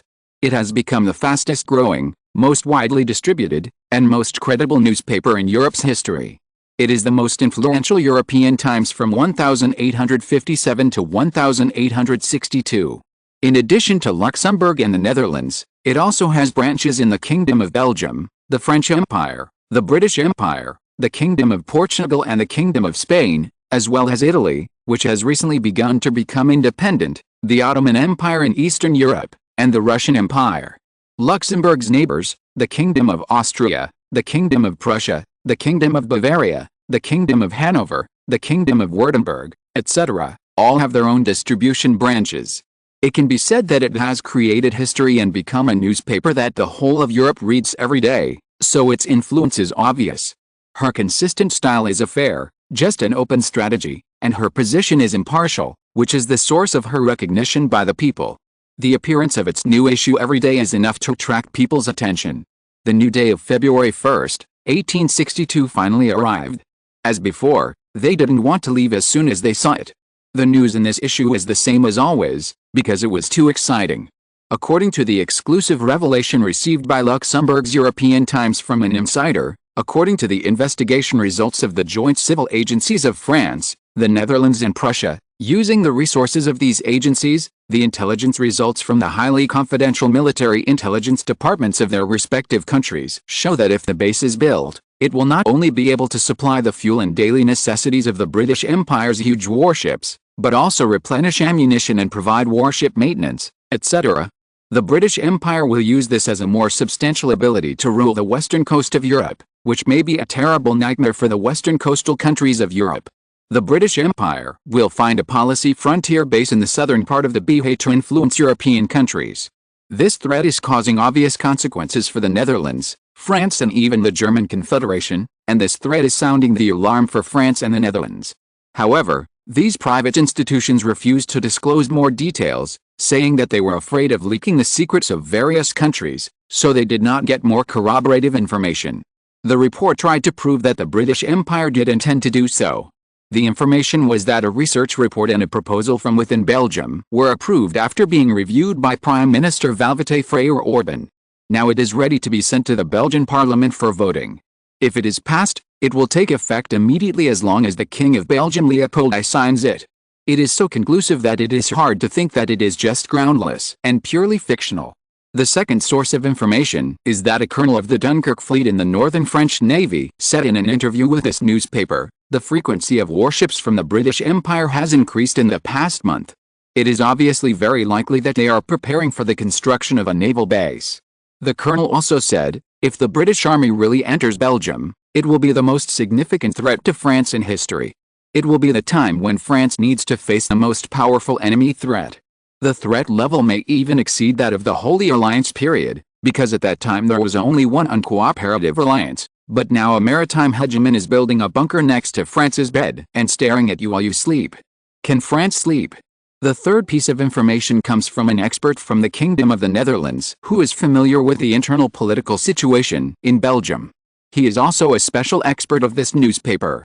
Herman van Rompuy, Dean of the School of Diplomacy at Leiden University, revealed in an interview, the Netherlands is very worried that the British Empire will establish a base in Belgium.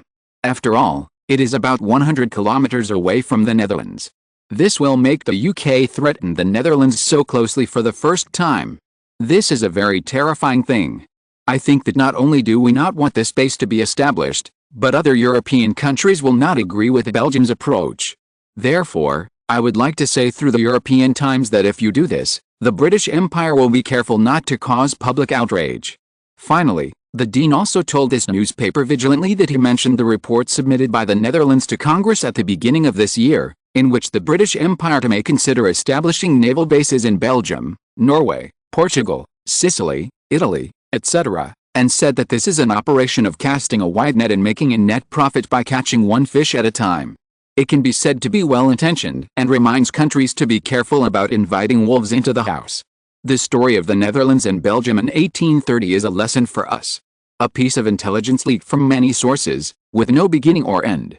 Some French and Dutch civilians and government personnel expressed specious concerns and statements on various occasions.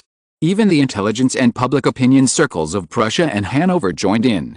With so many people and mouths, they were able to piece together a new excuse to spread the seeds of the so-called British Empire threat theory internationally. Today is the 10th day since the book was published. Collection data: 14 on November 28th, 28 on November 29th, 26 on November 30th, 25 on December 1st, 29 on December 2nd, 55 on December 3rd, 38 on December 4th, 61 on December 5th, 73 on December 6th, and 58 on December 7th, a total of 407 collections. As of 1300 hours, there are already 435 collections. I hope new book friends will continue to collect and see if they can reach 500 collections today. Old book friends, please vote. The new book really needs support. Thank you. If you're listening to this novel on a channel other than Fanfic World, it means they downloaded and uploaded it without effort. We cordially invite you to visit our channel, Mundo Fanfic Novelis. There you'll find the original version of this story, and you can explore many other novels of various genres. We're waiting for you to immerse yourself in a world of incredible novels. Chapter 22, Diplomatic Crisis. However, this is not only the reason, but also the operation routine is familiar. 3 years ago, the largest newspaper in Norway, Aftenposten, reported that the Dutch intelligence organization also got the news leaked, and the insider disclosed it to the newspaper media. There were reports that the British Empire would directly take over Bergen, one of the most important ports in Norway, and then build a naval base facility jointly built by the Navy and the private sector by London merchants. Humph. After receiving this information, Sweden issued a diplomatic statement of serious concern to the British Empire. At the same time, as the news became more and more intense, it even summoned the ambassador to protest, and almost fell into a diplomatic crisis. That incident caused great harm to the diplomats of the British Empire. After running around, they finally convinced the Swedish King Carl XV that there was no such idea after repeated assurances. However, compared with the past, Britain still felt that Sweden was more cautious about Britain afterwards, especially in Norway's maritime trade transactions, which were more strictly controlled. As a result, the original plan to use the Norwegians to balance Sweden's hegemonic influence in Northern Europe failed. In the end, Viscount Palmerston went to Sweden in person to explain and launched intensive and rapid diplomatic efforts. Foreign Secretary Russell and other senior British officials frequently visited Stockholm. Finally, they threatened to suspend the British Empire's plan to manufacture Europe for Sweden, except for the steam-clad battleships that the British Empire and France had begun to equip, and force the other side to reopen iron ore, coke, and primitive shrubs to Britain. An agreement was reached. All the evidence disclosed this time was obtained by those people through others, not by themselves. In principle, we do not participate in such inaccurate prediction topics for comment. British Foreign Secretary Russell said in response to the matter to the Financial Times, "We are not currently carrying out any construction, so our partners on the European continent do not need to worry." Russell's words made many people understand the meaning, that is, there is no construction at present, but there is a plan. Herman van Perron, Dean of the School of Diplomacy at Leiden University, said unceremoniously to the British, who were the target of the media's gunfire, "This is the sophistry that Britain has always been best at, just as harsh as the sophistry on the issue of Belgium's ownership." On February 2, 1862, the verbal battle escalated. The Dutch Ministry of Foreign Affairs claimed that Britain was preparing to build naval bases in Belgium, Denmark, and Portugal, but the statement was denied and refuted by the British ambassador to the Netherlands on the same day. On the same day, many media in Paris revealed to the media, based on the so-called informed sources in the upper echelons of Paris, that they were seeking to sign a secret agreement with the Kingdom of Italy to share Mediterranean military bases, allowing the British Empire's army to use the ports of the Kingdom of Italy as military bases. Although both the British Empire and the Kingdom of Italy denied the plan, the French Ministry of Foreign Affairs also expressed strong dissatisfaction and criticism of the existence of this possible draft stage on the grounds that the Western Mediterranean was not wide enough. It also claimed that France had the right to maintain the naval security of the Mediterranean and make necessary responses and countermeasures. The French people took to the streets because of this news. With a population of 33 million, 5 million people took to the streets to oppose the expansion of the British Empire in the Mediterranean, of which 1 million were in Paris alone. As this trend suddenly arose, it seemed that by coincidence, large numbers of demonstrations against the hegemony of the British Empire appeared in Portugal and Spain in the south, all the way north to the German confederations such as the Netherlands and Prussia, and in Sweden and Norway in the north. Originally, the upper-class elites thought that this was a self-directed and self-acted show, just to sell their anxiety for the British Empire. Even they themselves felt embarrassed for the people on their side, and they could hardly bear it. Even the upper class in Paris was talking about it. Are you anxious? Anyway, I'm not anxious. It's still thousands of kilometers from London to the Mediterranean. Opposite and next to the Netherlands? The distance from London to Belgium is actually not several times different. It's just a matter of one day. If the British really want to fight the Netherlands, I don't think they will care about the extra few hundred kilometers. However, unexpectedly, it eventually turned into the participation of the whole of Europe, with tens of millions of people marching. Is this still the effect of self-directed and self-acted? They themselves have shaken their previous views. 3 people make a tiger, and 2 people are true. The views of the majority are the direction of truth. Do these people not understand this common sense? Obviously not. But some people just want them not to be. Reporter Yates is a European political reporter and editor of Le Monde in Paris. He has visited Norway, the Netherlands and other places many times before, and even lived in the island country of the Indian Ocean, and even served in the military on the island of Mauritius. He obviously knows European affairs very well, but he still wrote it like this, and the results show that the inflammatory articles he wrote were very successful. Unexpectedly, the heat caused by the publication in the newspaper was much higher than his previous editorial articles. Perhaps he was like before, as long as the opponent who opposed France became related to his British Empire threat theory and the content was acceptable, he could get enough sales in Paris. As for Belgium, in order to confirm this, France has sent diplomats and military personnel to visit Belgium, asking Belgium to reject the British Empire's request for garrisoning, and even said in a threatening tone, "We have made it clear to Belgium that the potential actions of a certain major power will cause national security concerns in neighboring countries. Therefore, any such actions by Belgium will trigger a chain reaction. Please be cautious." Whether this kind of contact by the French tough delegation can produce results, including the French people themselves, is uncertain, but according to the voices from Paris, the Palace of Versailles believes that France needs continuous and longer-term efforts to counter the influence of the British Empire in Belgium. Although Belgium is not large in area and has the shortest coastline among Western European countries, the location and unique geographical location of this country determine the importance of France, the Netherlands and the United Kingdom. A Dutch university expert told the media that the British Empire has always regarded the Atlantic as its exclusive hunting ground, so any disturbance in this area will be extremely sensitive to the British Empire. In addition, France and the Netherlands are both strategic competitors that the British Empire has identified before and after, and any actions of these two countries will be observed, interpreted, amplified, hyped and rendered by the British Empire. From Portugal to Norway, and from Denmark to Belgium, it is like four boys for sea fishing. It is impossible for any European country to enter the sea on a large scale without being discovered by Britain at that time. Moreover, the threat of the British Empire, in fact, this kind of anti-British public opinion now urgently needs to hype similar topics to consolidate the consensus of hostility towards Britain in their respective countries, in order to gain political capital and make profits. In addition, it can be observed that these locations selected by the British Empire, from southern Europe to northern Europe, are considered to be the strategic weaknesses of the British Empire and important Atlantic coastal ports. In the past, they dared not touch them for fear of public anger. Now, although the actions are slight, they still cannot stop the concerns of other countries. However, with the rapid development of the navies of various countries, these regions have really become the soft underbelly of the British Empire, so the British Empire panicked and wanted to continuously strengthen its vest. Among them, Belgium is the easiest to start with, and it is considered to be the object of fear of whether the British Empire can eventually become the object of fear of European countries on land. Experts familiar with the British Empire believe that it is difficult for the British Empire to strike at the influence of France and the Netherlands in Belgium in all aspects, because the population of Belgium is originally mostly French and Dutch, which is the confidence of the two countries.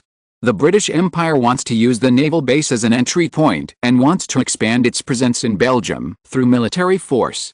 In fact, it seems that it will be a long way to see the results. Because of the extensive interests of France and the Netherlands, many actions of the two countries in Belgium to protect Belgium have become legitimate. Although Britain and Leopold I are rulers, their roots are not here. Therefore, after 30 years, the people of these two places still miss their homeland in their hearts. No. Because of this, Belgium has had trouble again. And it is the most serious one. On February 4, 1862, the three parties in southern Belgium, the French-speaking provinces of Hainaut and Namur, the northern provinces of Antwerp and Limburg, the eastern Liege province, and the Prussian-speaking cities of Verviers and Malmedy in the east, jointly announced the formation of an alliance. Because they were all dissatisfied with the pro-British policy of the Belgian government, and clearly expressed their opposition to even a single soldier from the British Empire entering Belgian territory, and stated that they would jointly form an offensive and defensive alliance to fight against the Belgian government and the rule of Leopold I. This is too much? The British Empire was the first to stand up and strongly condemn this as a tripartite alliance, asking countries not to support him. At the same time, Leopold of Belgium announced that he would have a dialogue with them, but the premise was to conduct it without preconditions in order to maintain the integrity of Belgium's territory.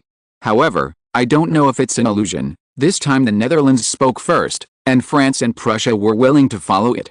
Obviously, the Netherlands has taken a dominant position. This has made European countries re-examine the status of the Netherlands for the first time in this century. Has it begun to revive? Chapter 23, The Unexpected Dutch-French Alliance. 1862, the Netherlands and France officially announced that after careful discussion and consultation, the two countries reached a mutual defense act. The content is as follows: when a country is attacked by another country without reason, the other party that signed the bill has the obligation to send troops to help the other party without hesitation to protect the safety of the other party's citizens and territorial integrity. The bill is valid for 5 years and can be extended at the discretion of the two countries after 5 years. This bill will be implemented immediately after it is passed by both houses of the two countries' parliaments later this month. This bill came too suddenly. It was reached and announced without knowing it, without any preparation. Even Leopold I in Belgium was embarrassed.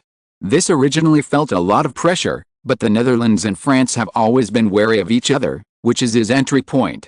He has always believed that as long as he persists, the British Empire is behind the support, and the current pressure will disappear soon. But when he saw the urgent telegram he received today, he knew that he had miscalculated everything. He originally thought that the two countries were just playing around, but now he found that they are serious.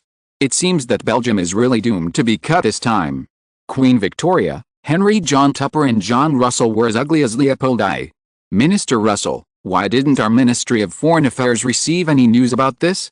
Could it be that the alliance between France and the Netherlands was discussed without any disclosure? Queen Victoria was very angry. Recently, she was angry and sad several times more than before.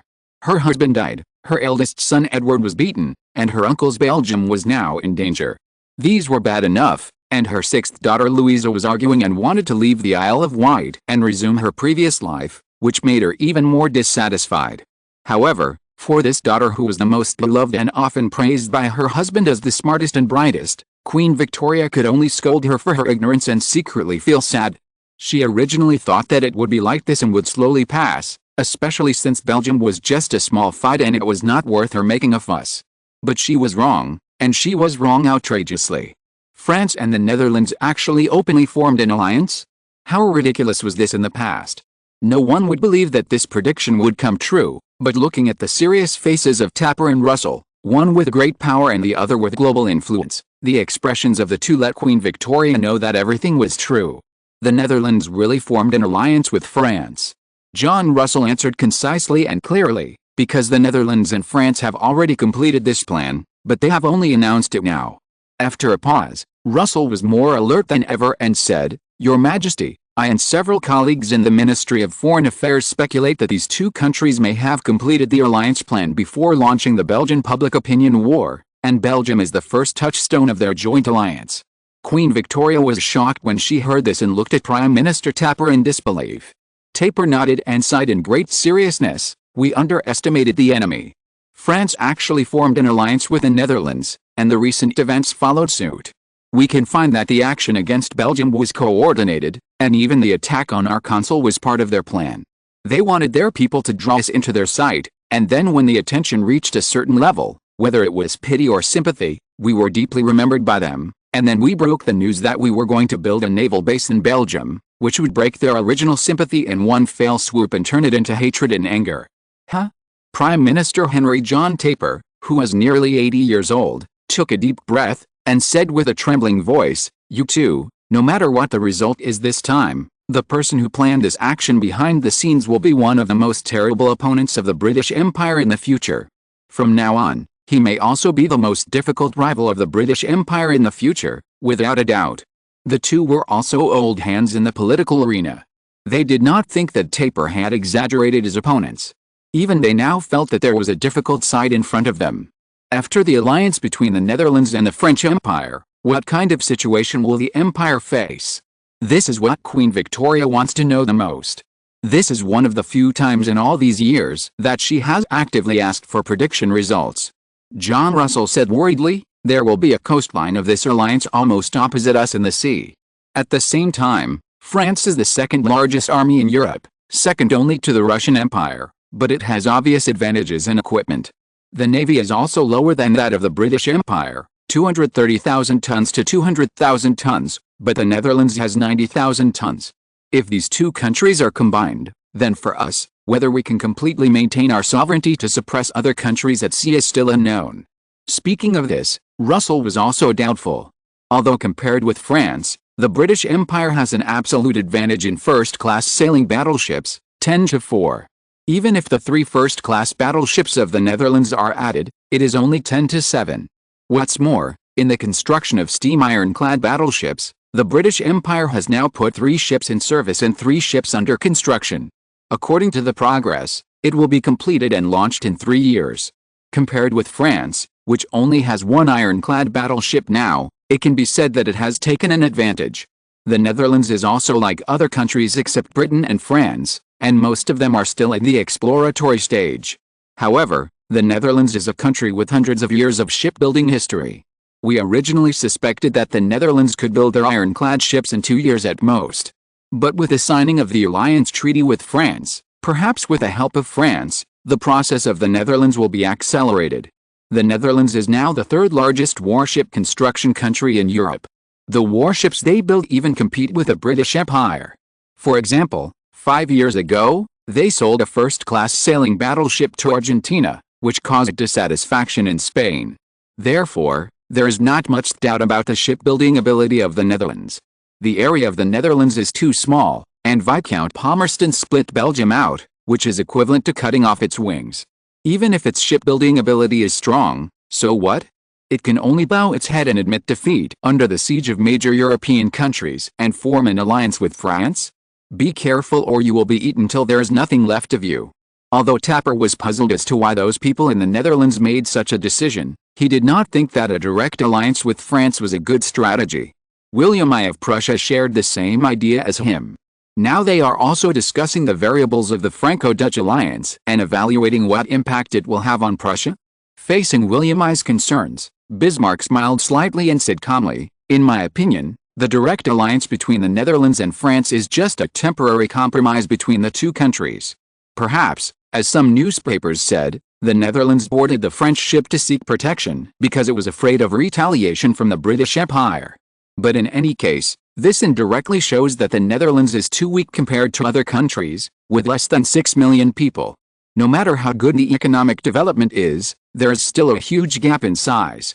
But don't you think that this is not like the style of the Haysbeth von we saw some time ago? And the one you mentioned, Pilsen, their intelligence has proved that the Dutch are neither fools nor reckless." Bismarck agreed with this, especially when he thought of the two people mentioned by William I. He became curious. The Netherlands has such talents, so what kind of person will their William I be? Crazy, really crazy.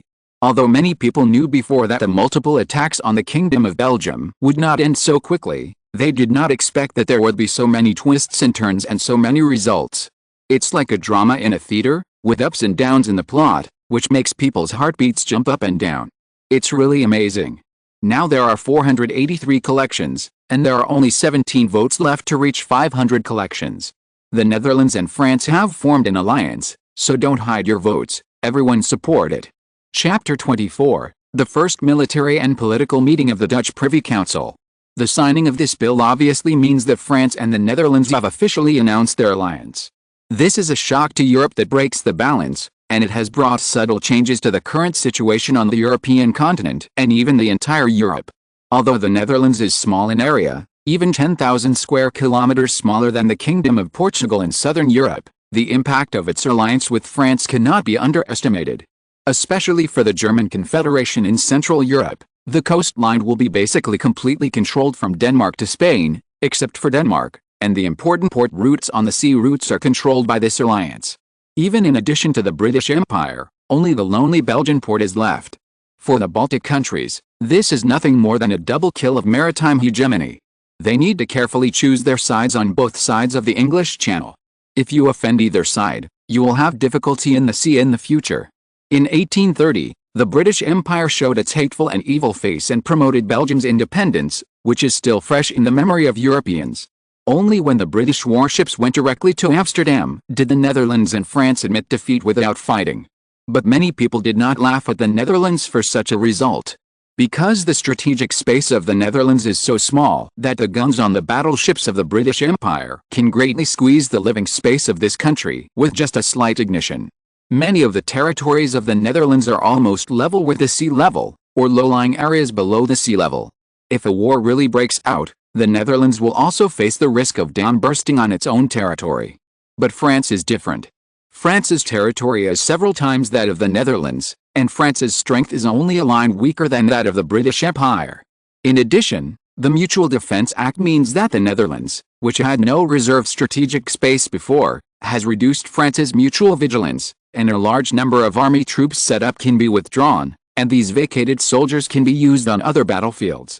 The sudden appearance of this rear area against Britain is very important for the Netherlands. Moreover, it is not just facing the British Empire. Now Prussia in the east is becoming increasingly powerful. Many people speculate that the Netherlands is also on guard against Prussia. As for what the Netherlands has gained and lost, many people are also helping them calculate. What can we get? I know that many people are thinking about this issue. After all, the alliance between the Netherlands and France has put us in front of the British Empire. We will have to bear the possible wrath of the British Empire. Now I ask you, are you afraid? No, speak louder. No, good, very good, very good. Prime Minister Thorbecke, you tell us what we are going to face. Let everyone be mentally prepared. On the left are civil servants, and on the right are military personnel. The civil servants are headed by Prime Minister Thorbecke, followed by Interior Minister General, Finance Minister Jan van Capello, Foreign Minister Hysbert van, Industry Minister Wim Coat, 1829, and Education Minister Ruud Belz, 1831.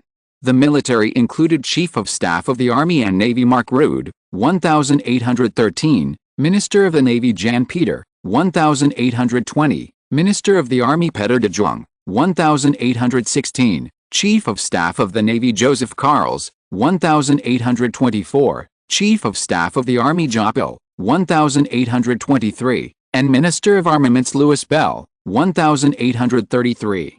Yes, Your Majesty, Thorbecke looked at the people in the Privy Council in front of him, and his blood boiled. The Netherlands is a constitutional monarchy, but more than a decade ago, it was still a monarchy, where the king was the sky and the ministers were the earth. The king is the world of the Dutch people, just as it is written in the national anthem Wilhelmus, the king is a ruler sent by God, and the subjects must submit to him and remain loyal. The king is the highest commander of the army. Of course, although the government regards him as the prime minister and the highest official in the cabinet, the most recognized leader of the country is still the king. He is at most the king's deputy, just like the military chief of staff Mark Rutte. Another point is that although the Minister of Defense and others are also members of the cabinet, they are all members of the Privy Council recognized by the king, just like other cabinet members here. In other words, they are directly under the king's direct management. Although they can talk directly to King William IV, the Prime Minister still cannot restrain these people. This is the theory. The situation we are facing now is that our country's population is 1/5 of that of the British Empire, that is to say, we are only equivalent to 20% of the population of the British Empire. In terms of comprehensive national strength, we are even less powerful than them, because their industrial development is faster than ours, so we are still catching up. In terms of military, the army is not much different, but in terms of navy ships, ours is not on the same level as the British on the surface, with a tonnage ratio of less than half of theirs, 9 to 23. According to the strength comparison, their most powerful first-class battleships are 10 to 3 compared with ours. The entire army, the British Empire has 600,000 people, while we have 200,000. 1/3, or more, is our current situation in the Netherlands. Speaking of this, Thorbecke was also confused. Why? Because even until now, he still doesn't understand why His Majesty William IV did this, but he won't ask you, because she knows where the boundary is between what she should know and what she shouldn't know. Did you hear that, everyone? William IV looked surprisingly good recently. Even the guards and maids in the royal palace were very curious. It was said that when a national event occurs, people will feel anxious, their skin will become bad and their appetite will decrease. Why was it different for William IV? I won't say much about the potential enemies we are about to face. Everyone knows that the British Empire has become more powerful since it replaced our maritime position, but his tone changed, and the smile on his face suddenly became serious. At this time, he made people feel like the majesty of a king. But we should not belittle ourselves. Although Prime Minister Thorbecke's words are unpleasant and uncomfortable, they are not bad. But don't forget that the British Empire's navy is indeed larger in tonnage and has stronger and more fierce firepower than ours, but their navy needs to take care of more places than us. We are more concentrated, mainly in the mainland, Guyana, East India, and the South Pacific Islands that are being rapidly occupied under the leadership of Lyndon. Although we will also need to divide our troops to many small islands in the Southern Pacific, don't forget that these small islands don't need to fight, just send people to garrison them. Moreover, although the Netherlands now has only 200,000 regular troops, we have also learned the military system of the Nordic power Sweden, the system of universal male military service for 2 years, and our reserve army has reached 300,000 people. In this way, we can put these reserve troops on the islands in the South Pacific, which indirectly saves the dispersion of regular army forces. Moreover, we have a new secret weapon. Secret weapon? I don't know what it is. The first thing that Jan Peter, the Minister of the Navy, thought of was that it should be for the Navy. After all, what we just talked about was the British Empire. What the British Empire is most famous for is naturally the Navy. He was not wrong to think so. However, although he just shouted like other colleagues that he was not afraid, he had to say that although he said he was not afraid verbally, in today's world, which country's navy dared to say that it was not afraid of the British Empire Royal Navy? How powerful are they? Jan Peter, the Minister of the Navy of the Netherlands, knows it very well, but he doesn't understand why His Majesty William IV still looks like he doesn't need to worry. Could it be that we really have a secret weapon that doesn't need to be afraid of the British Empire Navy? In fact, it's not just Jan Peter. Other generals such as the Chief of Naval Staff Joseph Carles looked at him expectantly. However, William IV looked at the Minister of Armaments, Louis Bell, who stood up with understanding. Your Majesty is right.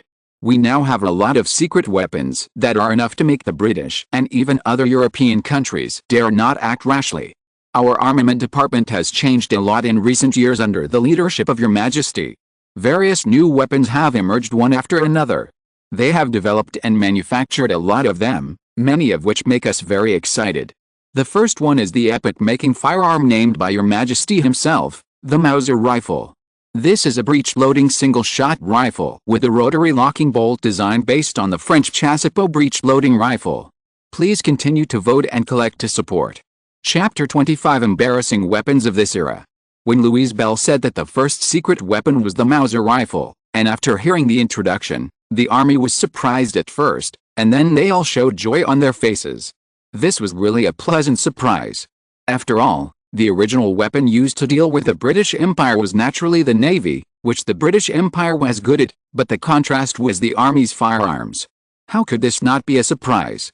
Especially after hearing that the monthly production exceeded 5,000, they were even more ecstatic. With it, the threat on land will drop sharply. The Navy had stretched their necks and waited for good news, but they didn't expect this effect. They were all dissatisfied and stared at Louis Bell, the Dutch Minister of Armaments, but the latter turned a blind eye, which made William IV laugh. He thought of a program in the top 10. When the results of the competition were about to be announced, the more they delayed, the more the audience and the contestants cursed and cursed alternately. Louis Bell in front of him likes to do this. William IV couldn't help but think that next time he hosted a dinner or other press conference, he would be a good expert at creating suspense and creating atmosphere. Mr. Bell, do you know what our Navy's secret weapon is? Yes, the Army's new firearms. Many people present have used firearms before. They all know that the power of such a Mauser rifle is not much increased, but the interval between each shot is much simpler and faster. You must know that the battlefield changes rapidly, and 1 second may cost you your life. The emergence of the Mauser rifle will bring about earth-shaking changes in the armies of various countries in Europe, and it is even more good news for the Dutch army. The army's weapons are so surprising, so now that the powerful enemy is on the other side of the sea, it is even more necessary to form a secret weapon to intimidate the other party. Everyone present realized that the Dutch Navy is no match for the British Empire, so it can only take a breakthrough to maintain its tough price against Britain. Submarine. Louis Bell knew from the words of His Majesty William IV that it was time to reveal his true colors to the political leaders and officers of the Kingdom of the Netherlands. His Majesty wanted to give these people information. For example, if a diplomat who had been stationed abroad had a clear understanding of the strength of his country, then when negotiating with a country, not only would his back be more upright, but he would also be more likely to find a breakthrough during the negotiation. Submarine. This was a very embarrassing word, and everyone present felt the coldness. Because submarines were really useless. Even the Chief of Naval Staff Joseph Carles and the Minister of the Navy Jan Peter showed dissatisfaction. Obviously, they did not think that this belonged to the category of secret weapons they knew, and did not understand why Louis Bell put it in the ranks of secret weapons. Louis Bell couldn't help but explain, everyone here knows that submarines began to appear in the United States in 1801, and it caused a sensation in Europe at the time. At that time, the American Fulton built the world's first submarine, the Nautilus submarine. The hull was made of iron frame and copper shell, 7 meters long, carrying 2 mines, and operated by 4 people. It used a folding mast on the water, and even learned to use sails as power like surface warships, and used hand-crank propellers for propulsion underwater. However, the speed was slow, only 2 knots, and it could only last for an hour at most. It seemed that it could only move less than 4 kilometers in the water. However, last year, during the Civil War in the United States, the USS Henry, a submarine built by the South, was about 12 meters long, about the size of a cigar. It had 8 people shaking the propeller to move forward at a speed of 4 knots, and used mines to attack enemy submarines. On the night of November 17, 1861, the Henry used the mine to sink the Union battleship Housatonic, marking the world's first case of an underwater submarine sinking a surface warship. This caused a sensation around the world and also attracted strong interest from countries large and small. This happened on the other side of the Atlantic Ocean last year. Everyone present knows it. However, although they were surprised by the results, its performance was so disappointing that these naval leaders did not show any interest. Just when they were about to express their dissatisfaction, Louis Bell continued. On November 2, 1861, France built a submarine named Submersible. The hull was designed to imitate the shape of a dolphin. It was about 42 meters long and displaced 420 tons. It was powered by a 59 kilowatt, 80 horsepower, steam engine. It could travel underwater for 3 hours, dive to a depth of 12 meters, and have a speed of 2.4 knots. Seeing the disappointed expressions of several people, Louis Bell continued to speak without any influence and stopped after he finished speaking. At this time, Navy Minister Jan Peter could not help but complain, "You also know that increasing the ballast to make its buoyancy equal to 0 will cause the submarine to lose control when it dives, making the underwater navigation stability very poor, and it also requires a lot of air, but it cannot solve the problem. Such a submarine may actually be a burden to our Navy, not a secret weapon." Jan Peter said frankly without any hesitation. Others nodded their heads, obviously thinking so. However, Louis Bell is one of the earliest people in the Privy Council to follow William IV, except for the 2 directors of the Intelligence Bureau, Bill Charlie and Mackay Sean. He is a loyal minister and a favorite who controls many of William IV's secrets. Therefore, no one asked directly. Especially when seeing the other party's always smiling and wise face, it is even more difficult to figure out the other party's true and false. Otherwise, why did William IV remain silent throughout the whole process, obviously watching their performance? Even Prime Minister Thorbecke was the same. Who said that the problem has not been solved? Without waiting for Jan Peter's expression to change drastically, Louis Bell first bowed respectfully to William IV, and then said in shock, "Your Majesty has helped everyone solve and improve this problem. In the last month of last year, the Dutch submarines have long been out of the freshwater navigation mode in the history of submarines, and can already expand to fight on the ocean." What? Good man, Bell, are you telling the truth? Jan Peter stepped forward and ignored the man's etiquette, directly grabbed Louis Bell's hands, grabbed them, and asked with shining eyes. This news was too timely and powerful for him, although he had not yet asked about the speed after the solution and the endurance. He was also a smart man. Louis Bell dared to leak it so openly at this time. Obviously, he had evaluated the role it played in the current dilemma faced by the Netherlands. So, have the Netherlands submarines really developed to this point? Thinking of this, he couldn't help but look at the high-spirited Minister of Armaments Louis Bell in front of him, and cursed in his heart, "You kid is still there," with a lot of pride. But he thought of his former rival in the Ministry of the Navy, Theo von Linden. At the beginning, both of them competed for the position of Minister of the Navy, and he won in the end, and he was complacent about it for a long time. But now it seems that the other party is doing well in the East Indies, because the development of Dutch submarines is deployed in the Far East Indies Navy, Macassar and Shoal Bay on the island of New Guinea. This secretly developed navy is handed over to Theo von Linden for management. Damn. This former rival was originally thought to have been left behind by him, but now it seems that he seems to be living a more comfortable life in the Far East than in the Netherlands. Especially recently, when he was looking at the newspapers, he was staring at the newspapers every day reporting about the Dutch Far East Navy in the South Pacific, seizing a reef today and an island tomorrow. Seeing this, he felt itchy and envious of Linden's good luck, but he was also happy for the Netherlands to expand its territory there. He was really contradictory at that time. William IV looked at his constantly changing expression and saw his thoughts like a mirror in his heart. In 1857, he directly begged his father, William III, to do this. After arguing with reason, he finally persuaded William III and handed over the entire Far East Dutch East Indies to him for management. From then on, he actually became the regent directly, and developed East India into a sphere of influence. With this as the foundation, he finally completed many plans. Whether it was manpower and financial resources, it was an important step for the present. It was also because of this that he became what he is today. At this time, Jan Peter remembered the question he had just forgotten. What about the endurance? Chapter 1. End of this chapter. Thank you very much for reaching the end. Don't forget to like. Looking for more exclusive content and immediate access? Subscribe to our Patreon. Remember, Every like, subscription, or donation encourages us to continue. Thanks to everyone. See you in the next video.